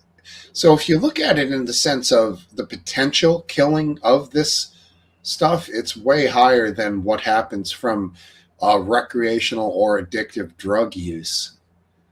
You could use it in a far more nefarious way. Yeah, it doesn't really change my point in that if you could. Yeah, go on, RW. I think that the only logical response to that is that people would not want to send boats after boat because of the potential loss of soldier units or Coast Guard in a firefight or whatever. That's the only logical argument towards that. And I agree with that. I don't want our soldiers going in and fucking with these narco losers. We would still have the same weapons. We just could use them as a last resort instead of a first resort. This is the wonderful thing about drones, is that our boys can stay all warm and comfy and we can just go kill the bad guys. Now, I've always had a question, an inherent question deep down in my soul of, do I think drugs should be legal? And I still have never been able to answer that. All drugs. Because part of my belief is in absolute freedom, in that I feel like I should say yes. But the paradox is that I know that humans are not capable of handling it. I am. What about a child? That would be part of it. A child or an adult who makes the decisions equivalent to a child, of which there's way too many. I hear what you're saying. I mean, suppose we change the equation and said let's suppose that drugs were not addictive. Would it be different then? Like, they'd be the same drugs, cocaine, heroin, whatever. With the same health effects. They weren't so addictive. But with the same negative health effects? Same negative health effects. You just wouldn't become addicted to them. Let's suppose you could create that by magic, that world. Of course they should be legal then. Then they should be legal. Okay. So it's the harm. It's the harm they do that that makes you want to outlaw them. Not the fact that they alter your, some people have a moral objection to using any drug. that you No, sort no, of no. Getting high is great. I don't care Right. about that. Okay. Yeah, but they'll That is listen to the totally Beatles fine. and all that music was made super high, and they'll be okay Right, with that. right. I don't have a moral objection. I think Is that that weird? Is that weird that people who don't do drugs will love their favorite bands they listen to This- or made all the music on drugs and they absolutely love it? That's Yeah, weird. this is a drug. Yeah. That's Oh, the hard. No, Okay, it's not anything other than a drug. Here we Of go. course. And yeah, there we go. I like that one. I like Glen What the Lily. hell is that? A box? My of- favorite one, man. This is also Oh, an it's got a addictive bottle drug inside. that's very harmful, historically extremely harmful. So I like the Glen Levy. It's even started wars, you could say. Scum. Scum. Whoa. That was a big hit. What is your point towards that, Dance? I'm saying that I certainly understand what Smoke Steve's saying. I have the same thoughts. I would like to. Part of me, the libertarian part of me, would say these are just choices adults make, and I don't. Why should I care whether they happen? But there is a great deal of harm that happens from addictive drugs, and some people can take as little or as much cocaine as they want, and they don't become addicted. And for them, I say enjoy. But for others, they become hopelessly addicted. So I don't know. I think the balance scales out when you look at how it affects society as a whole and its cohesiveness, as well as what happens to the youth and the next generation. So if there's no regulation and there's full access to it, you're going to have a lot of children that get fucked up and don't have any foundation or anything and never will because the drug takes over their life. And you'll have adults that are basically going to lose their foundation and not be a functioning part of society. Now, there's argument that some people are able to do drugs and perform in a society and not be a problem, but I think the risk outweighs the reward. Yeah, I don't know. I know I spent 20 years of my life selling weed where I live when it was illegal. And you know There you what, go. man? You know what, dude? I don't feel bad about it at all, even though my Good. dad thinks I'm a scumbag. But yeah, whatever. I see Good. I'm nothing glad wrong. you don't feel bad. Now, if I had been selling cocaine or heroin no. I didn't like people like that. Right. That's where I draw the line, right? I don't know. I agree. You're like, say you're having a house party, like buddies go in the bathroom, do cocaine. No, you're gone. Someone, gets caught around me doing that shit. Like, no. Right. I have more of the mindset of do no harm. Like if I believe that smoking, damages the body. And so I never got into the game of selling it to other people, but I was willing to harm myself. So I would do it myself. So that was an interesting relationship to it.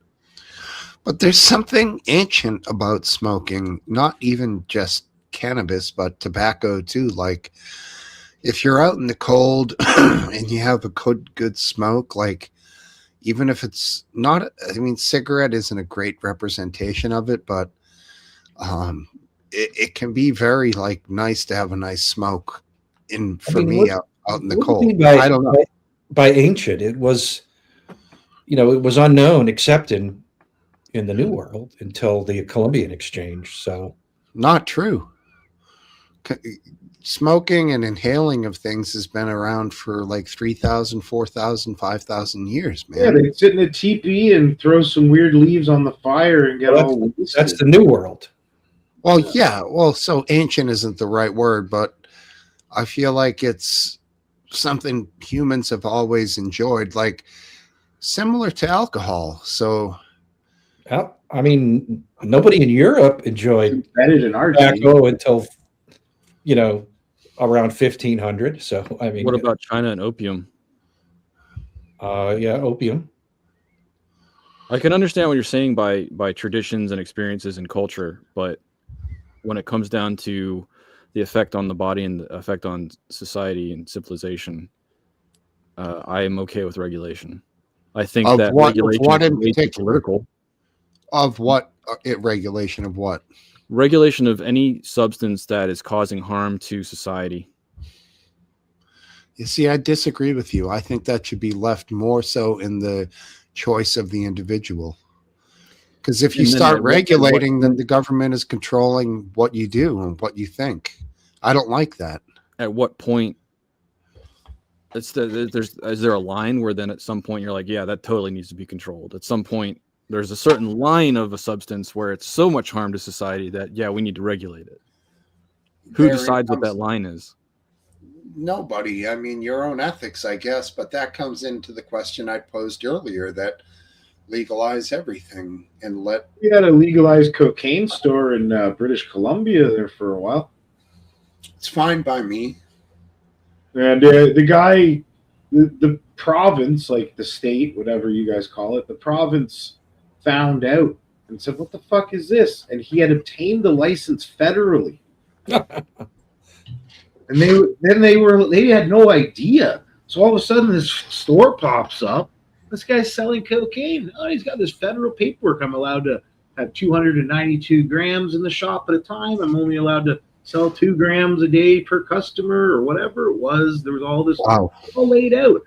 And yeah, I guess the local bikers, some of the other gangsters, and local drug dealers, they didn't really like this. So that guy overdosed Bad like for 6 months into business. Right. Yeah. He overdosed, apparently. So he was competing with the wrong people. regulator. That used to go back in the 90s. That's a true story, just like a year ago or whatever. In Boston, that went for like 100 a gram back in the 90s. So what'd you say, 280 grams a day times 100?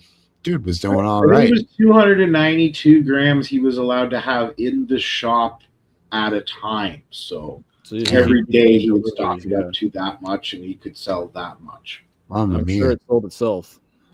And that shit goes a long way to get there. That's the thing. It's like Nobody's 65 nobody's- bucks, 75 bucks a gram here. That's like for you guys and your money, I don't know, 60 bucks or something. wow.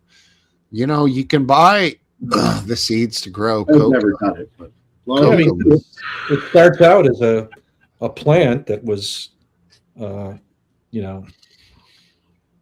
Yeah, the was coca plant. used for many years. Yeah. You can buy it and you can grow them. You can grow the seed. The plant Right. is not illegal. It's But I mean, they make cocaine the same way they make weed products. it's different though. They have to make it cocaine hydrochloride. So there is a chemical process that goes into it. Yeah, whereas- you're basically just taking leaves and throwing fuel on it, and then draining that and cooking the fuel off. Same thing you do with making weed, extracts back in the day. A bunch of things are made that way. Right. But when you're left with the weed at the end, it's supposed to be concentrated without any of the solvents. Right. Coke, Yeah. Coke still has some of the solvent in it, so Yummy. it's definitely way more acrid, way more noxious for the nostril area. It's not good. That shit sucks. I hate Coke. It's one drug I never got. It's just crazy though. You can take all these leaves and just do that. Add a fuel to them, strip everything out of them, and then just cook the fuel off. And what you're left with is the purest tincture of the entire plant. Right? Right, Science. and then after that, Pretty you have cool. to You even still figured like that out somehow. you got to put it on some proper the type of paper and dry it, and then it makes the white crystals, and you break it up and make the powder out of it. It's a process, but obviously, like you get good at it, you probably make. I don't know how much they can make. Obviously, Imagine, a lot. Steve, have you ever tried cocaine? Who? Have you ever tried cocaine, Steve? Back in the day. I haven't. I would never admit to that, but I know people with that I've got intricate knowledge of from that I could describe any of the effects and feelings that they would have felt to you. Like when you played in bands, nobody did that or anything? Not in the bands, no. No. Yeah, If thought I about it. had, no, in the bands it was all hallucinogenics. But the coke, would have been like I grew up in the city, and that's where the cocaine was and the pills back in the day. Like the pills were crazy. They were everywhere, dude. And angel dust and cocaine, it was dangerous, dude. And oh yeah, PCP, yeah, dude, that is dangerous. you know, you meet a couple guys. You meet a couple guys. I met a few dudes here and there, and then like they thought I was chill and cool and shit, and I had good weed, and then all of a sudden, I realized I had like become friends with like some pretty heavy duty dudes. All of a sudden, I'm like, whoa, all right, yeah, well, and these were just one crew, and then there was crews everywhere slinging shit, dude, and it was like crazy, dude. That's how it was in Boston back then. I'm sure every single city was like that. And this is, I guess, somehow these local cats had got the shit somehow that came from Colombia and Mexico. So somehow it's making it all the way to fucking, Boston. And they're doing that to every single city in Canada and the US. So this is like what we were talking about earlier. Like they're trying to break that cycle. I guess now they finally decided they're just going to blow up the boats, and that's going to hopefully stop like all these crews from getting their whatever drugs, which I witnessed when I was. Now we're talking. I'm 49, so we're talking like 30 years ago when I was 18, 19, and it's been happening for so long. I can see the frustration in the administration to just say, let's just blow these fuckers up. Because I can attest to it happening 30 years ago. That's how it all happened. The cops on the beat every night with all the drunks downtown at the bar, and finally says, you know what, just take this drunk fucker and shut him up, hit him in the head, throw him in the car. I've had enough. I'm sick of these drunks. I've seen it in real life. Like, that's how everything happens. People are like, oh, these guys, why do they do this stuff? It's because they see it every day, and one day they say, that's enough. I'm sick of this, Right. And I can understand the government's issue with it hasn't changed. The supply has been like a river for fucking 30 or 40 years. So what's wrong with Trump saying, fuck it, let's just blow them up? Yeah. Well, I've already said what my objections are. But you do hear me, right? That I saw it 30 years ago. What was there. Yeah. The shit's a scourge of society in the inner city. Baltimore is a fucking, especially 20 years ago, was a. Chat says it's murder. It was an absolute POS, dude. Yeah. I mean, it's just at some point, what do you let it go on forever and you just placate everybody by making a few drug arrests? Or do you do like MAGA and you fucking smash those bastards into the sea? Well, let's smash them. Smash. Smash. Smash. I got it. Smash. Smash. Got it. This is not going to end the supply of drugs into the U.S. It will make it more expensive, which will, by virtue of that, it will decrease. Drug use will decrease, overdoses will decrease, but they won't be ended. And in some cases, people will be, because they'll increase, addicts will become more desperate and more criminal. There you go. So it's not all, it's not all wine and roses. Yeah, they're also trying to take bites out of wine. It's not all whiskey and roses. They're trying to take bites out of specific operations too, and different whatever factions of cartels and stuff, and weakening them, right? Because you're taking away X amount of funds every time you smash fucking $5 million worth of coke or whatever, right? So it's absolutely true. So that is another thing I would say that is good will come out of it, because they don't. You may think, oh, it's a cartel; they have unlimited money, but there's a bunch of little groups, and you could shut a few of them down this way, right? So I think it will have effects that will reduce. The supply will be reduced. The reason they use boats is because it's the best way to do it. So if you take away, for a particular type of supply, probably they used to use airplanes, but those have been shut down. So boats is the next best way. You'll shut down boats. Probably they'll start using airplanes again. you know, or they'll use boats somewhere else. They'll, you know, it will always find a way. But I think in the short term, it will drastically reduce the supply. Do you think they have? Do you think they have some sort of cameras or like view of the origin of this stuff? Absolutely. What do you So mean by why don't they origin? just- Like Like they wherever the chem lab is that's creating this, do they know? they attempt to obtain intelligence on every aspect of it, including where it's grown, you know, every intermediate step, where it's bundled, where it's processed, every stage of processing, where it's packaged. You know, it's a big deal. And well, So how why- successful they are, I don't know, but they certainly attempt to identify each and every stage of its movement. Why wait for it to be in its final form? Why not just take out the plants or the labs or whatever? Well, that's a fair question.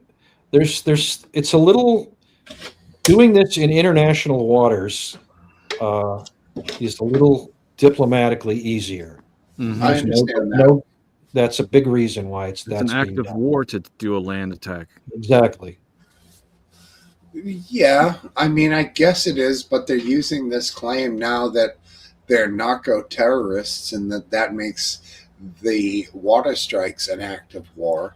Don't be surprised if that's coming.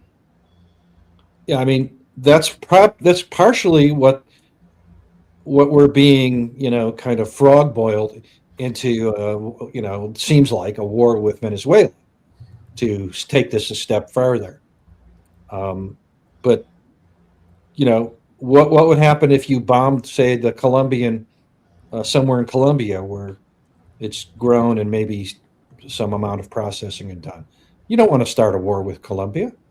They never have. And the wars with Colombia regarding drugs has been going on for fucking 40 years, and they've never fucking burned one cocaine plant, even though they could probably go in and burn them all with the right device, you know, incendiary devices or whatever.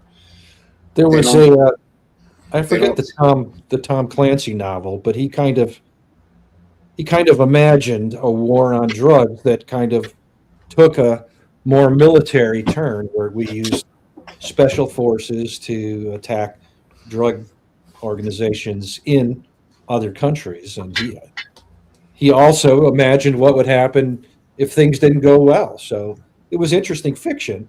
I hate to see us starting to pursue, in fact, what was, you know, shown in fiction 25 or 30 years ago. You guys are starting to ask the right questions, though, because you've paid a lot of attention to the drug boats being taken out and everything. But I think the real question is that all we're interested in the United States, Venezuela, or is this just the beginning or a political option to force Venezuela into a certain direction? In other words, You it's know, not just about the drugs. I think Last Dance, wasn't that one Clear and Present Danger? I think that is the name of it, Clear and Present Danger. And what was your question, RW?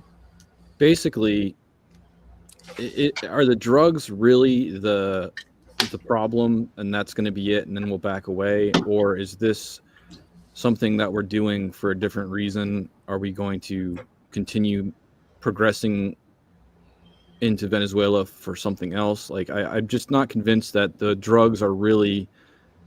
I think the drugs, in my opinion, are the Trojan horse or whatever, the bridge that gets us into Venezuela for something else. That's my view on it. The drugs... I mean, I look at it a little differently. if this were Dick Cheney's, you know, involved, I would tend to worry about what you're saying. But in this administration, I don't really sense a great interest in, you know, pissant regime change. So no, I think it is the drugs that is the concern in Venezuela. The the government I don't think it's not much of a government at this point. It's kind of a I think the concern is that the government and the drug organizations are not really as distinct as you would want. And I think though that having the government be aligned the way that it is makes it easier for the U.S. administration to do these attacks. I don't think they'd be as rambunctious about it if it was more of a aligned U.S. policy in that country.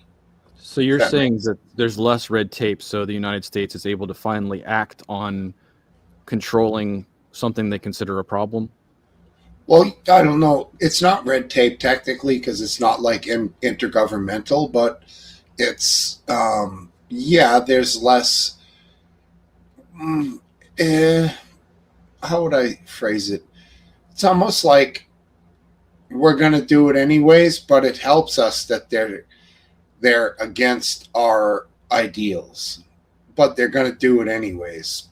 But it's beneficial that Venezuela is the way that they are to our administration in the process. And what you're saying, you believe that this is all about the drugs and that's it? Yes. Okay. I guess we'll see in time.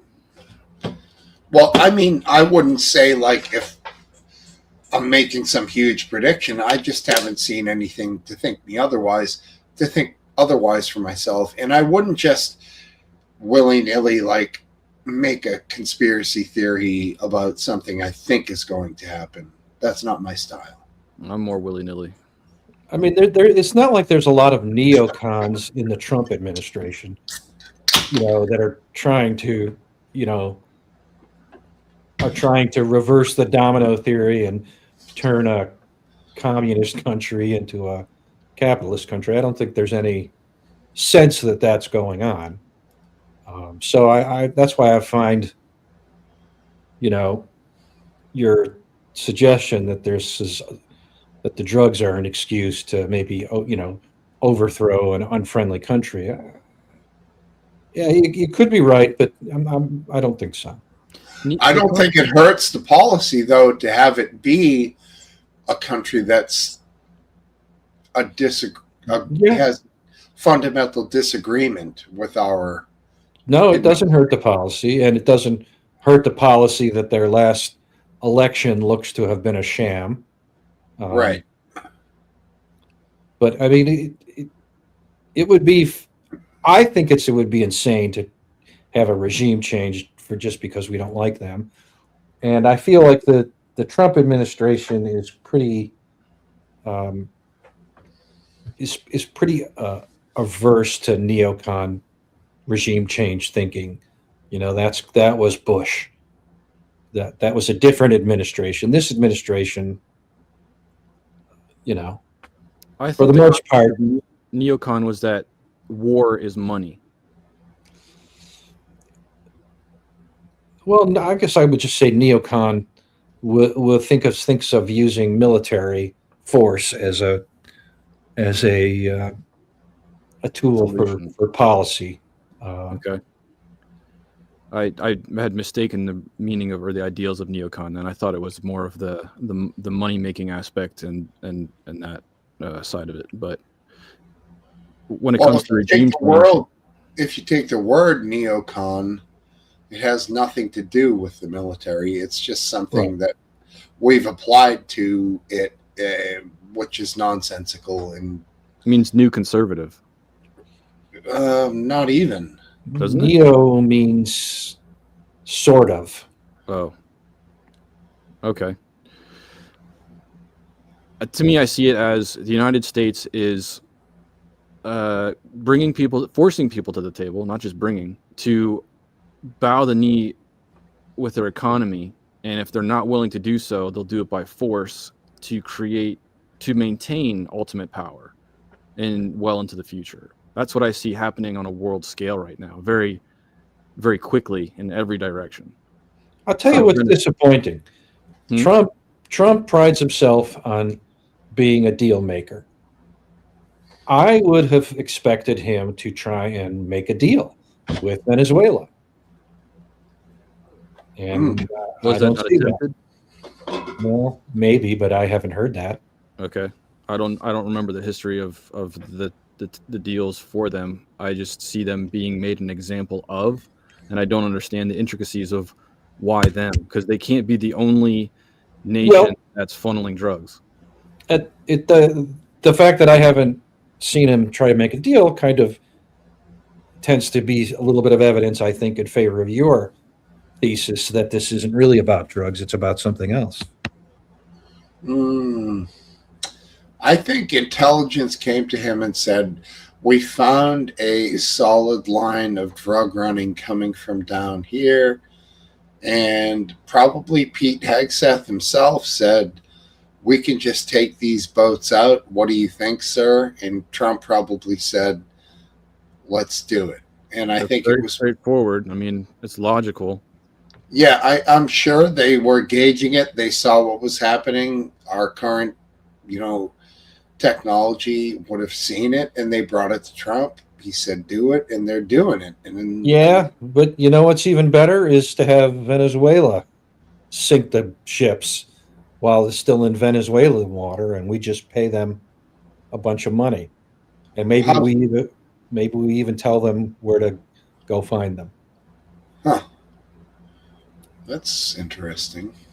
I mean, that would be the doing the deal, There's also the concept that seems to be very apparent in the current cabinet is it's better to ask for forgiveness than to ask for permission. Yeah, I don't know if that's actually accurate or not, but because they're not exactly even asking for permission. They're just like, we don't fucking care. Like, we're gonna do it because we can, because we have the power. So suck it. True. Some people don't like that. I get it. I don't. That's not a good. That's not a good phrase to use for foreign policy. What about when they ignore a judge, a federal judge? Is the federal judge acting outside of their scope? No. Okay. No, because the thing is, it's illegal to ignore them. If they make a judgment on something, then you're supposed to, honor the judgment. What was the judgment you're thinking of? The immigration stuff? There's been a few with immigration that they've Maryland dad. The Maryland dad. Yes, the Maryland dad. Damn you. Well, I mean, where are we at with that one? I don't really know. I'm just talking about in some. I'm not talking about the result. I'm just talking about ignoring a federal judge. I know federal judges are generally appointed by particular presidents for their allegiance to said president, which is one of the biggest problems with it. Because when Trump came in, he fucking went wild with his federal judges too. So, of course, now you have like incredibly biased federal judges, which sucks. But it is a problem. What I don't understand, and my argument is, how can you, if we're going to, what we're going to, you guys were both talking at the same time. Sorry. Art, last dance, real quick. What did you say? I don't really see that many biased federal judges on either side. If a judge is going to do something, and then the executive branch is going to ignore it, and then everybody gets to fight and debate about it and blah blah blah blah blah, that's not good. What I also don't consider to be good is being locked up in court forever and nothing ever happening in any direction. That's also bad. So there's got to be some type of middle grounds where agreement can be made. It can come to an agreement, and in a due process, in a timely manner, I see the United States in a situation right now where everything's all about being locked up and not being able to do anything, and then Trump is doing some radical shit, and people are then debating whether it's legal or if it was crossing the line, and then the federal judges will come out and then they're debating whether they crossed the line. So it's getting a little strange. I don't know exactly what you mean, but it's interesting. I think it's worth pointing out that a lot of the lawsuits that Trump has been facing aren't even so much that things he does are unconstitutional. Hey, scum.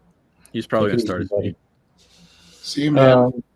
That he doesn't have the authority, that it's Congress's authority.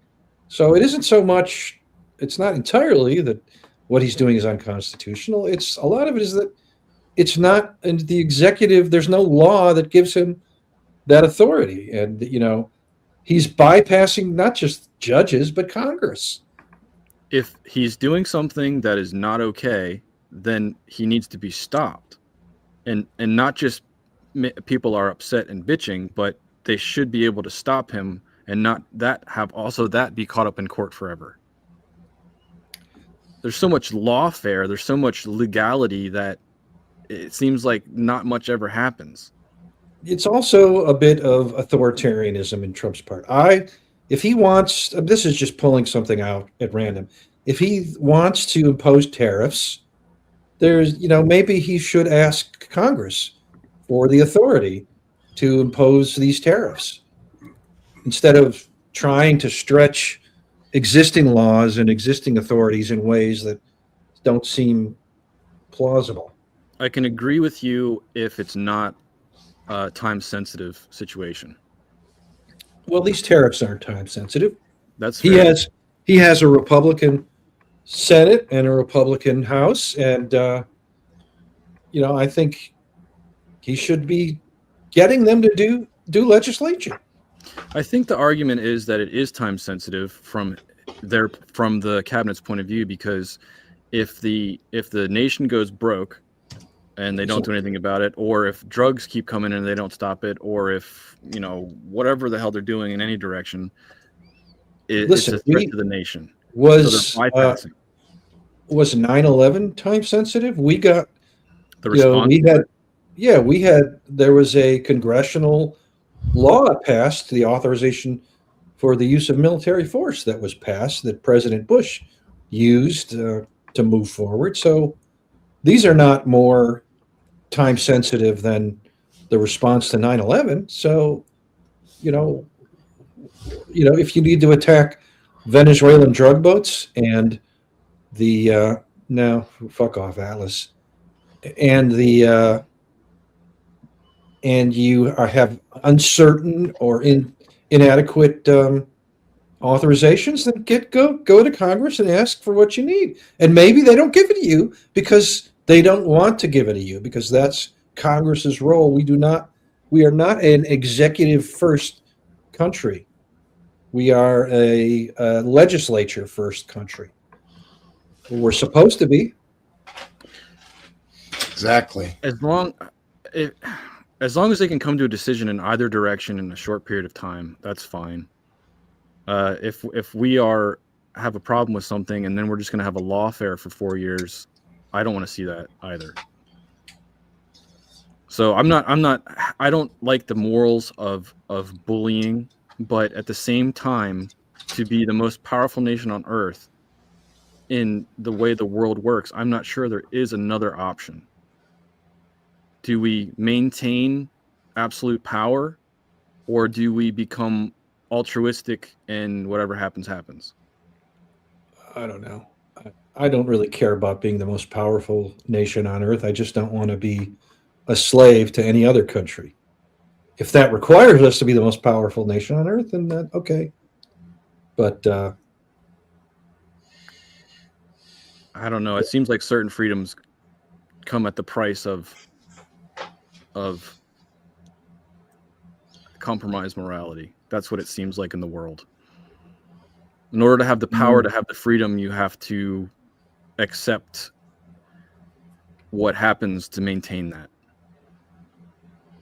I don't think it's moral. I think it's wrong, but I see it as the world we live in, and I'm not sure. I'm not actively going and killing anybody.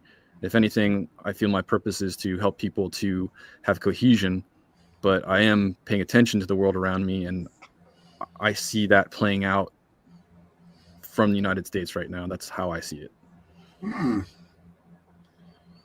Interesting. Well, boys, what do you say? I'm pooped. That's what I say. All right.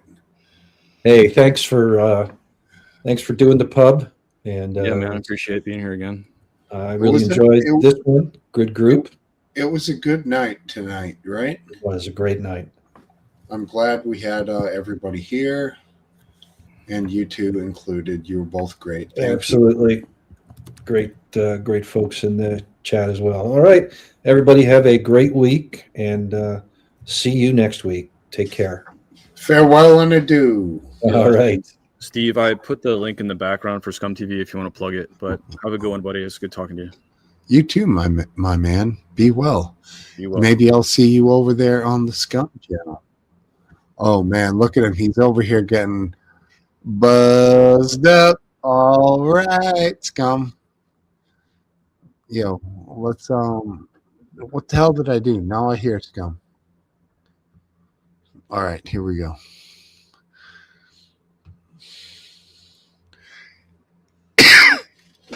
Jesus Christ, a sneeze attack at 11. What time is it? I can't even see. Let's get this in the comments.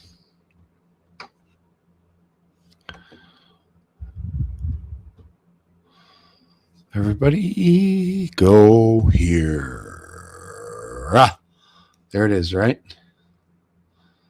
That's the joint. Later, dog. Everybody who wants, go to this spot right here. It's over here in the chat. I'm going to show it right here on the screen. I'm going to be over there for like 5 seconds, and then I'll pass out. No, I'm kidding. I'll probably have a drink or two. But what I have to say to you all, let's do it by song.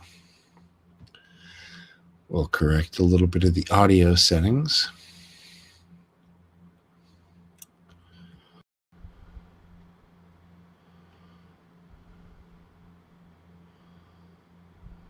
I think this is right.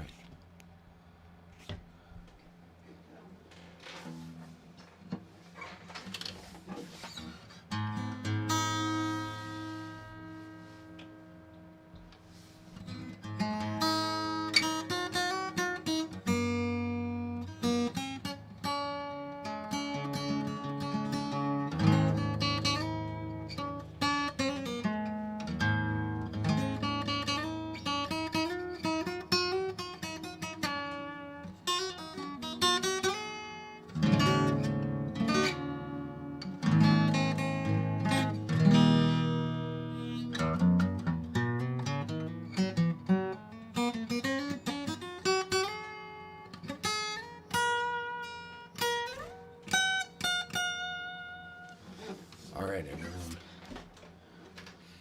Be well. See you next week. Head over to Scum TV. Peace.